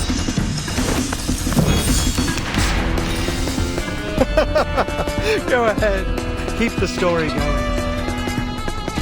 Carry it through until we finally feel the sweet gratification of the ending. Your endeavors are doomed to fail. There's only madness in literature and art, not transcendentality. Más allá del concepto mundano del tiempo, en la acumulación de laberintos, suéltalo todo una vez más.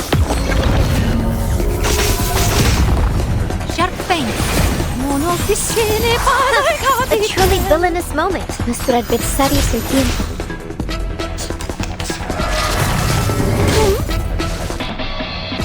Loading, charging, loading. It is here. En la acumulación de laberintos, suéltalo todo una vez más.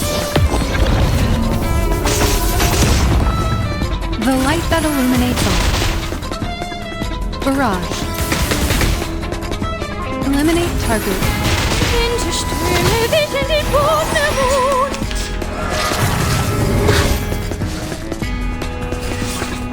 Más allá del concepto, I can hear it. Keep up the pace. Cosmología, filosofía clásica, el fundamento del mundo.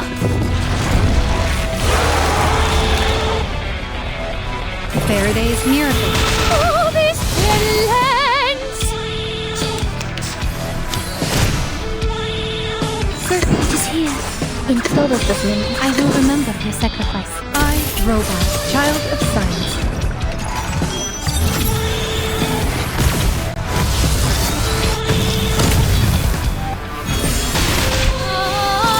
Nuestra aliada es la verdad.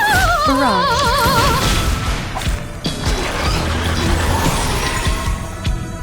These explorations, these fractures, they're all failures, aren't they?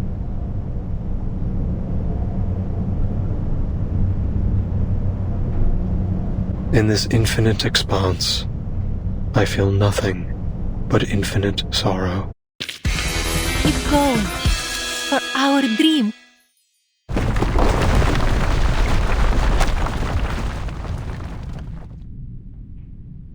Wait!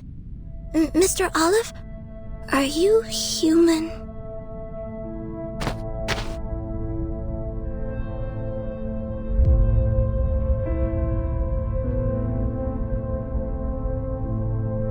Please hand over the die peacefully. Mr. Aleph, please stop resisting. It's futile. Futile. Yes, it's all futile. The cage of rules, the ideals of literature, both are futile. Mere illusions conjured along the path to transcendentality. They all fear that they're nothing more than phantoms in someone else's dream. That reality will devour everything, including their very existence. That's why they drift further away from transcendentality. They couldn't break free from that false dream, None of them could.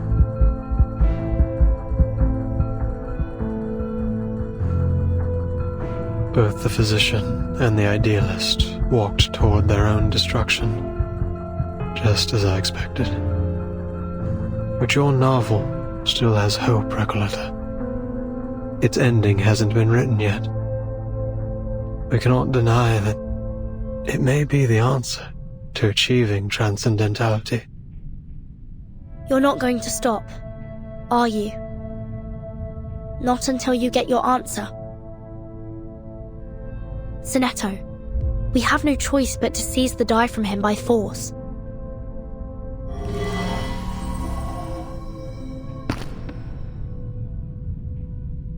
Enough. I said enough!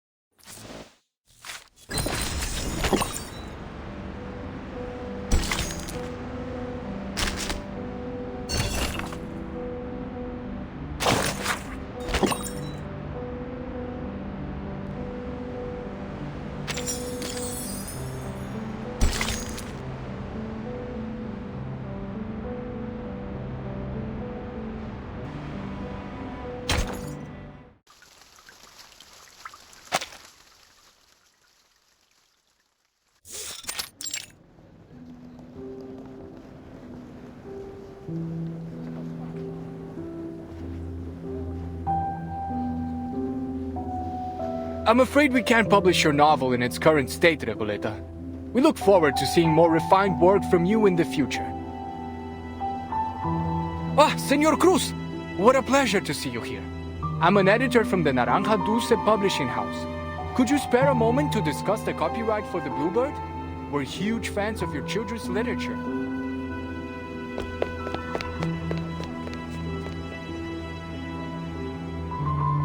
Hey, relax, Recoleta. Look at all the books around you. This place is heaven. You can't get down on yourself, not here. There's so many writers and publishers here. It's only natural you'd be turned down 17 times. This is just the beginning.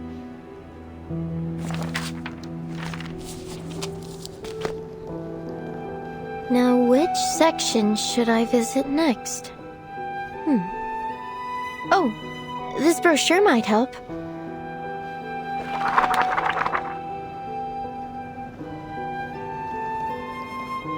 Estupendo. An exchange of ideas between writers. Nothing could be more incredible than that.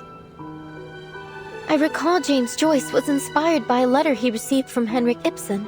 So, maybe what I need is to find someone to share my manuscript with. But who? Tadeo Emasums. Aleph. Averroes.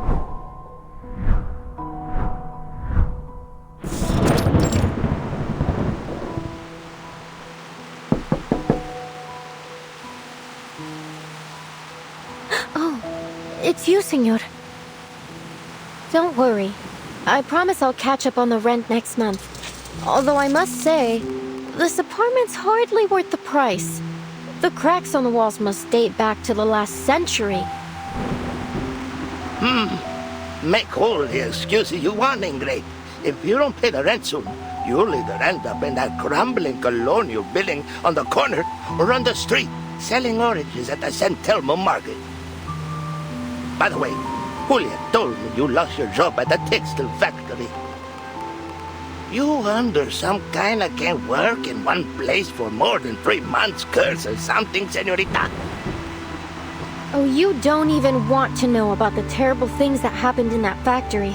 All I did was lend the oppressed workers a hand. Bah, you're just like those college kids, full of hot air. Anyway, I am not here about the rent. Didn't you tell me to watch out for your letters a while back, when you just returned from abroad? Well, here it is, a letter for you.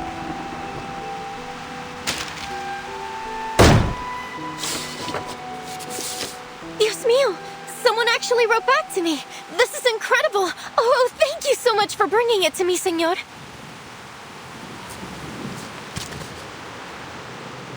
Dear Miss Recoleta, it's from, let's see, Aleph.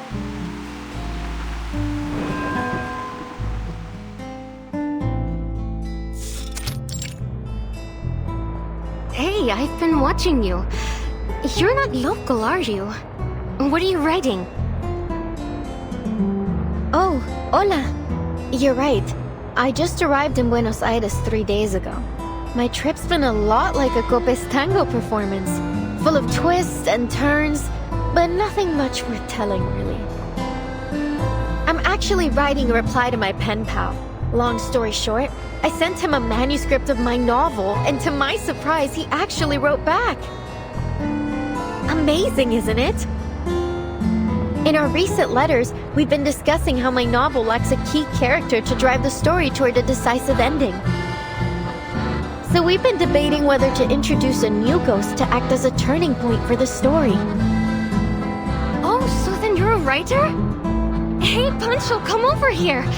I found an actual real-life writer. What's the big deal? I wrote plenty of poems in middle school. Oh, so you're a poet. I have a feeling we're about to embark on an incredible adventure together. Are you interested in joining the visceral realism movement? What? I've never heard of it, but it sounds like fun. Fabuloso! We have no time to waste. Once I finish this letter, you two must join me on a journey to Ushuaia. Ushuaia? The end of the world? Why the heck would we go to that icebox? Oh, don't be such a downer, Pancho. Just think of the fun we'll have, the breathtaking scenery we'll see, and the incredible stories we'll hear. Fine, Maria. I'll deal with the cold if you really want to go so badly. By the way, could you tell us about your novel? Of course. I'll tell you all about it on the way. Now where to begin? Alright, let's start with the cottage with the blue roof in Amalfitano.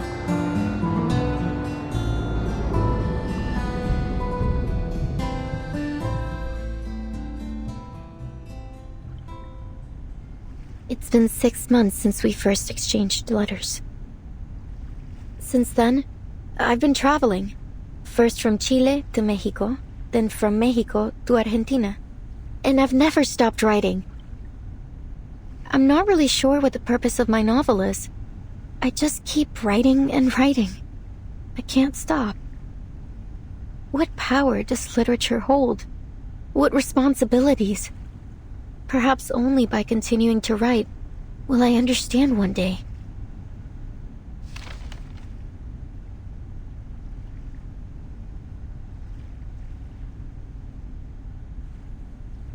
Aleph, you're right.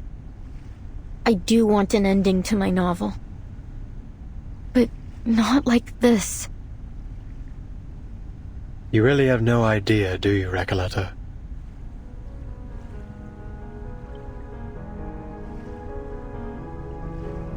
The rise and fall of sanity is your story. What do you mean? You are a ghost, wandering this forsaken land, still striving to create a miracle. You are a wandering poet, born in Amalfitano, the foolishly brave protagonist of the story, and the embodiment of the author herself. A reflection, yes. The author, no.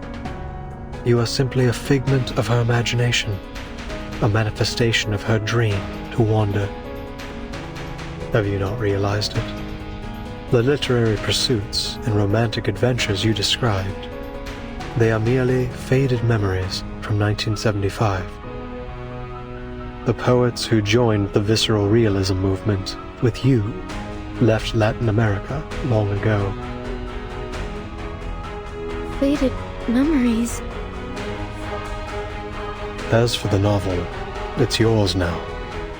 A story you're writing. A story about yourself. Your departure has turned Amalfitano into a ghost town. The characters have lost their connection to you. They're gradually fading away. If the novel is destroyed, you too will cease to exist. Wait. This is... Miss Recoleta? Is what he said true? I know you never lie, pen pal. In your first letter, you told me that a character's role and fate must be determined from the outset and consistently adhered to throughout the story. Reading the perspective and insights of a walking encyclopedia, having such a person be willing to share their thoughts at all was an exhilarating experience. I had never imagined my novel could develop in this way. Words could hardly describe how I felt in that moment. No one but you has ever understood the story of that town, let alone offered any revisions. Following your advice, I added the bank clerk, the dune pescator, the blind weaver, and the murdered donkey driver. Amalfitano was no longer an empty town with a single blue-roofed cottage. The new ghostly residents had begun to fill the skies over it. The story was finally reaching completion. I could feel that the ending was within reach. I became increasingly eager to meet my pen pal. I couldn't get the thought out of my mind. I wasn't sure what I would say to this Aleph.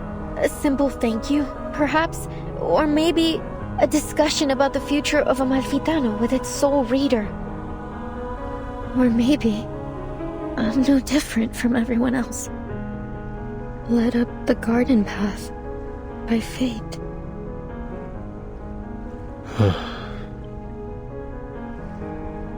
But even if I am a ghost, as you say, an incarnation of someone else, a fictional being, so what? My resolve will not waver, even if my existence is bound to fade away. Because this isn't what literature is supposed to be. You once told me there isn't an ounce of reality in fiction, only voids and glorified lies. Let me tell you this. Whether real or fictional, corporeal or intangible, I have accepted my existence. Now, let's put a stop to this, Aleph.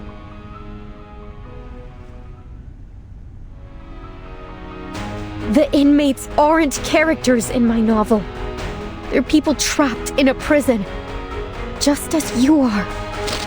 By simulating my story here, you have made me into some kind of god, a guilty, false creator, a dictator of fate. I never wanted any of this.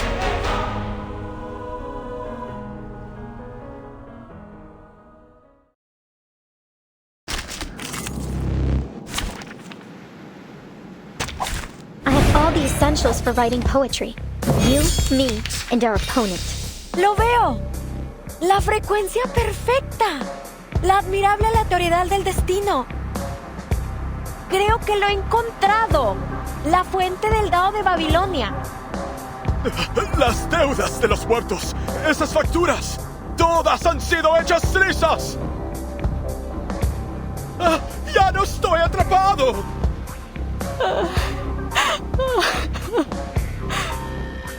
Desde el día en que perdí la vista, nunca imaginé que la rueda giratoria volviera a girar. Hay un todo más allá del concepto mundano del tiempo, en la acumulación de laberintos. Suéltalo todo una vez más.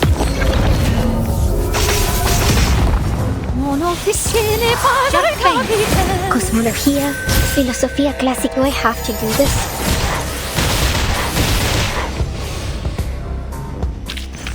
Keep going, for our dream come.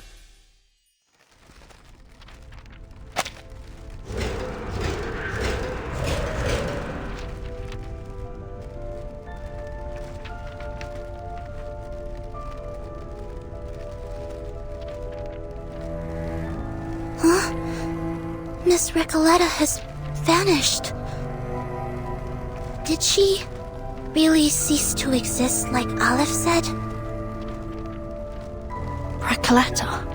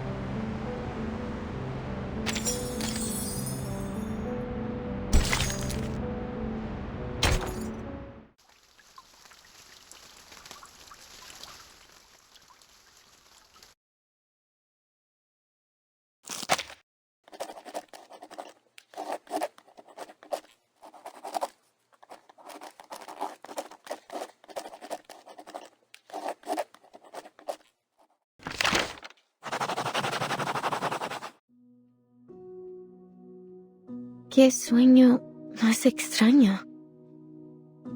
El sabor de la realidad, tan amargo y triste. Pero lleno de pensamiento dialéctico.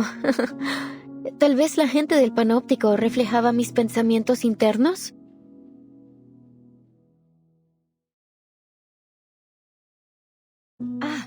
Entonces realmente soy un personaje en la novela. La misteriosa cabaña con el techo azul fue mi hogar todo el tiempo. Entonces, los rumores que los fantasmas propagaron eran realmente eso. Rumores.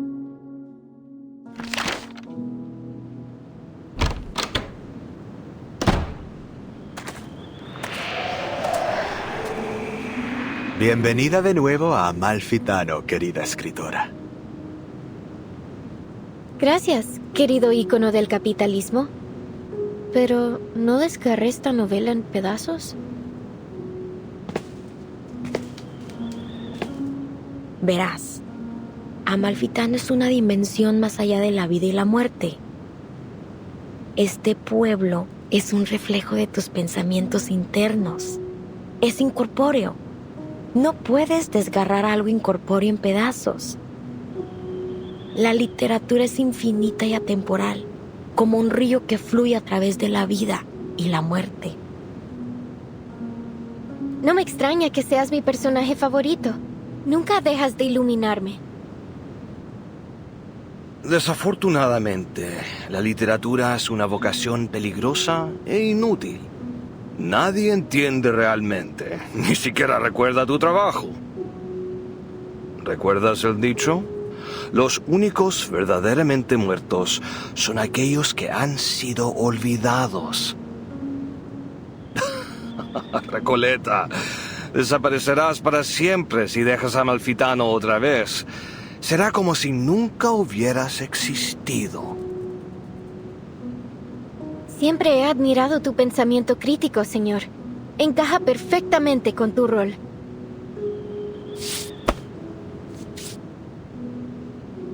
Todo estará bien, Recoleta. Lo que sea que haya pasado, ahora has regresado. Eso es lo que importa.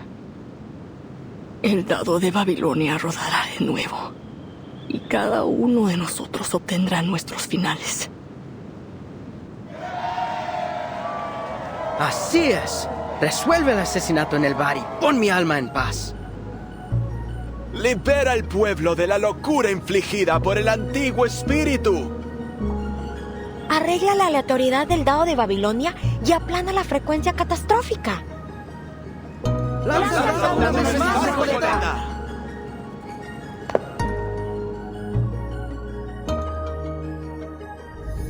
Entonces, el final que he estado buscando es el que el otro yo no pudo darme. El yo que se lanzó de cabeza a la lucha contra un poder invencible. El yo que finalmente dejó esta tierra. Después de todo este tiempo, finalmente He encontrado mi final.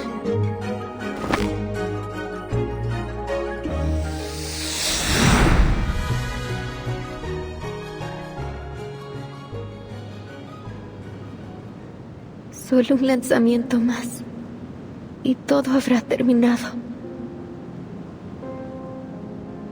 Mi historia, mi pueblo, todo finalmente llegará a su fin. Pero el sueño sobre el panóptico también terminará, ¿verdad?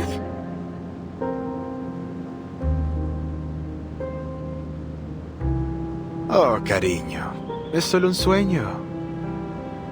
Ah, no me digas que estás abandonando tu búsqueda de toda la vida por un miserable sueño. Este sueño es cruel. Nadie entiende esta gran novela ahí ni este pueblo asombroso. Pero aquí, eres una verdadera escritora. Este es tu hogar, Recoleta. Pero ya extraño a mis amigos en ese sueño. Existe, así como este lugar existe. Pero nosotros también somos tus amigos, Recoleta.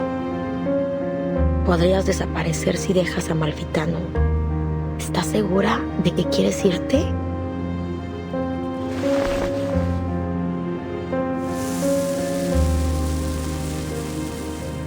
Sabéis cómo soy, queridos amigos. He pasado mi vida emprendiendo aventuras tontas y no recompensadas.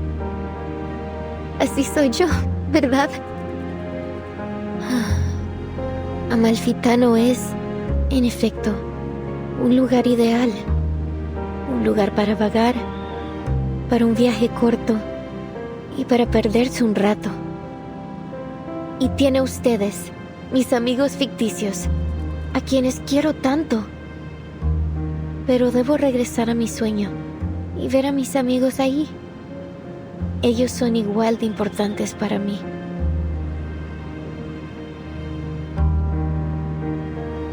Sí, tienes razón, Recoleta. No se puede negar que eres un alma noble y apasionada. Cada uno de nosotros lo sabe. También eres nuestra querida amiga. ¿Por qué te detendremos de hacer lo que realmente deseas?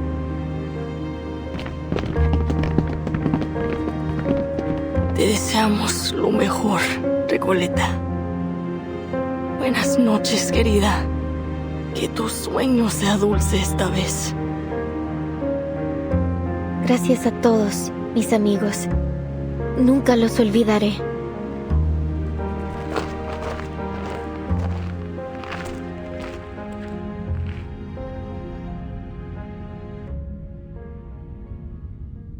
I've read your work, Señorita Recoleta. To be frank, it lacks both depth and breadth. This town of yours is still far from reflecting the complexity of society, and the narrative lacks a discerning perspective. It still needs some work if you want it to truly resonate with our audience. Just go for it, Señorita. You're at a perfect age to explore, experience, and learn.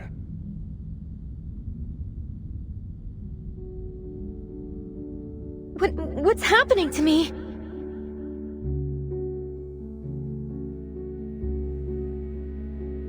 Ah, of course. The rise and fall of sanity is my story. So, even though the novel's been destroyed, the story, and myself along with it, lives on in the minds of those who read it. Thank you for your feedback, editor. Even here in this great expanse of darkness, I can still hear your words. You have my gratitude. Thank you for reading my novel, even if you didn't understand it, and likely never will.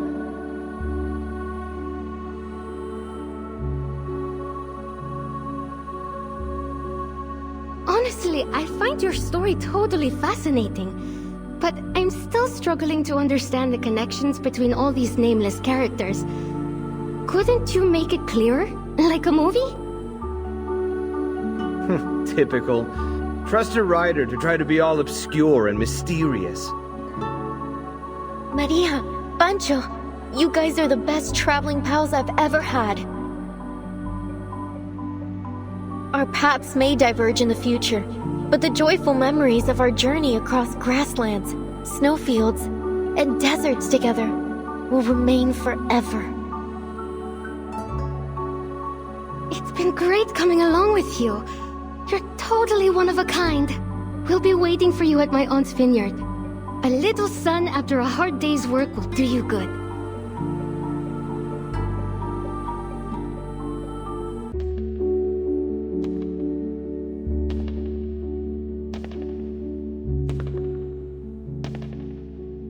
There is ambition in her writing. It's passionate and poetic, fractured and chaotic. But when viewed as a whole, her work feels like little more than a superficial illusion. It lacks the depth to truly touch the soul. I will refrain from offering further comments until she stops romanticizing her childish adventures. To put it bluntly, her phraseology feels overly deliberate to the point of distortion. Her verbiage is like a collection of vague sentiment bubbles.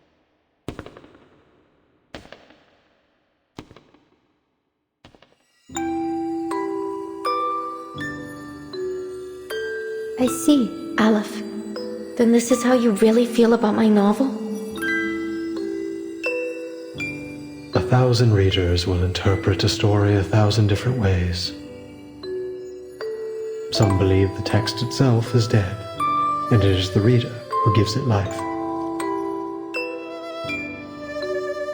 The truth cannot be fully conveyed through words alone. That said, I think The Rise and Fall of Sanity is a good story.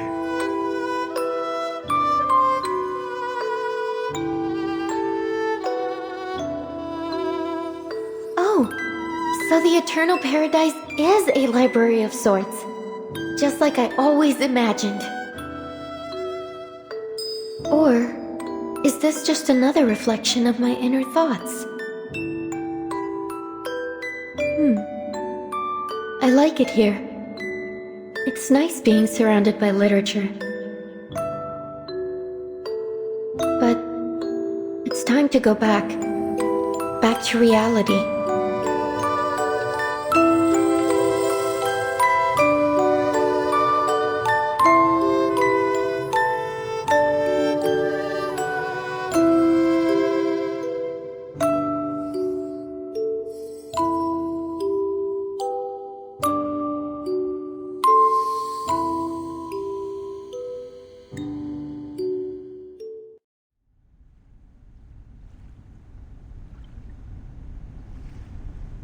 You're right about literature, Dorside Beggar. It is a dangerous and futile calling, but I still believe in it.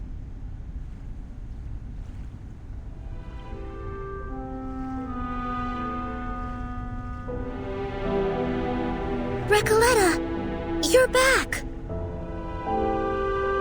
I'm so glad to see you're safe. And I'm so glad to see you two worried sick about me. Thanks, mis mejores amigas Soneto y Burton.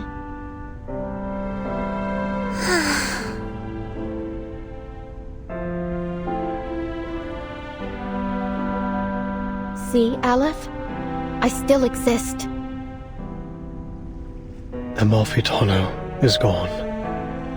It's all over. You're simply a wandering ghost now, never to return home again. You may still exist, but Amalfitano will never get its ending. You've nullified its existence, rendering all of this meaningless. I'm sorry I couldn't answer your question. I've failed once again.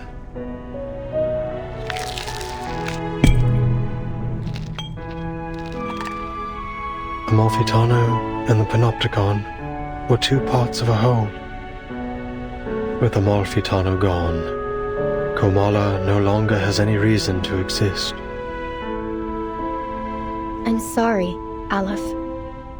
You who know all the mysteries of the world, who seek answers to every question, have lost yourself in the process. You can answer everyone else's questions, but never your own. Who's the person behind that mask? Is he real? Does he still exist? Who am I?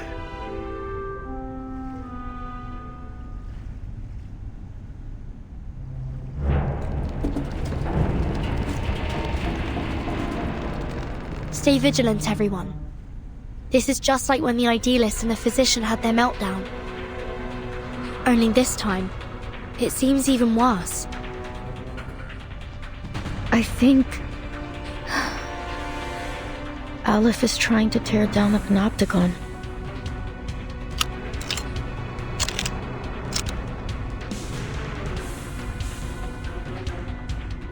Freeze! Stay where you are. All of you.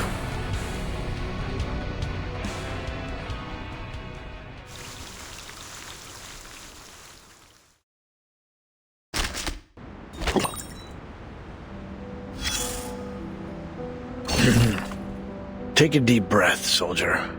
The smoke's cleared now.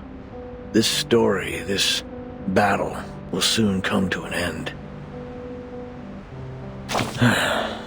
A writer has departed from her domain, leaving her creation scattered behind her, like blood-soaked bandages and fragmented skulls in the trenches. What a garbled mess. How wonderful for you. You know what? You should be the leader of the literature encryption communication team.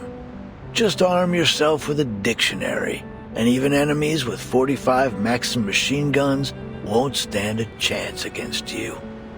Because the poetry you recite will surely blow their minds before their bullets pierce yours. Well, it's all thanks to a certain writer, the embodiment of the wandering poet and traveler from Santiago to Buenos Aires. She impressed me with her precious experience as a cafe dishwasher and campground caretaker. What really rekindled my sense of humor was her seriousness about her literary pursuits. You'd understand what I mean if you'd ever heard a cheesy joke at a comrade's graveside. Drawing strength from her wanderings and rebellious exploits, she attempted to change society, wielding the sword of literature as a revolutionary intellectual and a leader of thought. Some would hail her as a battle angel of Latin America, with words as piercing as bullets and poems as powerful as tactical bombers. You stand firm in your beliefs, huh? Well, maybe that's a good thing. A commander has to trust their soldiers, or they'll be forced to surrender before long. Here, come closer. Let me tell you a secret. Many, if not all people, foolishly think it's the executioner who drops the guillotine blade, the powder that fires the bullet. While they're half right, they're substantially inaccurate. Craters on the battlefield aren't the result of bombs, but a clashing of ideologies. A trigger pulled long before the powder ever ignited in the barrel. As for literature, well, it's probably best not to buy too much into the Latin American boom. Forget about the status report from earlier. That said, at least there's one thing that's certain. Books can bite back, and they'll leave scars.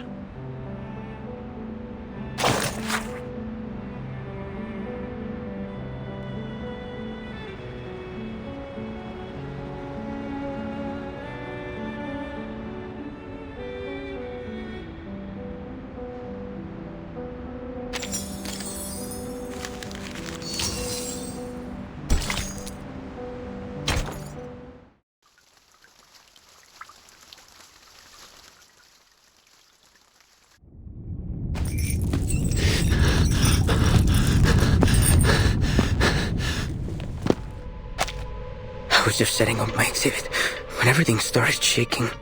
Then I realized it wasn't just my imagination. So I followed the cracks in the wall and found my way here. I didn't mean to eavesdrop, but something's happening to the panopticon, isn't it?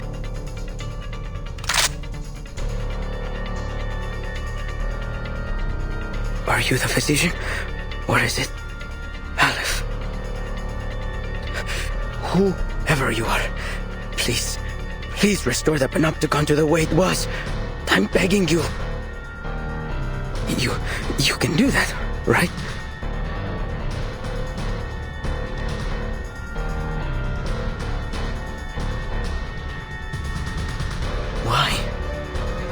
Why aren't you doing anything, damn it? Why is this happening? Oh, the die. If you won't help me, then I'll do it myself.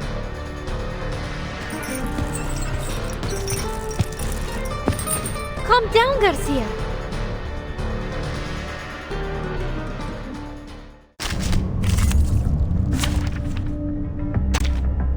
Join with us, comrades. I will keep charging. Harkstea. Mono piscine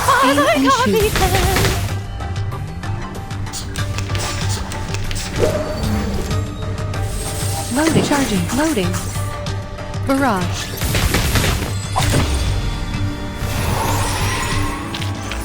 Keep going. For our dream, comrade.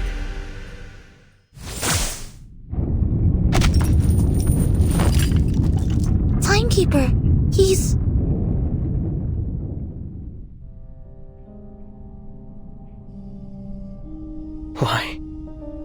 Why is this happening to me? I was so close to completing the exhibition. Can't you see, Garcia? There's no one controlling this place now. You're free. It isn't the dye that's trapped you, nor is it the walls of this prison. It's the rules and that overpowering gaze from the central tower. But now that's all gone.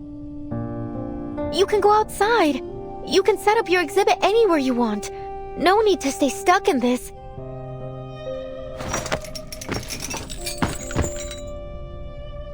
No, Señorita Recoleta. You've seen the world out there. You know as well as I that there's nowhere else I can go but here. This is the only place in the world where I can hold my exhibit. And you've ruined it. You've ruined everything.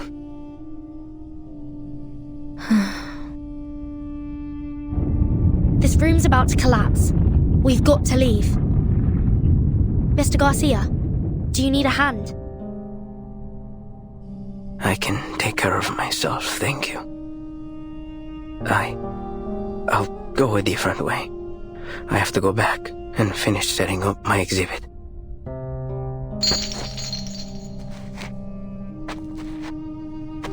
Burton, what about Aleph? We can't just leave him here. Of course not. We still have questions he needs to answer. Sinetto, help me get him up. Let's get out of here. Yes, Timekeeper.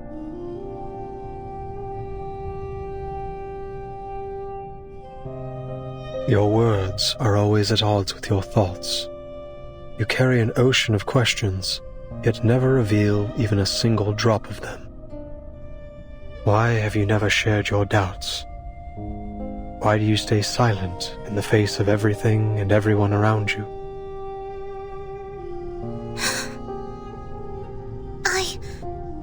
I believe in my duty.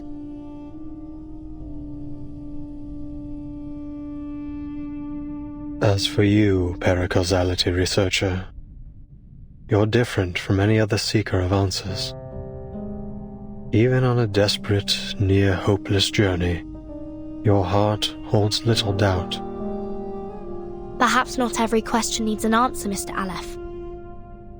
Is that so?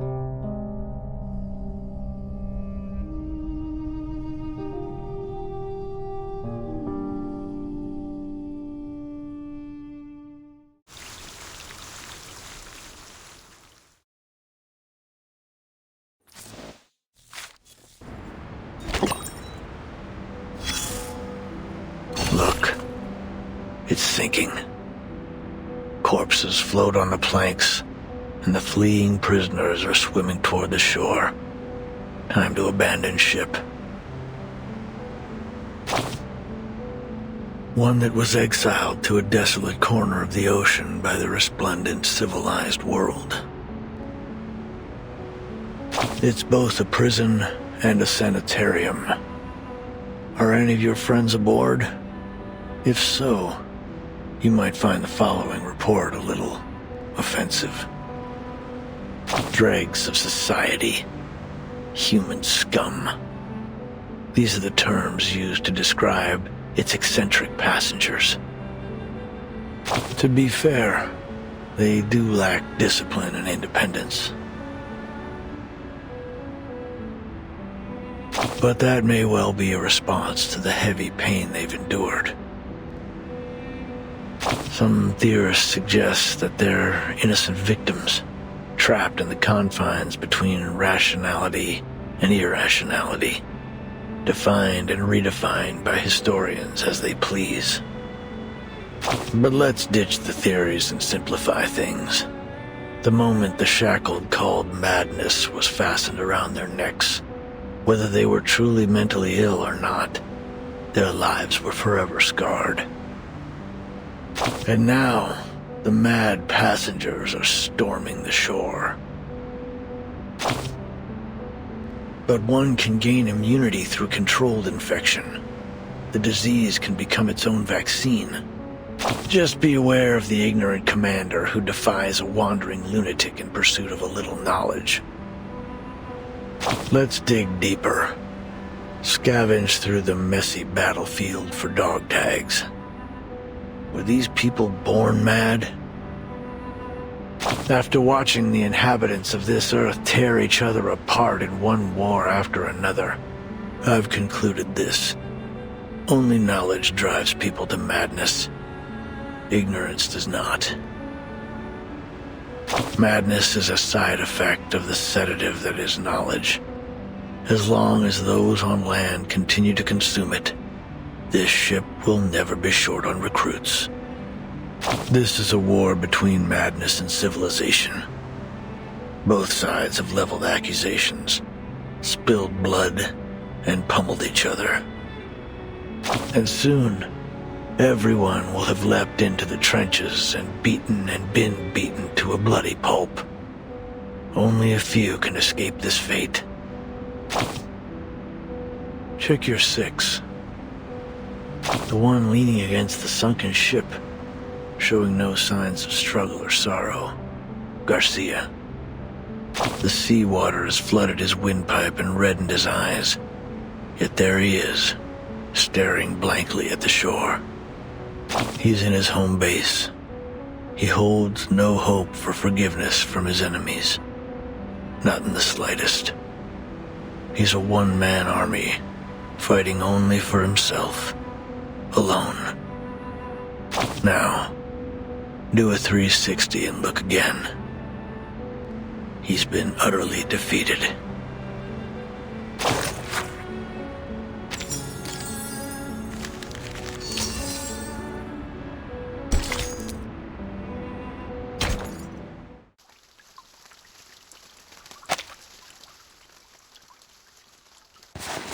Dear Erd, why are you so interested in the Panopticon of Kamala?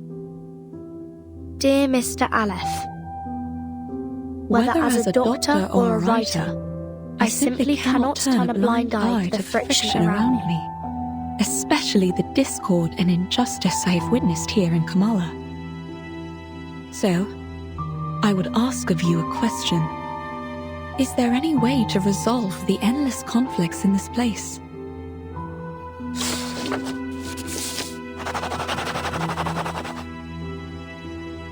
To put an end to this, a true ending is required. Your arrival has made it possible for this simulation to have an ending, or rather, a victory. What do you mean by victory? I'd appreciate it if you could clarify in simple terms. If this victory comes at the cost of any inmate's life, I'm afraid I cannot accept it. I also have another question for you. If I leave, will the stories and conflicts here come to an end? Miss Grace of Manus Vindicte will grant you passage. But in any case, the cycle of history will continue to repeat itself in this prison, and in the entire world. The sins of humankind will not cease until veins turn to wires, flesh and bone to geometric shapes, and the world around us twists in the colors of an oil painting. I must say, your words have left me rather baffled. Fragments of the events you describe often appear in my dreams. Could it be that these things really happened? If that's the case, why can't I recall the details? Why am I left with only disconnected pieces? The madness in Kamala, these bizarre dreams. I must put an end to them. What have I forgotten? Has someone or something altered my memory? I can't shake the feeling that something crucial to me has been lost in the river of time. Some kind of duty, perhaps. What should I do? How can I recapture what I have lost? I won't answer a question that already has an answer, one given to you by the person who escorted you here and made you a promise. You're so close to the place where the truth lies. Think carefully. Why are you here?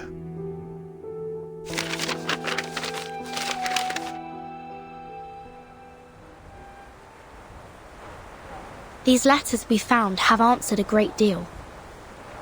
But there's still something that isn't clear.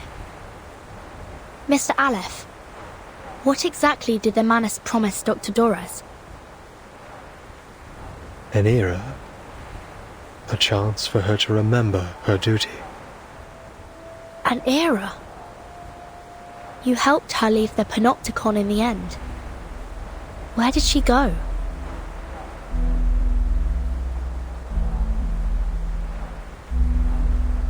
Southward. There, on the no-man's continent, Manus Vindicte is preparing to recreate the parable of the past and future. A glorious past and a glimmering future belonging to Arcanus. Dr. Dorres is deeply connected to this particular parable. What exactly are the Manus planning to do in Antarctica?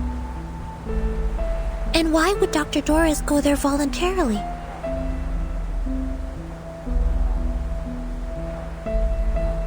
Mr. Aleph, when did Dr. Dorres depart? It was a day when both the clouds and sun were visible. A day when both the clouds and sun were visible? Could you be more specific? Pacific? You mean the time of day?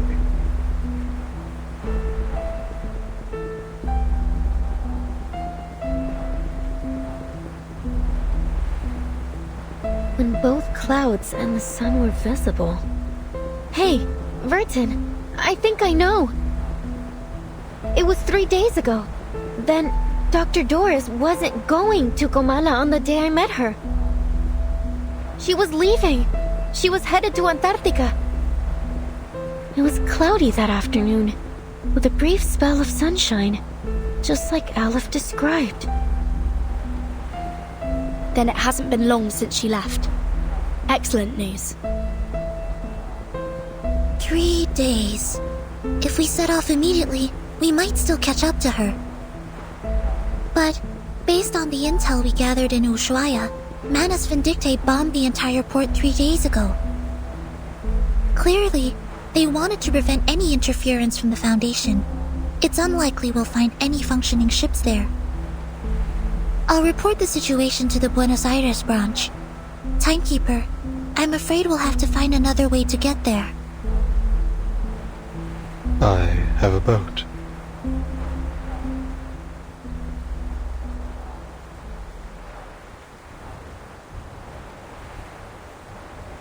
Could you lend it to us? The situation's urgent, Mr. Aleph.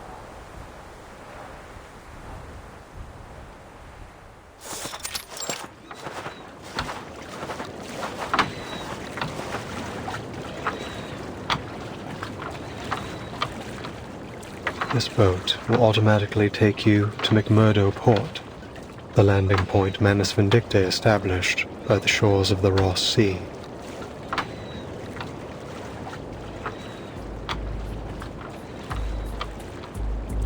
This looks like Manus technology.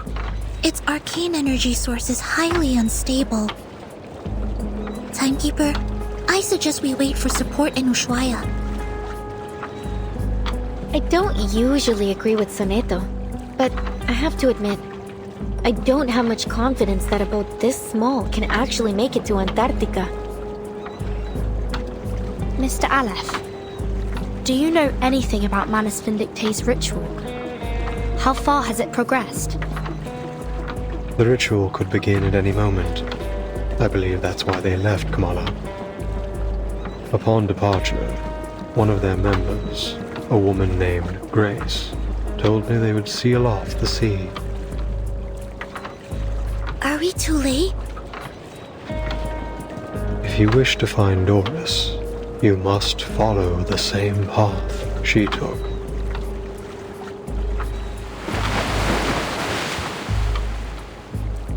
I see. Mr. Aleph, members of the Foundation branch will arrive soon to evaluate your condition. I hope you'll answer their questions with the same patience you showed us. Thank you. Soneto, let's go. Yes, Timekeeper.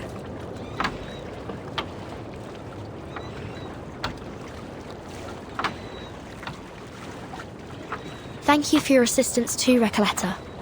Perhaps you'll consider joining the...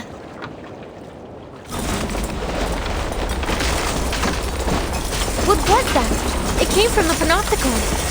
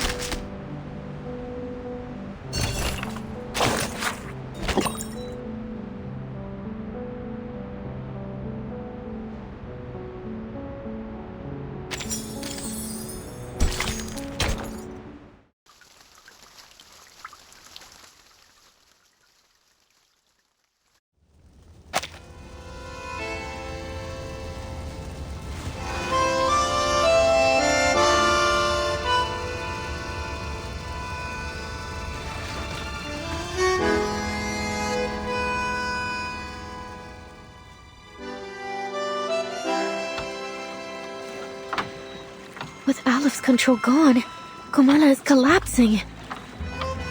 The inmates aren't even real criminals, are they? And they're still in there with no clue that they're no longer being watched from the central tower. We have to go tell them. We have to get them to safety. Yes, we should help them get out, at least until support arrives. But the Manus ritual...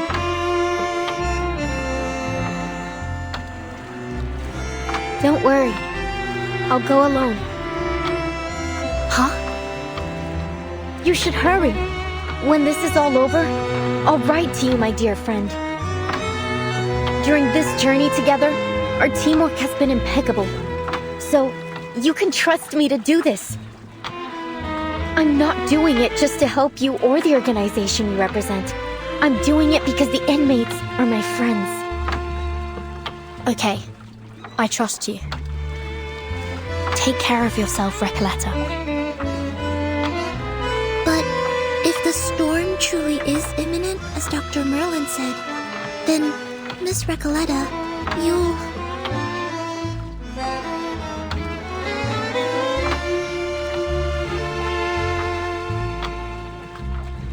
I don't quite understand what this storm is all about, but don't worry. A brand new adventure is the best thing that can happen to a writer. and I doubt it'll surpass the epic adventures we've shared over the past couple of days. I'm going to write everything, including the two of you, into my new novel. Then I'd like to be the first to read this new novel, if that's all right. Of course. Listen, I believe literature is like an endless, timeless river. So we'll meet again someday, somewhere, probably in someone else's story. Who knows?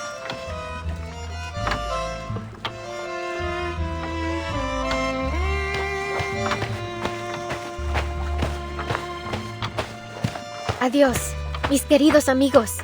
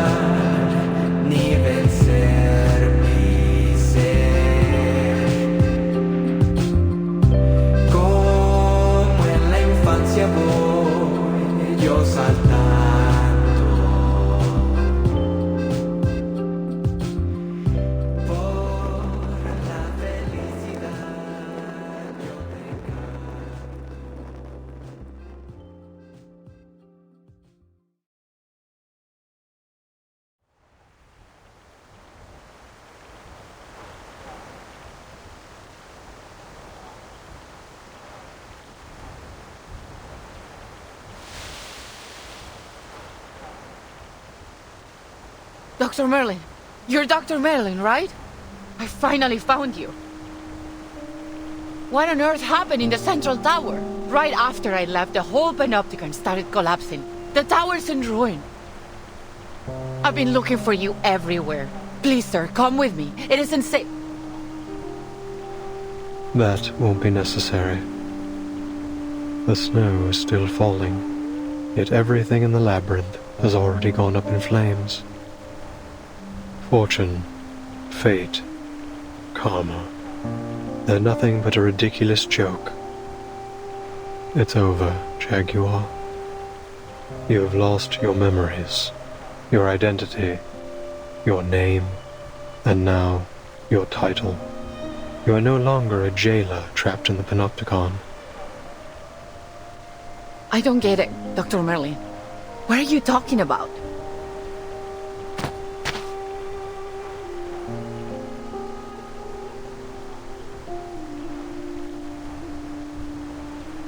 I'm going back to Kamala. Order must be maintained. The prisoners mustn't be allowed to escape. Please take care, Dr. Merlin.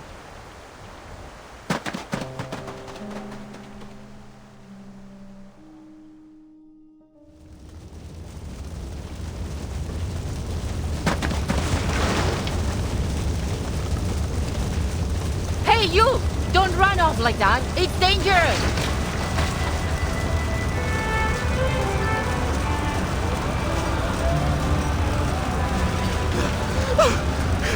In deserts, in stars, in labyrinths. We dream on death's strike.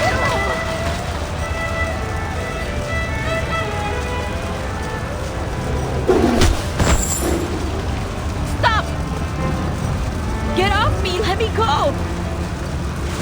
Are you blind? The panopticon is falling apart! It's you, Roberta.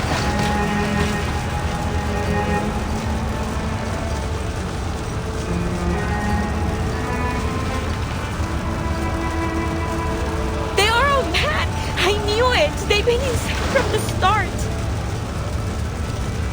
The whole place is burning to the ground and they still won't leave! They're still talking and talking about things that no one cares about! I can't help them! I never understood what they were talking about.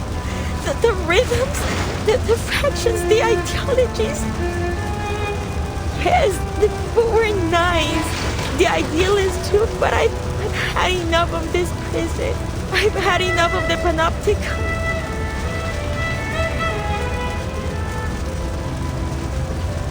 I never should have joined these movements. It was all meaningless from the beginning.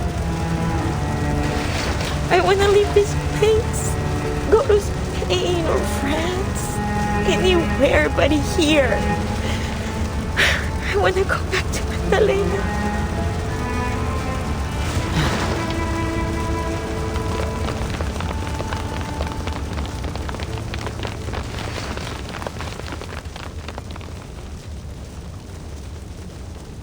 Por la felicidad yo te canto y por la libertad yo te canto. Nada podrá parar ni vencer mi ser.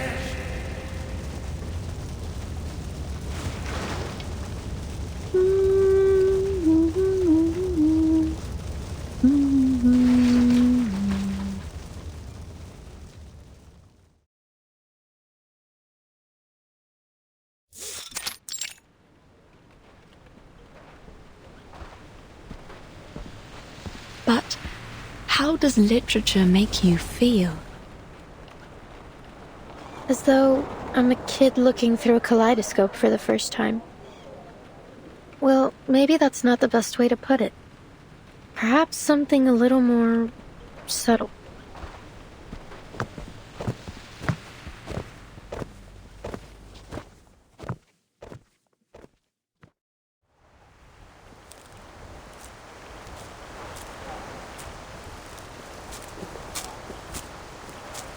A ship sailing to an unfamiliar land. A parable of the past and future. An era that once existed and is yet to come. Is this the answer you've provided, Mr. Aleph? No, Erd. You will have to find this answer yourself. No one can help you with this. No one. I see. Thank you, Mr. Aleph. I will remember what you've told me.